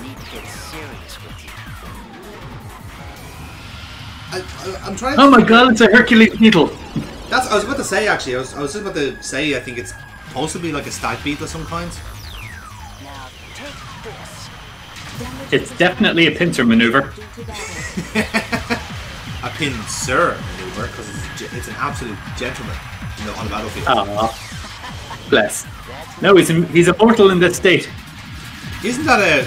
Would you agree that from Pokemon Sword and Shield, it's a wasted opportunity to have an actual pincer as a Pokemon? No. No? You don't think Pincer so? is great. I will not hear a bad word against Pincer. No, but imagine having giving with making him an actual old style British gentleman like they did with Weezing. I think that'd be pretty funny. Oh, Pincer. Pincer. No, because we already had Sir Fetched. Yeah, that's fair. And he definitely was not a gentleman, unlike Mr. Rhyme. Mr. Rhyme was just a fucking... Mr. Rhyme is a gentlemanly rapist. Yes, I was going to use words to that effect, but I decided to pull out of it. Well, that's more than Mr. Rhyme chose to do. Yeah, that's the problem, really, isn't it? That's his. Every year, him and Lady Rhyme must select one virgin from the village and make her the queen of the festival. I mean, you can see why he got arrested, can't you? Like in the end, just stuff like that just doesn't fly in this modern age. No, it really doesn't. Oh god, I'm surprised Hugh Laurie and Stephen Fry haven't been witch hunted yet. I don't know. I think they have a lot of goodwill amongst them. You know, I think a lot of people with Stephen Fry being vicious lesbite. I think people kind of get like, yeah, they're okay. There's nothing troublesome about They've paid their dues. Well, in a manner of speaking, but yeah, exactly. I think there is like a genuine understanding there that they are like taking the piss out of something, whereas some people kind of they're not too sure, you know. Yeah, most people don't understand that Monty Python might have been comedy. At some point in their run, Monty Python would have indeed been comedy, and very much so it still is once you kind of like get the context around it. But again, Monty Python isn't comedy. That whole scene about the man wanting to have a baby and having the right to was definitely not a joke. That's not a laughing matter. There's nothing funny about jokes, Jonathan. Not anymore, anyway. There is actually jokes have been banned. We all have to have very serious conversations from now on. Oh man, what have the Romans ever done for us? In fairness, yeah. I mean, it's a serious question now, really. To be fair, what have the Enders ever done for you? They stimulate the economy by being poor. They prop up the class system. Built roads. Judicial system. They fly giant fighting robots. Wait, who said that? Who are you? What are you doing here? Take that, Sky! So this, I'm sure you don't need me to say this, but this is a very unsuccessful attempt. Because again, my strategy is trying to you to pull this around. I don't know. We'll see. Because the whole strategy was to save decoys for this part of the battle, but it's just. I'm certain that you're getting close to your objective of setting fire to the sun. No, unfortunately. Oh, I am shocked that one didn't work out. Sorry, man. I'm sorry to have disappointed you. Well, at least Leo died again. That is at least a consolation. You know, it is always very funny to see him die. I think we have a leech in the stream chat. Oh, Jesus. Throw him out. What have I walked in on? What is this game? Japanese shit. This is pornography. What are you doing? We've been playing Kojima games behind your back. I'm sorry. I'm sorry for you to. I'm sorry for you to learn like this. Learn it this way. We're sorry you had to find out mid-boss fight. It is the most inopportune time, really, isn't it? Like, you know. What is this? Metal Wolf X? No, this is Zone of the Enders. This is Hideo Kojima's attempt at Neon Evangelion. To Ghost Table. Yeah. Oh.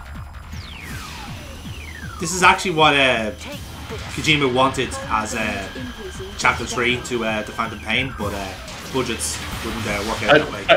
I like how we've basically established that our stream setup has basically left the front door open for anyone to walk in. Exactly, it's just like, oh hey, look who it is on, guys. It's Rob Ryder. Hey! Yay! We've got a special guest. This fuck. On the show next week will be Wayne Brady. Oh man, I would love to have Wayne Brady on the show. Yeah, can we contact him? I'm sure we can get in touch with his people if they're interested. Wayne Brady is one of my favorite voice actors. He is. He's also. You see what I did there? Because he technically is one. He is technically one. Yeah. I mean, he was definitely the best Sparks. We can all agree on that.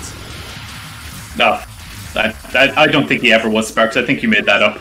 No, man.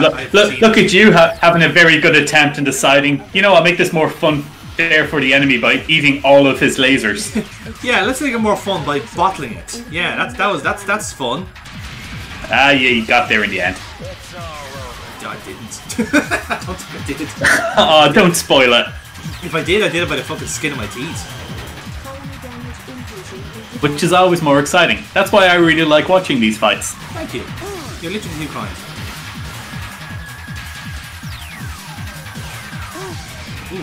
Dude, I mean, his aim is worse than yours. Yeah, saying something in fairness. Oof. Oh, almost. I did get him. I fucking did get him. Oh, good job. I actually got excited there for a second. Did I do that? Was that me? Okay, Urkel. Well done. Well done. You managed to brutally murder a single person. Oh jeez, I'm sorry. Rainbow blip. Dun dun dun dun. Limiters removed. Initiating kill mode. Launching S-mines. Pilotless raptors flying over the colony. Launching S-mines. Fuck you. This area here, everything has been saved. You mean the enemy is still around? Naturally. Won't you tell me to destroy You killed one of their sub-bosses. Naturally, the enemy is out for your blood. All you have done now is reach level 3. Stop trying to save their life, you prick. It makes no sense. You are being annoying. Stop being annoying. So, Aiden, what do you think about Zone of the Enders? What's up? Well, thanks, Aiden. That was really good. That was a message from the Atlantic. To be fair, it's about as much insight as I was expecting. This is Atlantis. Is that you, Leo? Huh? Yeah. I've just You called me, lady. Give that orbital frame to. His name is Thunderheart, one of our colleagues. Oh, what a name! Wasn't Thunderheart one of like the fucking? You know that he picked that name like 5 minutes beforehand just to make it cool to a 10-year-old.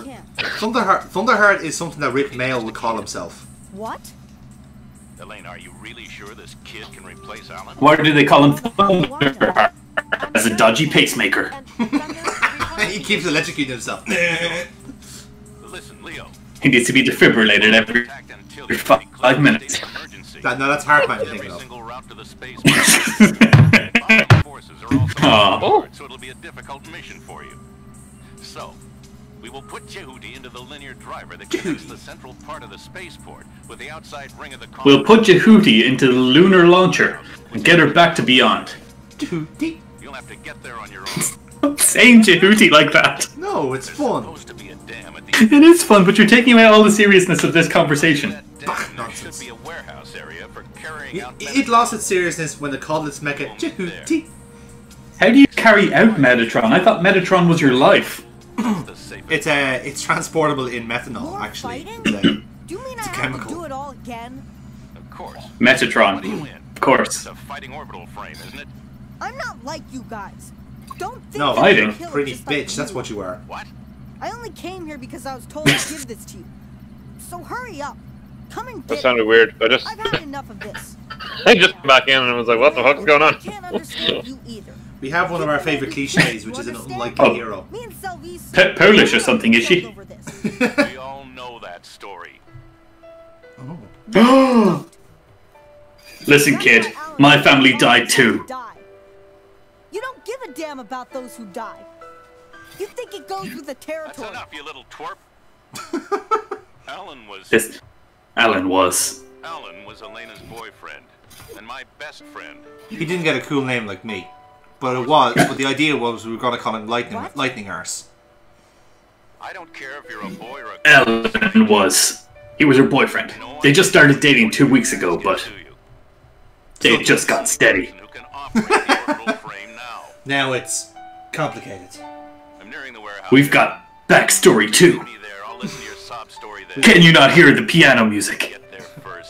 I know you're a kid, but you have to understand, melodrama happens to all of us. I understand. You're at a loss. We're all fighting. We're all fighting for a reason. Not just you, kid, even though you're the only one actually fighting. You have to understand, son. We've all got character motivations. And we have to share them one by one, because that's how the game is written. Otherwise, how else would you want to play? Go to the warehouse. This girl who hasn't been distraught at all, who's been giving you orders.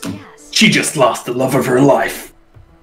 Did you even think about that, kid? I bet you thought she was an NPC, you little shit. Oh, it's never mind. I've got a new boyfriend already. It's actually Thunderheart. The two of them actually doing this whole radio thing from their bed. It's like, yeah, kids, they're actually text to speeching. You're being catfished, son. Jeez, that would be a hell of a way to end this game, wouldn't it? Oh, if you were working for the bad guy all along? Yeah. There is a rainwater gully. Spoilers! On the slope of the mountain. I suggest you fly low along the gully up to the top of the mountain. Oh, this I see. fucking section. Which we will come across next time. On Zone. Red 5, standing by. Red 6, standing by. Aiden? Wolf Mother, standing by. That'll do. Wait, I'm not ready. Not damn it. Too late. I'm flying. Smash cut to us not recording. Exactly. I hope that doesn't happen. That would be a shame. So. It really would. It really would. So this is where the whole game has kind of been leading up to at this point. It's the actual time for the mission that this Jehuti is meant to be doing. Yeah, this is where we Kojima ripped off Star Wars. Yes. Time to take down the Death Star. Indeed. And you can really tell it's like the last mission vibes because like it's given us all the weapons. Oh yeah. It wants to make sure you're fully stocked up for the pulse pounding action that's soon to come. I mean, it's necessary. Yeah, absolutely. Rightfully so. And I have to say, you've gotten very good at the combat for this. I was actually coming into this completely cold from when I booted up. Like, so when I started recording there, I was jumped straight in. I just took to it so fucking quickly. Nice. And I can only compliment the game for that, by the way, because it actually is so straightforward to play. You know. Yeah, it's one thing. It's, as I say, it's one of the reasons. It's not for the story because you'll see that's non-existent. Yeah, definitely. But it definitely does have that action like game thing that I adore. And it's so simple. Like you can button mash your way through it, and it'll still work. Yeah, but as you say, you found out. Okay, so I need to mix up my combos and try for a bit of style if I want to get through it fast, or if I with any sense of enjoyment, which is. Yeah, like I think it's. I'm sure we said this already, but it does cater to different styles of play as well. Like I'm kind of coming from someone who plays a lot of like racing games, so it's a lot of kind of continuous input. So it's a lot of left, rights, ups, downs, and then like you're pressing your shoulder buttons. So it really asserts to that. I've noticed you've been treating this like Football Manager, all right? A little bit, yeah. Like, but again, it's that kind of like it's that kind of wanky term. It translates really well because. Like you're doing more or less the same actions, just in a different context, you know. Yes, there are a finite number of inputs you can put into a game controller. But I know. The combination of them is infinite. Isn't that the Morecambe and Wise joke? Isn't it? I'm playing all the right notes, but not necessarily in the right order. I'm actually just so far ahead. The game is wrong. It's like. Game over. No, I don't believe it is. Let me just continue. I don't think so. I'm going to keep pressing these buttons. Damn thing you can do to stop me. It's just there going like, no, I disagree with your assertion. I believe I decide when the game is over by switching off the console. So you will get back onto that horse, young man, and start fucking riding. Oh, I forgot you weren't able to turn left. That is an inconvenience at best. I can't turn left. I do like the music, by the way. Nice. Oh yeah, no, it's great. Music picks up a good notch in this next session. I like how it changes for the encounter. There is well, with all Kojima games, there's an encounter music, and this one here is just the right level of okay, time to focus up. Yeah, but it's also quite like low key because like you're like in this part you have to kind of stay low and kind of hide from the big bads. So, in a way, like, it's not like pulse pounding, it's like low-key, you know? Yeah. Again, it's music that suits it. Again, it's a score that suits the game as well. And you can still hear a little bit of MGS2 in it as well, with the kind of like that kind of breathing noise, you know, So it's good, I like it. A lot to like about this game. That's an important thing to remember, is that this is, like, same era. Yes. We have obtained the item. Which I think does come through with the glowing green of Arsenal gear. Yes, very much. It's just the actual graphics-wise, yeah, it's very like it almost feels like it's on the same engine. You know, probably is really because it's the same company. It is. Yeah. No, it's part of the Kojimaverse. Yeah, true.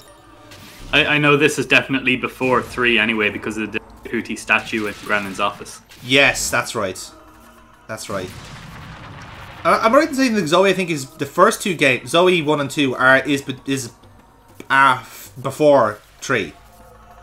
I'm not sure if both of them are, but there's a good chance of that. Yeah, because I would have thought that those 2 games were kind of released in quick succession, but maybe I'm wrong. I don't know. You're just thinking that because, as our audience will see, this game is unfinished. It's criminally short, I'm afraid. But to be polite, but it is the last time that Kojima ever released an unfinished. Yeah, he vowed never to play dirty like this ever again. Yes, this was ground zero of. Stop it, you little tease. How dare you spoil the season finale of our tactical espionage shenanigans series like this? Our season finale is fucking Metal Gear Survive. No, it is not. That does not count. That fucking that's does the not epilogue. count. No. I thought we agreed that we were going to do that as our this is the extended Kojimaverse, so all non-canon games. Metal Gear Survive would be the Dragon Ball Z evolution of the series. Just a bastard child that no one wants to talk about. Dragon Ball Evolution's a game, right? No, you thinking of PT? No, it's the movie that like fucking. It's the movie that's like. Oh shit, you're right. Yeah, that I scrubbed the live action. The live action movie where they're all in high school. Oh hi, I'm an American high school student called Goku. Nice to meet you. How did I forget how bad that was? Because it was that bad. It literally just you scrubbed it from memory. No one talks about it anymore. That is true. Wow. Yeah, it's the one where the director famously said, "Oh, I didn't know anything about Dragon Ball. I realized so many people would be mad." Yeah, he did a fucking Alex Kurtzman on it, the fucker. He literally did a cash grab movie in writing it and was like, "Oh shit, people actually like this stuff."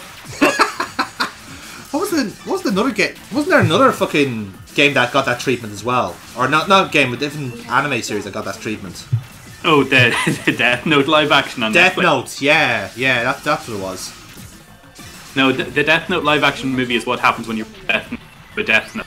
Ah, right. Not quite the same then. Yeah, well, it died. And may it rest in peace. Oh god. No, was it something else? I can't. It's gonna annoy me now. We can go on to controversial topics from that time. I don't know if you want to talk about them. No, let's not. I have some strong opinions.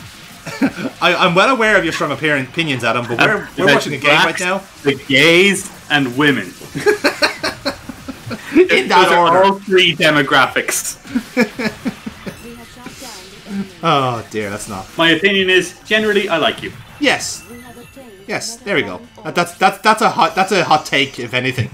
In these it is trying for me, times, considering yeah. my history. Yeah. Okay. In fact, if you combine all 3, then I'm all for watching porn about. You're like you're just like a check by numbers type of guy, aren't you? Like, well, I have 3 jokes. You know, I'm contractually obliged to. Mm-hmm. That is true. Yeah, you have to use them at a certain percentage each video as well. That and I was doing a feminism. Yeah. Is that what it's called? Is it doing a feminism? I don't know anymore. I'm 3 whiskey sours and stream. It's impressive. I think we're like 2 minutes in. we're more than that. Time may be going slow for you at the moment. Time dilations. Just enjoy the shiny robot breaking up other shiny robots. Oh no, I am quite enjoying this. The only problem with this game I've noticed is there is quite a bit of downtime. Checkpoints. Well, there's also downtime for me every now and then because I'm going like, that was nice. Drink my tea. Oh, I'm still playing. Fuck. Okay. Well, that was nice. Where the hell am I? Where the hell am I? Well, where we are, Adam, is time for a boss battle. Oh yes. Oh yes, sir. This is happening. Of course it is. I quite like this one. I think this is my favourite boss battle. Maybe. Where's the entrance? An orbital frame is approaching us from above. Yeah, but answer my question, bitch. Which was, sorry, you cut out there. No, it's he was saying, so where's the entrance? And Oh, Ada's yeah. like, oh, approaching from above. It's like Ada has now learned changing subject to her programming in her quest to become human. Typical fucking woman. Oh, typical woman.exe. Like, I ask her a question and she changes it. Like, is there any threat from this orbital frame? I don't think so. If Jonathan can beat it. Well, why don't you love me? Like, that's not what I asked. I'm just, dude, just give me the intel. I just feel like I'm not connecting anymore. To a computer. Haven't you explicitly told me multiple times have any, and you actively think I'm an idiot? Yeah, like, literally none of this should matter to you, but clearly it does. I mean, I am literally just the human element in a fully automatic fighting robot. Yes. I am only there to say no if you try to kill something. I am your really pointless moral center. Nice to meet you. That and his moral fucking center is a... Yeah, he's a... Like, I'm sure this will fix itself in the second game, but it really comes across like a complete twat in this first game. But I think it's because he's so... No, he's so fucking hypocritical. Yeah. That's what I think of this. I mean, there's naivete, and then there's just being a little asshole. Maybe. I mean, perhaps you can argue it's a product of, like, not necessarily his upbringing, but it's because of what he wants as well. Like, he's... in a way, he doesn't really know what he wants from what he's doing, because, like, he's so... No, that would require him having an actual... Yeah, that's it, like... And granted, like, he's still a 10-year-old, so he's just, like, he just hasn't grown up yet. You know, there's no maturity there. So... The thing is, I think Kojima was expecting a lot of us to know who Shinji Ikari was. This is it. And to kind of assume the same motivation. Like, the character is, like, yeah, I suppose it's very close to Ikari, but perhaps, like, Ikari was kind of, like, got used to it quicker, in that sense. Like, it became more natural to him. Whereas with Starbuck, you're going, like, I don't want to do this, but I'm really good at it, fuck. And then, like, later on, then we figure out, oh, like, this is why he's doing it. Like, all of his characterization happens in, like, 3 minutes, which is... Oh, yeah. one of the downsides of this game, really. That's the weakness of the story, but the strength is, I think, in the pacing. Yeah. In that you skip the story almost every time and get right back into the robot path. This is the thing, like, it's a weird balance where, like, they try to, like, they've basically supplanted the story with just more action. And that's in a way a good thing. But I think, like, in this one, when you're kind of trying to establish stuff, story should take a bit more of a precedence, or at least the world building. And then you can start giving them the gameplay. You know. Kojima made it... Kojima's last game was literally a fucking cutscene. True. Yeah, so that's true. It was entirely walking. Don't say to him, oh, establish the story with the first game. You need to strike the balance. Oh, I know. This is a deliberate, like, choice. I'm not, like, disagreeing with, like, Hideo Kojima here. Like, he clearly knows a lot more about games than I do. But the point is still, like, the actual analysis is still there. Like, they've clearly prioritized action over story, which is fine. There's nothing wrong with that. But now, something I want to say to draw attention to is this is like a game that controls really well in fucking 3 dimensions. Yeah. You know, it's a flight simulator. More or less, yeah. And every boss has had its own, like, gimmick, you know? Yeah. So it's the same idea, look for the weak spot, shoot it.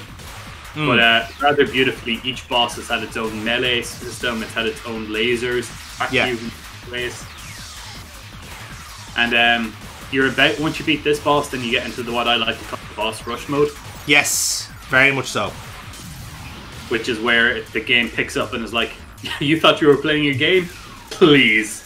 Wait until you see what the next game has. It's like, oh, you're there just going, oh, you think you won? That's really cute. Wait, why did you call this game Part 1? Well, that would be telling, wouldn't it? So I have a question. Yeah? The fuck's an ender? I don't think anyone... They didn't really adequately explain that, in fairness. That's also true. Yeah. See, yeah, it's stuff like that would do good with just a little, just like a minute of your time to say what an ender is, to explain like why this is the way it is. But at the same time, I can see why they did it, because this is like so in situ, like this just stuff is happening and you just need to react and do it. You know, there's no time to explain type game. Can I just say, you are handling this boss really well. So like my strategy for this fight was actually like more melee gung ho. Oh yeah, no, I learned my lesson in the first two bosses. I'm not ashamed to admit a couple of times. Oh no, I learned my lesson from the first two bosses to not go for melee. Well, the thing is, melee it's their high risk reward system. Yeah, but this is it. The way you're playing this is actually it's working out really well, man.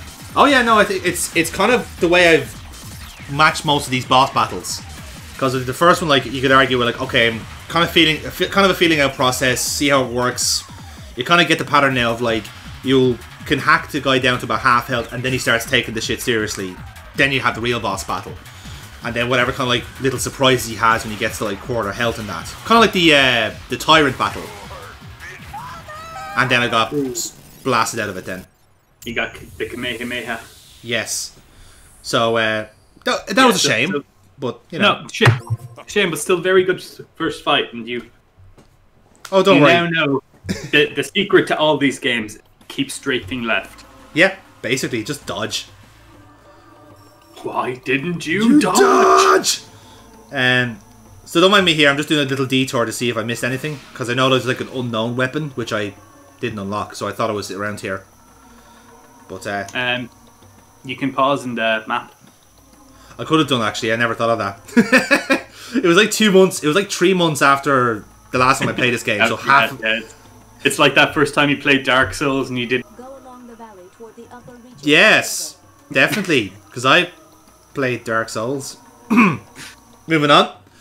That's one of my favorite jokes. Is whenever someone introduces someone, after about 5 hours, they'll always say, "Yeah, just check your mini map." There's a mini map. Exactly. Yeah, it's a meme map. It's called The Sun. Follow it. It kind of works in Dark Souls, actually. Yeah, I know. That's the thing. I wasn't even joking with that. Kind of, but not really. Yeah. Wait, which button do you press to stick your finger in the wind to see which way it's blowing? Oh, that's the Q button. Okay, fair. Right.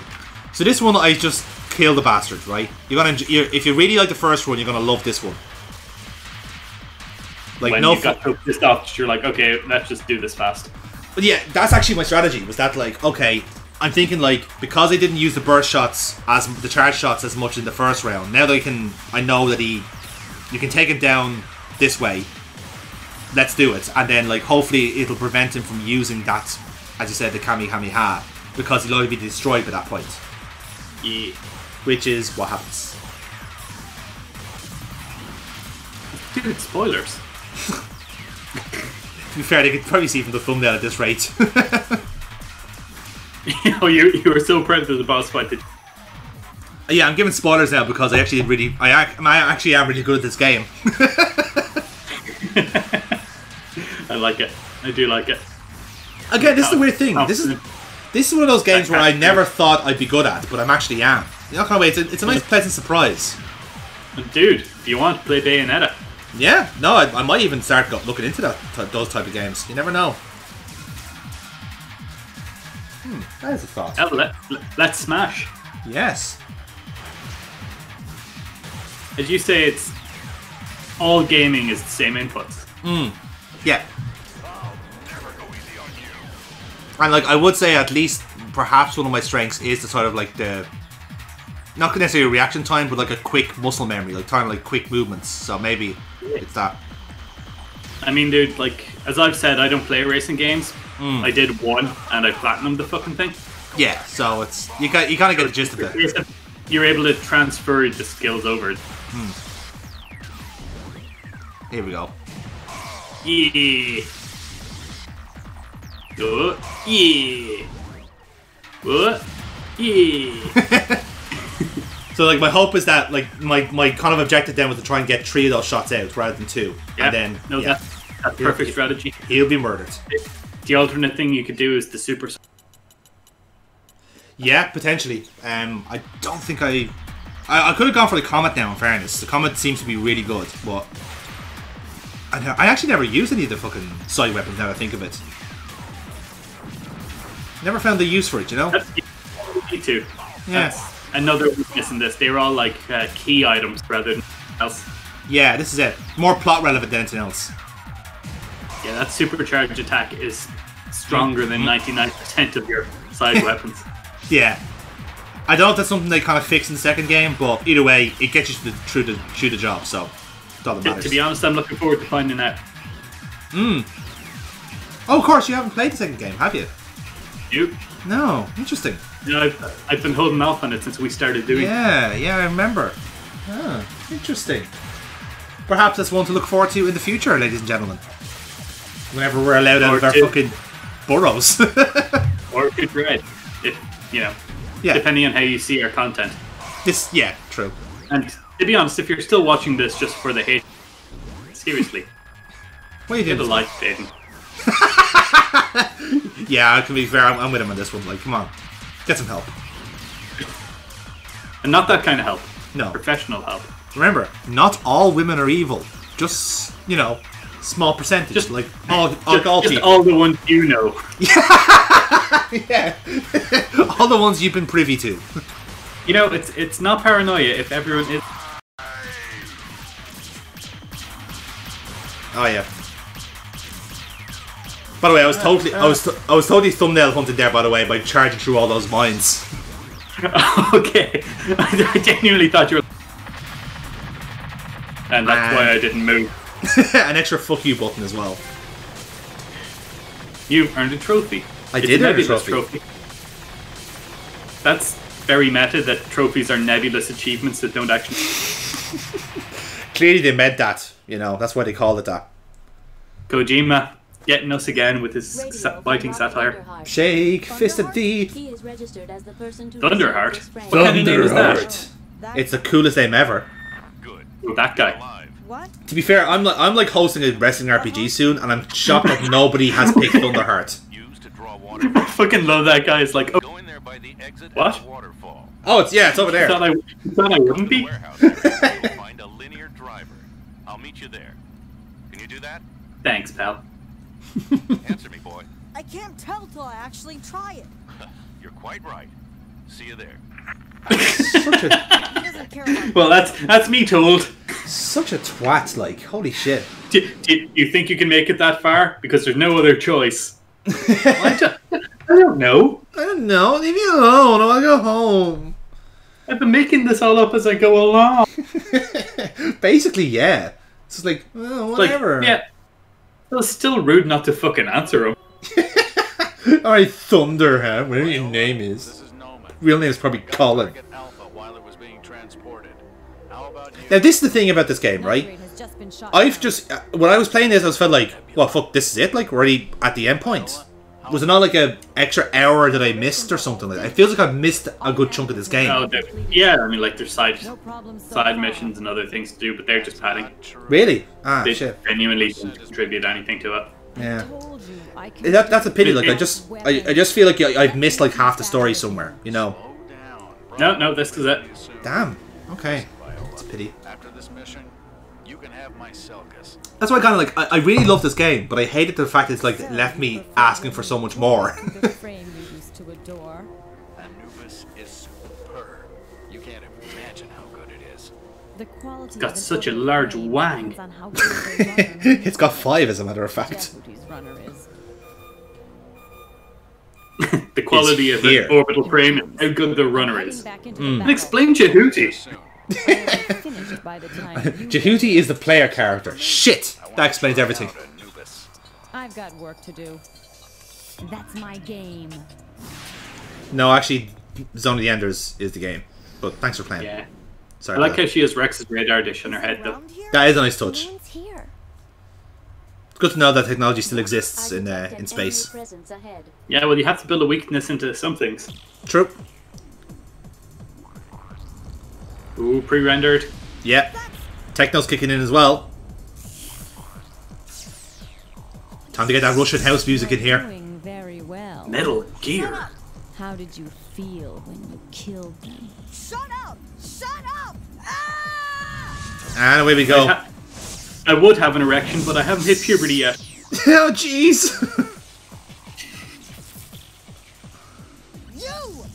You killed my friends. Well, what if I did kill them? That is what he's asking. Damn it! There's not much I can do about it. Yeah, it's offended. There's quite literally nothing you can do about it. Here we go. And this, I think, is my favorite boss fight. Yeah, it's good. I really like it. Again, what I like about it is that she has more or less the same weapons as you do, just a different. You know, like, wait. It's the same but different. Well, like it's say like different, like graphically and the way she does them. Yeah, I think it's kind of the most even fight. Yes. This is the player character fight, you know? Mm. Damn! That was easier than I expected. How would you like to die? Yeah, I could take or leave it. Burger and chips, please. Emergency escape to the main menu. Please select emergency escape. Now, this is a nice touch Yes. of Kojima's method. Really liked it. No! I do not understand. What do Go you on, mean by enter the main menu and press escape. Shut up! Let me think. There must be something we can do. What you are doing is a contradiction. You say you want to protect people. Are you Yeah, authentic take that, passengers' dick. lives not also to be protected? Shut up! No means no. There is little time. Don't we Sound get a like a say in voice. this? No. Having sat in this cockpit the whole time silently while you argue with your virtual girlfriend? While your other girlfriend is sitting on your lap all this time, still. At least Technically she is, but we haven't seen her, so She's just disappeared. She's in the fucking cargo bay, apparently. she's on her knees with her head just in his grundle.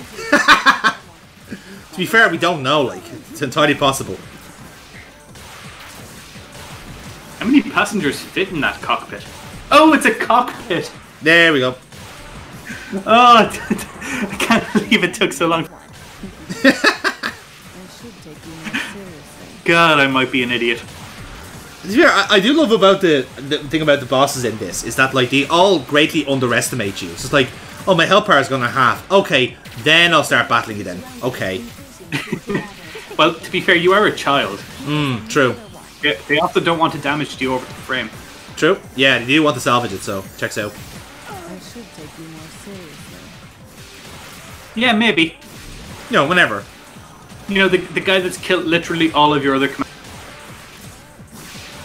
Literally all the people you've been fighting this war with, they're all dead. Or, sorry, ejected because of him. Who turned off the gravity? It's really distracting. Having fucking Borg cubes flying around the place. I like when you explode them, they just turn into generic shipping pallets. He's like, oh no. It's like, ah, shit.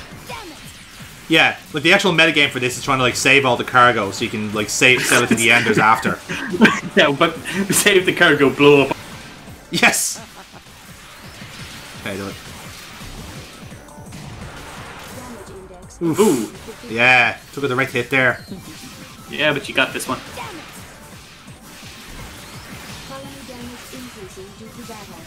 Ooh, clutch! Oh, nice one. I felt like for the crack I had to go for like a melee to end it, just like to cut the fucker in half. Yeah, that was nice. Nice dramatic, nice climactic fight too. Very enjoyable. Yeah. I mean, I think that was your redemption arc there. I don't You know again? actually. No, you know, that was a fun one, but it's not my best best fight yet. That's Would still you the point goal. that thing at me? You brought this on yourself. You killed. I had no choice. God, he's such a whiny bitch. I know. Why don't you You just won't stop crying. I will. Because killing is never the answer. I'm an anime protagonist. Sarah, why are you humming that? I don't know. Don't say that. I'll never be as bad as you are. Those first 100 guys I killed, they were an accident. I thought they were all robots. keep this No, away? son. They're all AIs of real people. Every time you wonder whether As we've already established, all of those orbital frames you destroyed were the person who had to pay for them. Yes, precisely. That was his livelihood. They're sitting on Moon having their organs harvested to make ends meet now, as we speak. I know. There is something They're all feeding on narc candies. I must eject They're down like crazy Gibsons. Do not repeat what you did last time. What? Yes. I am a mere program. A lifeless program. I do like this characterization for Ada. Oh yeah, it's like she's struggling with what does it mean to be a human. This is it. Like we just in a sense, what we just done is give her a paradox to deal with. Yeah, instead it's of like, illogical. Why would you try to save me? I've told you time and time again that I am not something that you should. Yeah. But then it's like, I have a strong feeling that this characterization will come back, and this will be the reason why she saves you in future. I think so. Yeah. Kind of disregard her programming, obviously. And, I mean, it's the most like anime way that you can do a story. Yeah. Or in a way, like she kind of like accepts her fate and just gets on with it because like her programming's her default like setting. Yeah, I like how we're basically just after saying, oh, so we're delivering this to the terrorists who are going to destroy this settlement. Okay, I mean, we can make that work, I guess. We can come to an agreement. Go and find the bombs. Me? And then blow them up. I watched you fight against the Red One. I have to admit, you're better than I am. In fact, you even know who she is. I just call her the Red One. You are the only one who I've watched you fight against Red One. You're better than me. But then again, I've never been in one of these things, and if a kid like you can pick it up. That and I'm colorblind, so I can't tell them apart. Listen to one of the keys to becoming a pilot still holds true in this century. Yeah, after all these years, it's like the Star Trek principle. They never cured colorblindness. They haven't cured baldness. They haven't cured stutters. Oh no, it didn't cure baldness. Baldness became sexy. No, I think the actual canon answer was like Stewart asked like Roddenberry one time. It's like you can't have a bald captain. I can't accept this. It's like in the 21st century, no one will care. It's like yeah. I dig it. That's why Cisco went bald as well because you know. Yes. The question is why do you portray all your colored and female characters so? Because it's the future. Yeah, it's the future. Yeah. Doesn't matter anymore. Everyone's equal. Oh, that is the creepiest fucking smile. My eyes are just painted on. It does. The graphics do make it look like that. Oh my god, she got shot from behind. Shot through the heart. And you're to blame. Quite literally. You had the chance to kill your enemy. You give Enders a bad name. And this is where he learned to always double tap. That cheeky smiley's like, you've just given us the best pilot ever. Haha. Look, you just developed this character. You fucked up, son. You just gave him a reason to hate you. Yes. Now he's going to kill indiscriminately.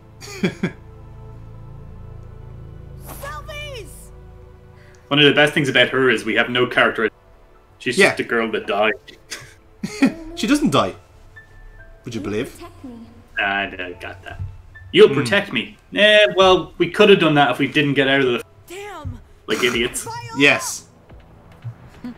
I swear on my fringe I'm going to kill you. Come to spaceport. I challenge you to a rematch. Pistols at dawn. Oh man. If that was an actual battle with mechs, I'd totally be up for that. Imagine a Revolver Ocelot with his own mech. Wild. That'd be deadly. Like, imagine that. Revolver Ocelot does have his own mech. Yeah, I know. But like, if he had like an Ocelot-like character who's like mad at the westerns for some reason, because it's a trope in sci-fi. There has to be someone who's like fascinated with the modern age, with us. Western. You mean like Ocelots? Yeah. Like I think you're forgetting that Metal Gear is a mecha.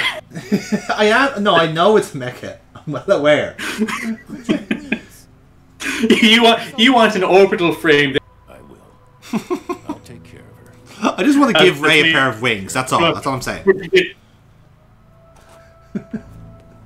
To kill Annie. Yes. Why not? It's perfect.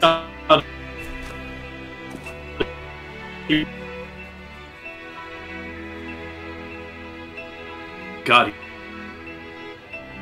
Look at that. Look at that steely resolution in his eyes.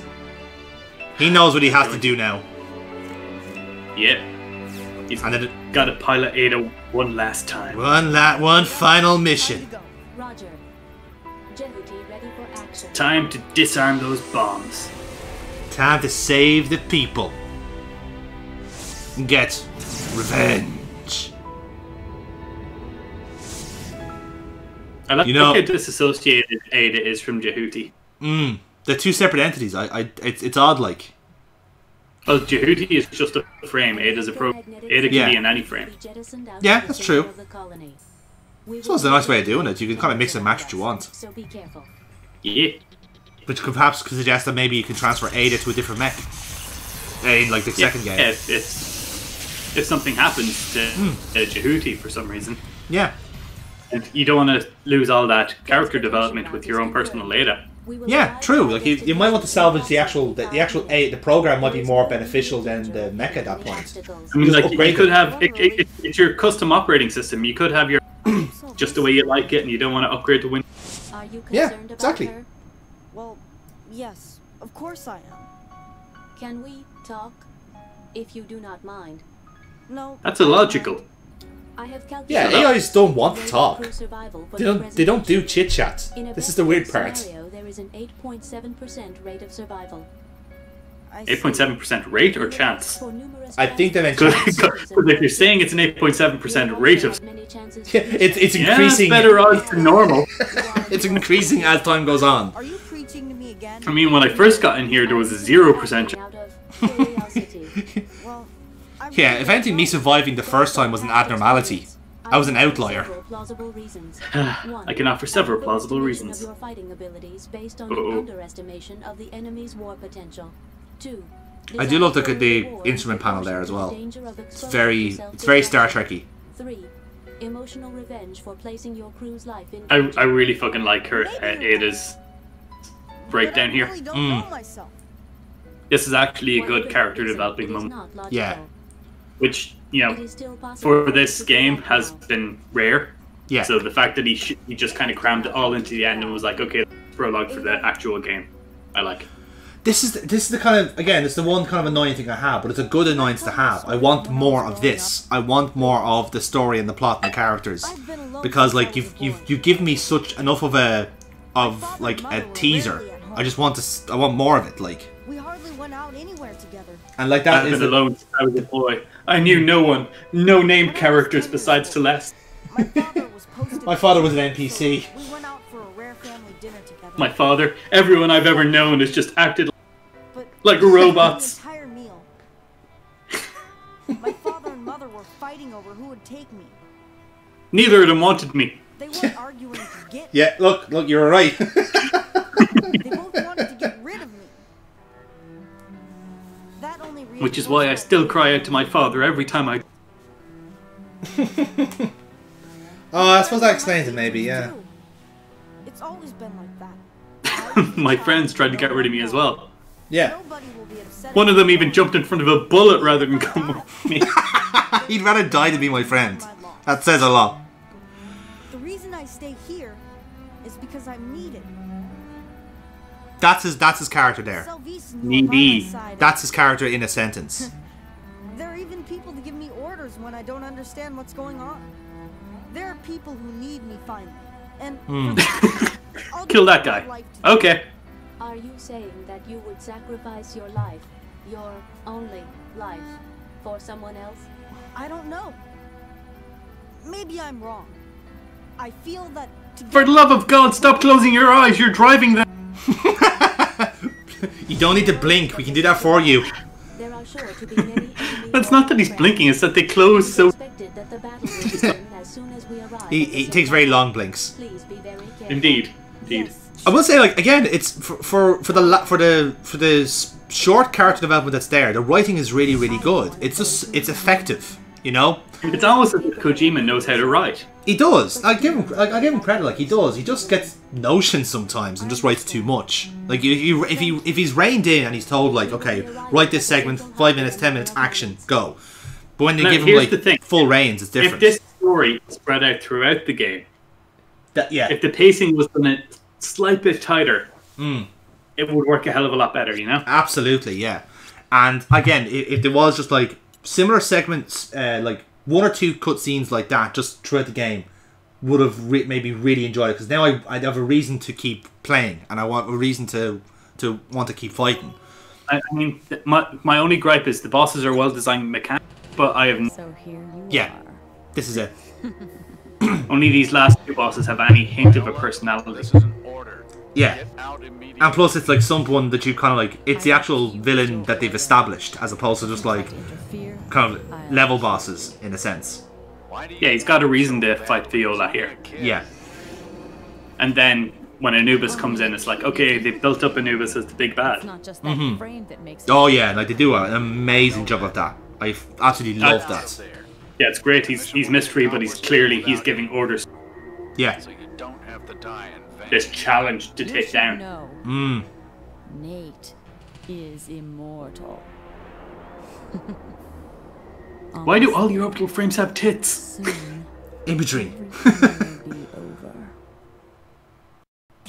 I will search for the time bombs being set in this What's the name of the boss? Monsoon. Yeah, Monsoon is the same. It was the same design. Yeah, I was wondering about that. Detonating bombs correctly. Monsoon, or Captain Magnets, as I like to call him. Oh shit! Yeah, he was just magnets, wasn't he? He was in the end. I got it. Be sure not to throw it. I think that's one of my favorite jokes. Is that there were 4 fundamental forces. Like the weak nuclear force, which if behaves somehow keeps our nucleus together. Yeah. The strong nuclear force, it actually binds the nucleus into itself. There's the magnetic force, and then there's gravity, which it keeps things accelerating to ground at 9.8 seconds or meters per second. And there's one of them that we don't know a lot about. Okay, I think I know which one. It's gravity. That's good. It's like we have so much information on gravity. Scientists know everything about the other 4 forces, and gravity is like, why the fuck isn't it constant?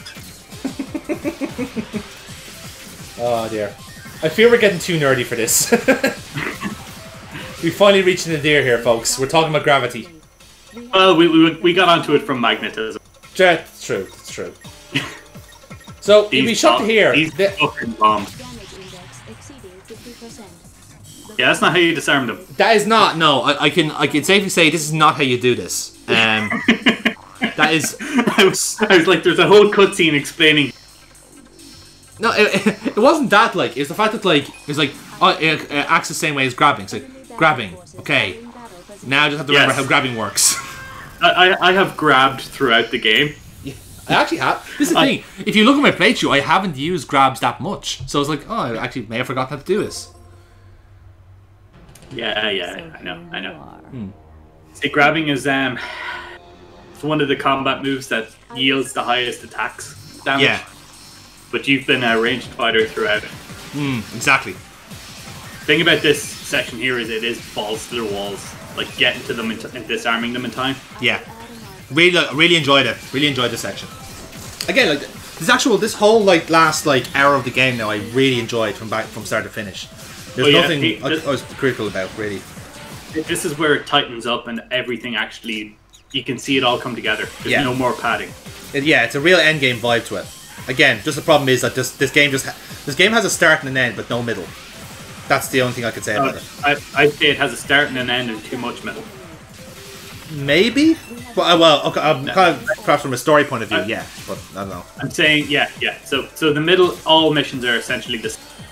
Yeah. Find an item that unlocks the path, But there's no weight behind finding these items. Getting the sniper rifle to blow up that tower, and then you immediately blow up the tower and you're on, Yeah, exactly. If you've met a guy that gave you a puzzle to figure out how to get a sniper, you met someone that could train you in how to shoot. Yeah, this is it. days? Now the thing is, I know this whole game's taking place over the course of. It's a case of a day, isn't it? Or a day or a night, more or less. Yeah, so basically something like that. It's all one attack on. So. Yeah. I detect a bomb. Enemy backup Oh, there's a bomb somewhere. There is a bomb somewhere. We can only detect them when they're about to explode. Not that one. Oh. This was me trying to be clever and like kind of hide the bomb from the enemies, but it doesn't work. Yeah. The thing is, if you'd grabbed it earlier, you would have actually disarmed that. Yeah, that was it. I just lost forgot how to do it. So I think I took a hit here and just there we go. You flew into the bomb there. Which is the hard part. But as I say, third time is the charm. So No, believe it when I see it.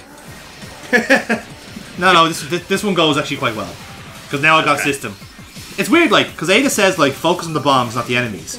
When the actual right way of doing it is kill the enemies and then do the bomb. It's very... It is becoming more human. This is her characterization to show that she's calling you retarded for putting your emotions first. Ah, yeah, so she's kind of given the, like, ill-advised... Yeah. Yeah. Yeah, Ada becomes less than useless now. Interesting. That's how she develops as a human character. Yeah. I think the real trick to this is grabbing the bombs and getting them. Perhaps, yeah.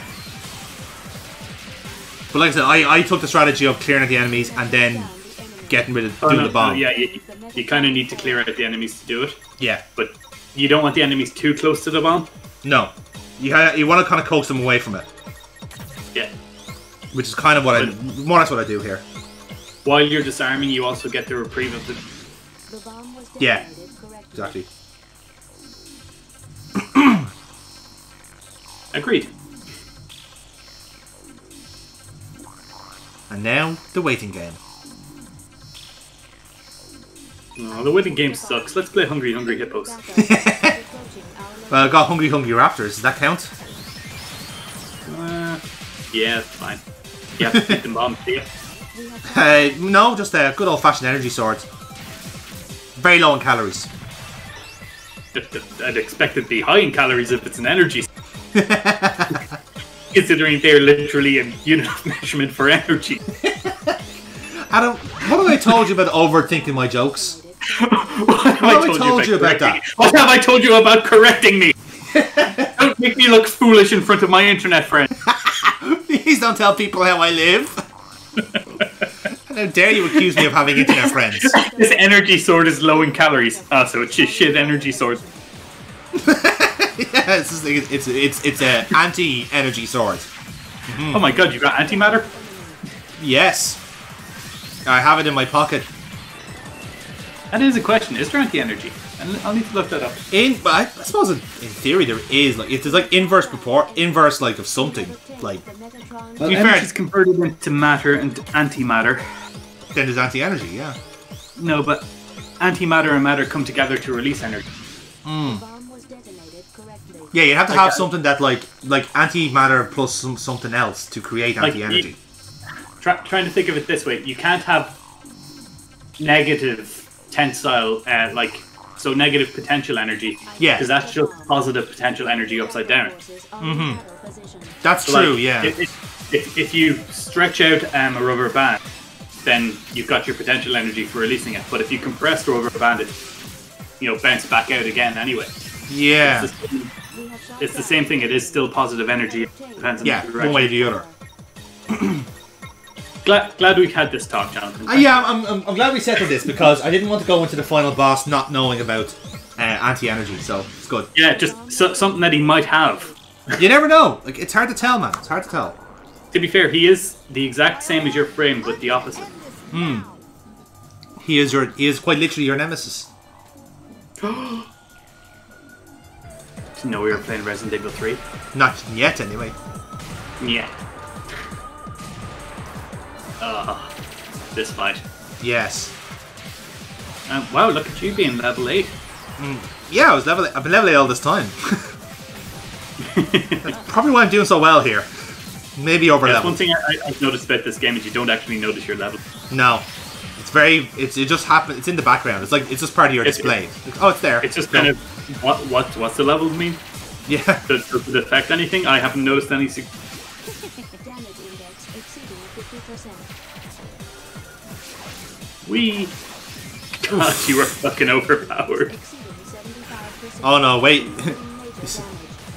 Just you wait, son. Just you wait. Oh, I'm loving the melee though. Father! To be fair, there's something really satisfying with the melee because like you're kind of flying in and you just like you're kind of flying back out again and slashing them like all in one movement. There's something really kind of like satisfying about it. It definitely feels more like a dex build than a strength build. Yes, very much so. And again, it makes sense for what we have, like because we're gonna have mechanized robots, so it makes sense for it kind of happen so fast for you to react to it.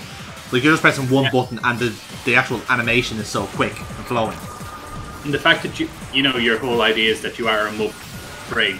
You know, it's Gundam for fuck's sake. You're meant to take. The character design shows that you're live to excellent mobility, so that works really well and just feels really fluid when you're fighting. Precisely, yeah. Ooh, this one's not going as well. Not as well, no.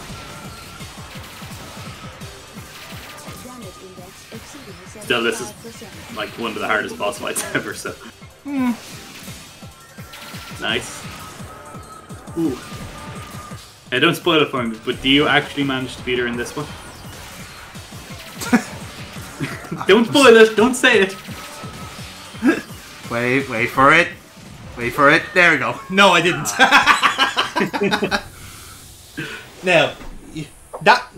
Again, as I said, third time's the charm. Check this shit. I said don't spoil it. This perhaps is my my crowning achievement on this channel. Just how this goes. Oh, you used the comet. Check this shit out. Right, here's me just testing the range. See how it goes. Okay. Right. Okay. Okay, so you're eating some of the shots. Because Ada did mention that you're great at having her underestimate. Nice. Oh my god, did you actually pull off a grab there? Yeah. Wow, you learned to move and then you executed it. Yeah. Oh my god, the comet is actually overpowered. I never. And that's amazing. Boom. Like that's how I expect most of those that battle would end. This is so fast paced. Blink of an eye, done. Third time's the charm. You bastard. I know. I had. That's what you call a Chekhov's achievement.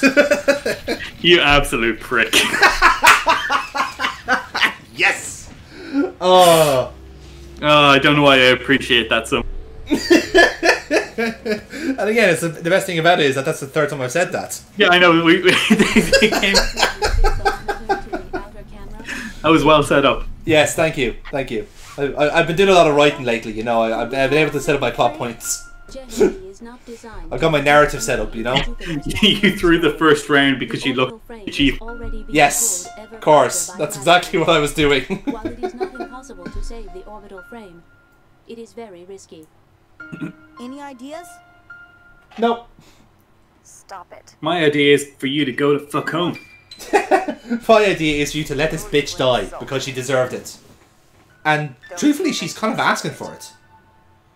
Oh, literally, she's asking for it. Yeah, it's just like I'm a mercenary. Live in the battlefield. This is how I wanted to end. I want to be defeated. No, the thing she's doing here is she's like, kid, you are fucking good. I'm doing this to teach you how to be a proper soldier. Yeah. Yeah, that's very well. I am taking a mentorship role.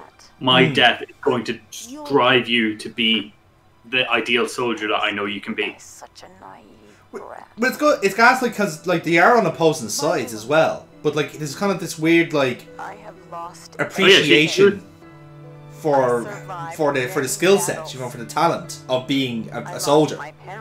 That's it. You know. I mean, she's downright hates him, but she's kind of taking this mentorship role. Like, as she says here, it's given all the backload and all the stuff here. She can't have kids, so this is her leaving on her legacy.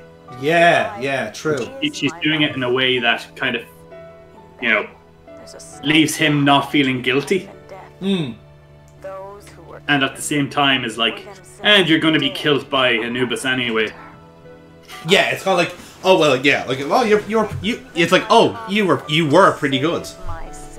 You know, like, and also, and you can't fucking humiliate me anymore. And in a way, like, this is kind of like perhaps the theme of the game is that the actual war, or the kind of the conflict, whatever you want to call it, has been so normalized that like people like her and Starbuck are just going like, almost treating this like a bit of a sport almost. It's just like, oh, you beat me in battle, well done, congratulations. You know, it's almost as if this is a video game. Yeah. Perhaps some meta commentary. I don't know. Perhaps they've, in a way, like they're both treating it like a video game. Like there was actually no stakes. Like there was no pressure. Like, you know, it wasn't like a life or death situation or anything. Now watch as I get absorbed by this gas giant. Again, I really liked how efficient the writing was. Like the actual like relationship was summarized in like 1 or 2 sentences. It's just great. Oh yeah. Very few games nowadays does this because it's just like, well, we must write more. We have to write more. Yes. Well, they're getting paid by the word. Yeah. Problem is, lads, you don't have to. Designed by committee. Yeah. Which is why the indie scene for the past few years has been the superior thing. Absolutely. I mean, to come up with the 2 examples of an indie game, like, easy enough. Untitled Goose Game is fucking great. It has a brilliant story, and your entire fucking dialogue is honk. Exactly. It has a brilliant story because it's a simple story. You're a goose to bell. Just be a prick, yeah. And the whole way through, it's like people start reacting to and then right at the end, you see, oh, you have literally stolen hundreds of golden bells. you are a goose who is horrible. And then you've got another recent one that's AAA, and it's written to fucking death. The Last of Us 2. Yeah. And it's like too much overcooked. That's what I'd say. You can do a lot in video games with minimalist storytelling. Yeah. That's all I'm gonna say. No, well said. Okay, here we go. I fucking love this. Oh yeah, that. I love that design. I love the entrance. How the fuck did it get behind you? It's also that, like, it's the mech that looks almost like that you can actually like visually see Anubis in, you know, because he's got the staff, he's got the long fucking like dreadlocks almost. Yeah, and it is a fucking Jehuti as well. Yes. Which is great. It's clearly you, but better. Yes. I knew others could be killed. Same animation as well. Yeah. Love it. This set up the sequel so fucking well. I'm kind of annoyed at it. It's just like, why can't I battle him now? Oh, it really blue balls you, doesn't it? Doesn't it? That's like, right, fuck you got me, I need to play this now. Like, in like, modern day, like, this would have been like the level 1 for like a Kickstarter. And it's like, okay, do you want the full game? Back this. I was like, yeah, fucking give me the money. Or well, today this will be chapter 1. Pay the extra $70 for chapter 2. Yeah, exactly. Then watch the tie-in anime before chapter 3. I have to say though, this fucking fight, the fact that he sucker punches you, is so much faster than you. He just teleports, and you're just holding out like. It's not even that. It's entirely just survive the minute. Survive, and it's also the music. It's that like deep fucking drum. It's like it's just it just kind of gets you in the mood. Like fuck, panic, shit. Something's evil. This is pure evil. Like. I mean, Ada saying right at the start, "You can't win. Don't try." Yeah. Superiority index has dropped to -99.83. What about my hubris index? Not What's my that? superiority index. I need that to work. That's what gives me all of these, you know, the confidence to let people live and I'll give you cover with my cannons. my sense of superiority. Deviate even slightly from the beacon, you'll get burned. I'll try. See you soon. Good luck. Okay, I love the simple mission here. Just survive for 15 seconds. Yeah, and it's hard too. Don't deviate from the beacon or you'll get burned. Ooh.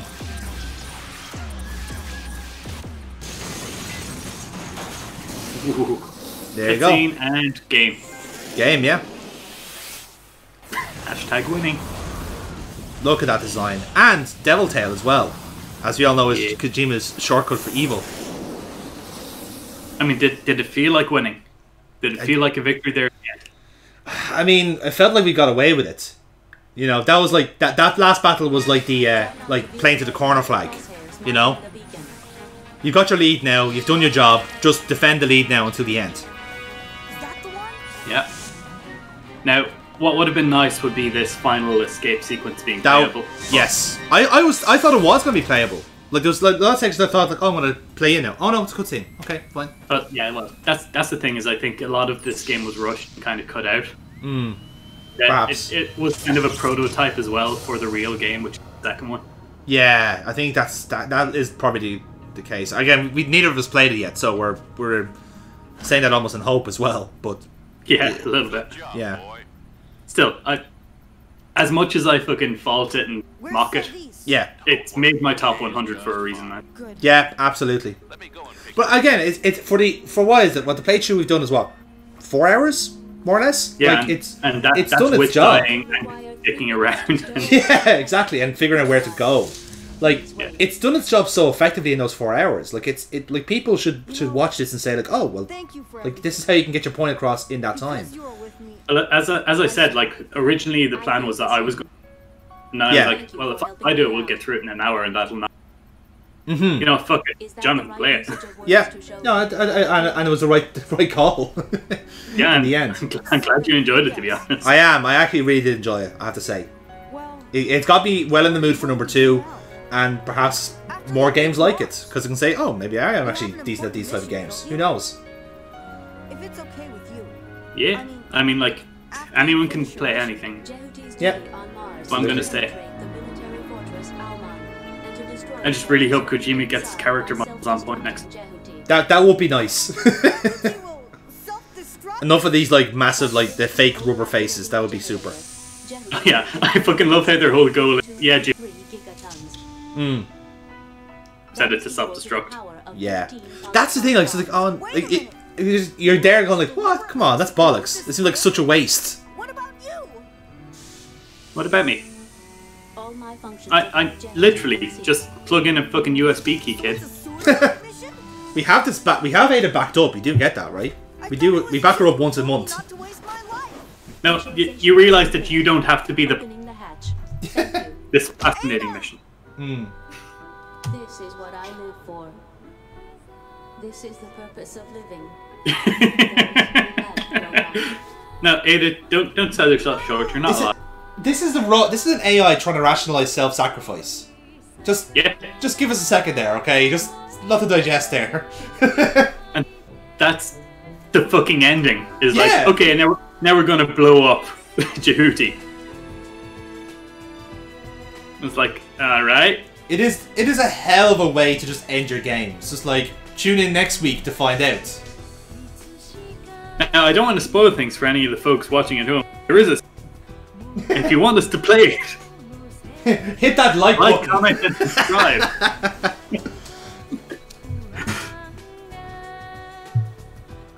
Rock Thunderheart. What a fucking name, like. And he just sits there and just cries a little bit. I feel bad for Axe there, Roger Jackson. He's got 2 names for penis. Although, a nice sneaky fucking Guns N' Roses reference, though. Oh, yeah. Fucking soundtrack here, dude. Great, yeah. Just a nice, short, sweet gameplay experience. That's all you can ask for. Yeah. That's all you should ask for, I'd say. Well, yeah.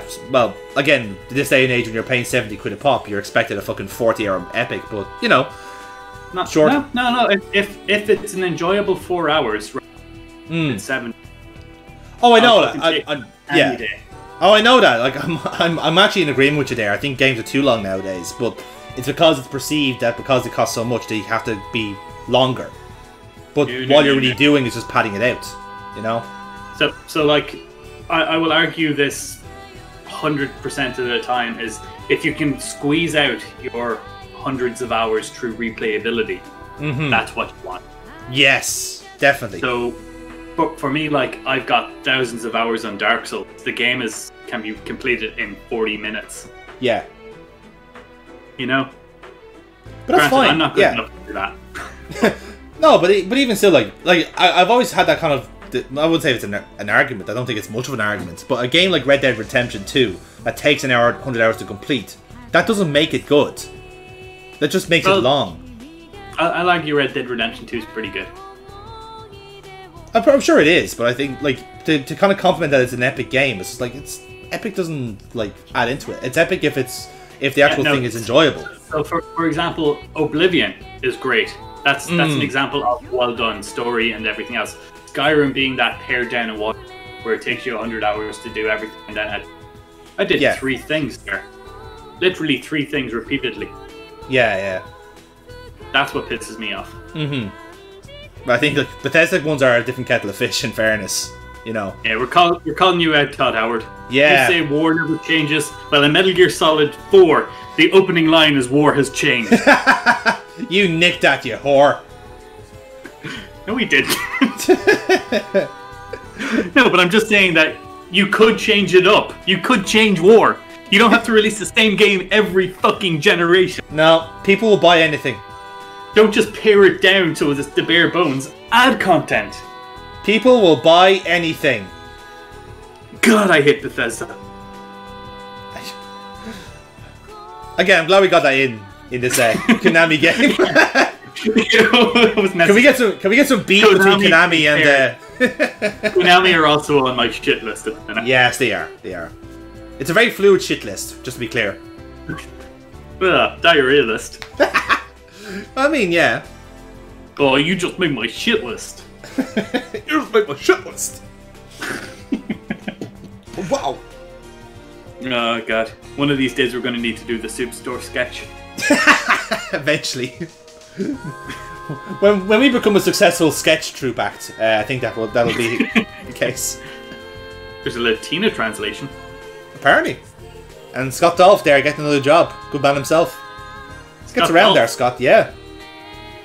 Isn't he like the head of Cobra Unit? Maybe. I know him as the gay Marine from Metal Gear Solid 2. Oh, you're right, yeah. I mean, he could be that as well, in fairness. Like, I haven't asked, but... You know. Okay, so that's where the fucking name came. Yeah. He just put his friends into it.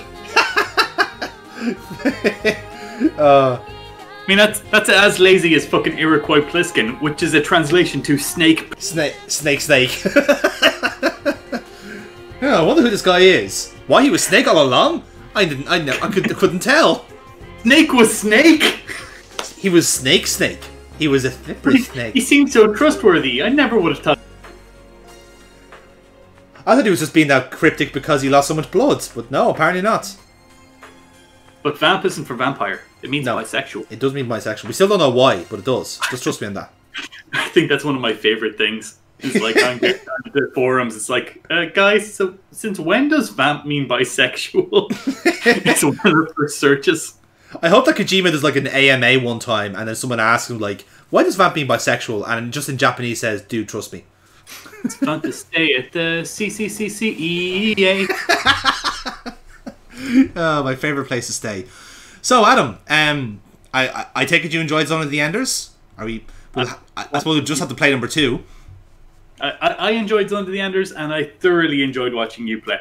Thank you. I have to say, despite all my mocking, you did very well, especially since, like, as mentioned previously, you play racing games and, like, Manager Sims. Yeah. You took to that like a duck to water. I'm very proud of you. Excellent. Well, like I said, we'll intend to... we are on this kind of Konamiverse buzz, or Kojimaverse buzz, rather. So our next job protocol will be Zoe 2. And we will face this again. We will promise to revisit get back this. to the non-canon Metal Gears after that. Oh yes, well don't worry, that'll be that's another thing we have to do. We got some fucking crackers lined up. In fairness, like we got Zoe 2, and then we got the small matter of dealing with Snake Eater. You know, that little indie game that is. I'm still in a dream. We're all still in the dream, and I hope you two at home are still in the dream. I mean, what a thrill! What a thrill! Good night, everybody. Like, share, and subscribe. Fucking nearly fucked it up. Live, laugh, love. That's more like, I like that better. Can we have that as a new sign off? I'd prefer to just steal the droppy one and go, I'm sorry. Yeah, okay, fine. We'll fix it in post. We'll pick something. You chime down in the comments. What do you think our sign off should be from now on? No, I genuinely think our sign off for all the Konami games is Mr. President. Da, da, da, da.